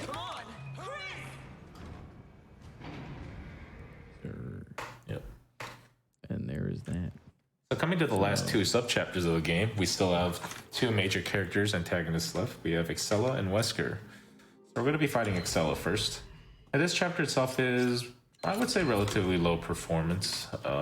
It's just a bunch of quick time events and then fighting a giant boss. Which, you guessed it, is going to get deleted by rockets. Mm-hmm. So at this point, like I said earlier, you could spam all 4 possible buttons and never die in this. And Cosmic, this was actually the section I was telling you about. You've never died in, huh? Oh, that one. Yeah. It's because we were always doing the Sean Connery. Oh, yes. Oh, Excella. Oh, Excella. All for Umbrella Shake. Okay, so fun note, completely off topic. But we're just talking in Sean Connery's voice because we're delirious for running this game for a while. So we just said, what character would be hilarious if they had Sean Connery's voice in the Resident Evil series? And we both came up with Jack Krauser from Resident Evil 4. Jack Krauser or Sean Connery as Jack Krauser. Yeah. Just lives in my head rent free, dude. Oh, yeah. Almost let it slip. Almost let it slip. That tentacle there will always dip in and out. Combo's going to use flame rounds to despawn that tentacle or to retract it. Going to use another one to retract that one. That one is always going to come out and then just retract as well. This next one here, he's going to shoot over to the left. And then shoot a flame round at that guy. So many shots that time. Dang. And that guy's just going to drop a key card. So a little bit of efficiency there. I run ahead. He picks up the key card. I open the door. Yeah. These are the small things that will save you about a couple of seconds each time. And the more you communicate, the more you're able to pull this off without verbally communicating. And as Carcinogen SCA once said, we're telepathic, actually. So. That's true. You do have to be slightly telepathic to run this. Oh, yeah. So then first rocket here is going to be on the tentacle on the left here. And Kamo is going to use the satellite laser to take out the second tentacle. At which point he's going to drop his satellite laser, bring him to pain, and then use a quick fire on the main bulbous weak spot for Excella here. This is Excella, by the way, from Tricell. She's transformed into this giant tentacle monster. Because I guess Wesker kind of the traitor and was like, we'll create a new world order or something like that. Something about love, something about betrayal, some deeper metaphor in the Resident Evil game. Anyway, He didn't even read her his favorite Snapple facts. We're going to be coming to the last chapter of the game. I call this the war room. Some people call it the rumpus room. It's pretty much survive. It's a timed room with a lot of enemies in it. We just kill them all before we get to the final bosses. You're basically playing like mercenaries, just without a scoring system up in the upper right-hand corner. So at this point in the story, Wesker has acquired one of those stealth bombers to deploy the virus off of. We're gonna need to stop him.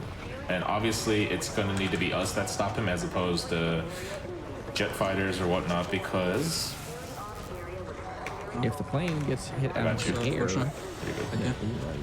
no time loss on the end. But yeah, if it gets shot down, virus spreads through the sky, etc., etc. So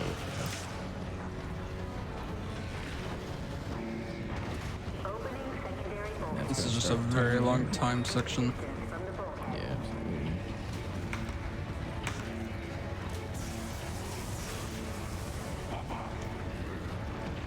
You have so many of those rounds left. Where are those flashes you have in that now? I saw flashes, but there's no real need for the flash. I have so many.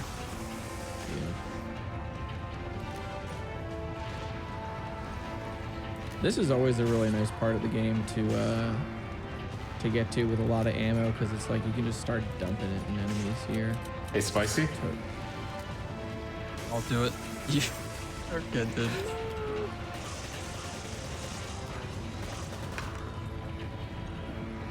I mean, if you don't damage each other, are you really running a co-op game? That's fair. So now Spice is going to use his phase plan application here in order to take out a bunch of the dudes on the other side.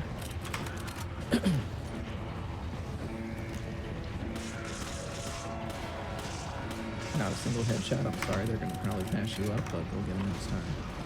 Surge. Come on! Come on! Come on!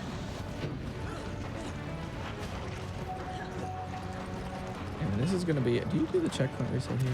No. Okay. All the checkpoint reset is kind of despawns all the enemies but 2 Reapers, but So I don't even know about this one here. yeah. yeah, it's But just a little safe thing that we used to do. And here come the Sure, Reapers. enemies spawned here. Oh, you have no flashes, do you? I have 1 for mine. Oh boy. Oh, there. I'll deal with my Reaper, you deal with your Reaper. I killed one. I have not successfully killed 1. Yes, I have. You're good. So we kill those Reapers because obviously it's safer, but they drop a 5,000. Each of them drop a 5,000 gold treasure that, should you be short of a rocket launcher at the end of this chapter, you could just buy. Don't mess up the rocket, dude. This rocket actually is surprisingly easy to miss. Like, I don't know why, but sometimes, so 2 gunners are gonna spawn and both of them each have a card key. But sometimes there's like an iframe for one of the gunners, particularly the left one, where the rocket hit doesn't register. And it doesn't happen often, but it happens relatively They enough. spawn in like slightly random places too. They don't always spawn in the same Yeah. spot or something. It's very weird. You gotta give me the motivation, Spicy, come on. You got this, dude. Got this. We're insane. Now you have to motivate me for Wesker coming up. Too many resets it takes. My hopes for Spicy at or near expectations. So Is airfield any different? I forget. yes. Can't explain. I mean, it's more consistent, but the attack patterns are RNG. If you want to explain it before we actually get into it. Yeah, so basically what you need to do to Wesker is like, are you not, is Chris still firing at the ground or what? Yeah. Okay, so Chris is gonna fire a rocket at the ground, and Wesker can do a bunch of different attacks, like one where he walks forward or he'll dash forward. There's a couple other ones I think in there. And Chris has to hit a rocket at him in order to deal enough damage so that when Sheva shoots him from the back, he'll pretty much instantly go into a staggered state. All right, you ready? And I'm ready. he'll go into a staggered state, and then Chris will be able to grab him, and then Sheva can inject him. First try. There we go. Nice. Yep. That's another solo thing. So now Chris just does that. Neat. We're not skipping this, right? Oh, from here, yeah. This is such a good cutscene from here. Yeah. We'll just be quiet and let it play.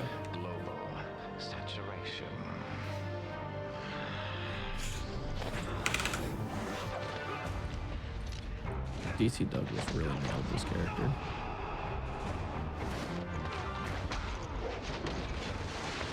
Haven't seen this in so long. Oh, this cutscene, this action scene is so good. dude. It's so good. Your feeble attempts only delay the inevitable. Oof. That always gets me how he just has the gun right out when he teleports to Chris. Right. And then I like how Chris's sunglasses are clipping through his eyebrows too. Oh, yeah.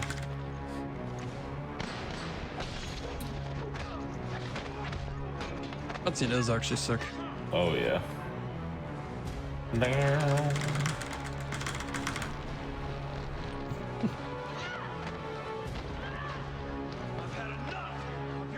Whoa, Chris, chill.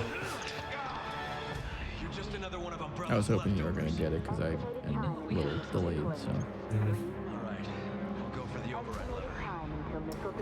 So, throughout this whole run, I've been insulting Spicy. Is that where the sentence ends? I'm sorry, I thought I missed the prompt. It's Spicy has the choice to save me. I thought I missed the prompt. Spicy has the choice to save me right here. And if I've been good enough, he saves me. If I haven't, he usually lets me go. I suppose this time. I suppose. Anyway, we're in a volcano now because, you know, Resident Evil things. Wesker's dead, right? I have to ask, though, do we get to see it? You get to see it. Let's go. All right. All right.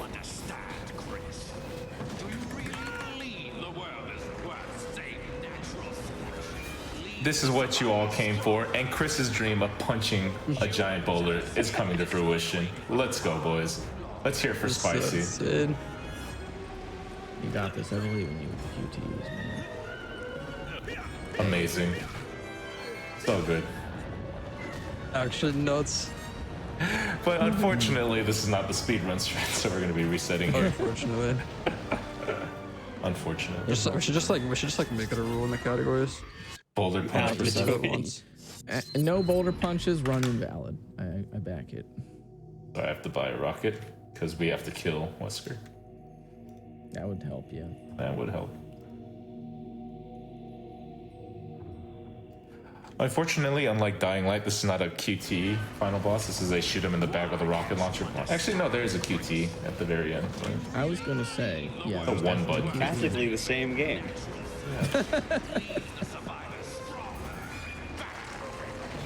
Where do I shoot Wesker? If not the giant red spot on his back. And that time will be coming up shortly as soon as we press the QT in about 3, 2, 1. That's time. All right. GG's. Great job to all of you. That was a fun run to watch. I was watching the boulder punch, and very well done. Now that we're done with the run, I have a couple questions for both of you here. One, do you both have any shout-outs that you would like to give to anyone? Just a shout out to Demented Salad for doing like a lot of the routing, a lot of the tricks for this game. That's all I really have. I don't have too many shout outs this time around. Yeah, I mean, shout out to both of our viewers that support both of our streams. Shout out to the RE5 community, and like Spicy said, Demented Salad as a whole, and his co-op partner Matt. Unfortunately, we're a little bit faster than them, but you know, they come up with most of the routing. So big shout out to them. Big shout out to the GDQ hotfix. Big shout outs to Ek. And everyone just watching. You guys have been wonderful. Most of you have been wonderful. So thank you guys, and back to you guys. All right. Really quick as well, if anyone wanted to find either one, there's that. If anyone wanted to find either one of you on Twitch or anywhere, where can they find you? Where can they check you out? It's worth it. My Twitch is the same as the name on screen. So twitch.tv/spicytv. You could find me at twitch.tv/ninja. No, at Avocamo. It's the same name on the screen. Yeah. Fortnite guy. Yeah, and if you like co-op speedruns, I know Spicy and I are speedrunning Back for Blood as well, so you might be able to catch one of those runs. But yeah, that's it for me. All right. Anyone else have anything they would like to add before we finish on up for today? Actually, Cosmic, you have any shoutouts? Yeah. I mean, I just kind of wanted to echo you both. You both like, yeah. Shout outs to the RE5 speedrun community. That's grown a lot since like in the last year or so. Always cool to see this game. This is absolutely one of my favorite games of all time. So, and this co-op speedrun is something special. It's really awesome. So, thank you so much, both of you, for having me on for commentary. Thank you, Ek, for having us all on, and much love to all of you for tuning in. And if you want to watch me, you can find me at twitch.tv/DECosmic. All right. I want to thank you all again for being here, and thank you for the run of Resident Evil 5. It was a great showcase, and thank you once again. Yeah. That being said, we're going to be wrapping up for today. A few hiccups here, but it all worked out, and it was a great showcase of two great runs. That being said, we're finishing on up with Speedruns from the Crypt for tonight. I have been your host, Ecdysis. We have the bi-weekly horror show here, so we're here every other Wednesday. So, although we're going to be back in a few days on Sunday for our Halloween episode, because we actually get to do that, and that will be the Horror Halloween Hotfix, which will be a long day of a lot of horror games, and they should be quite fun. As well, tomorrow we'll be having the first step with Kenna Bridge of Spirits, starting at 7 p.m. Eastern. Once again, I've been Ecdysis, your host. If you ever want to check me out, I'm somewhere down here. I talk a lot about just how the show is made, what goes into it, and all that jazz. So if you'd like to do that, well, there it is. Anyway, we're going to be rating someone before that. I just want to say have a wonderful rest of the day and or night, and thank you for watching.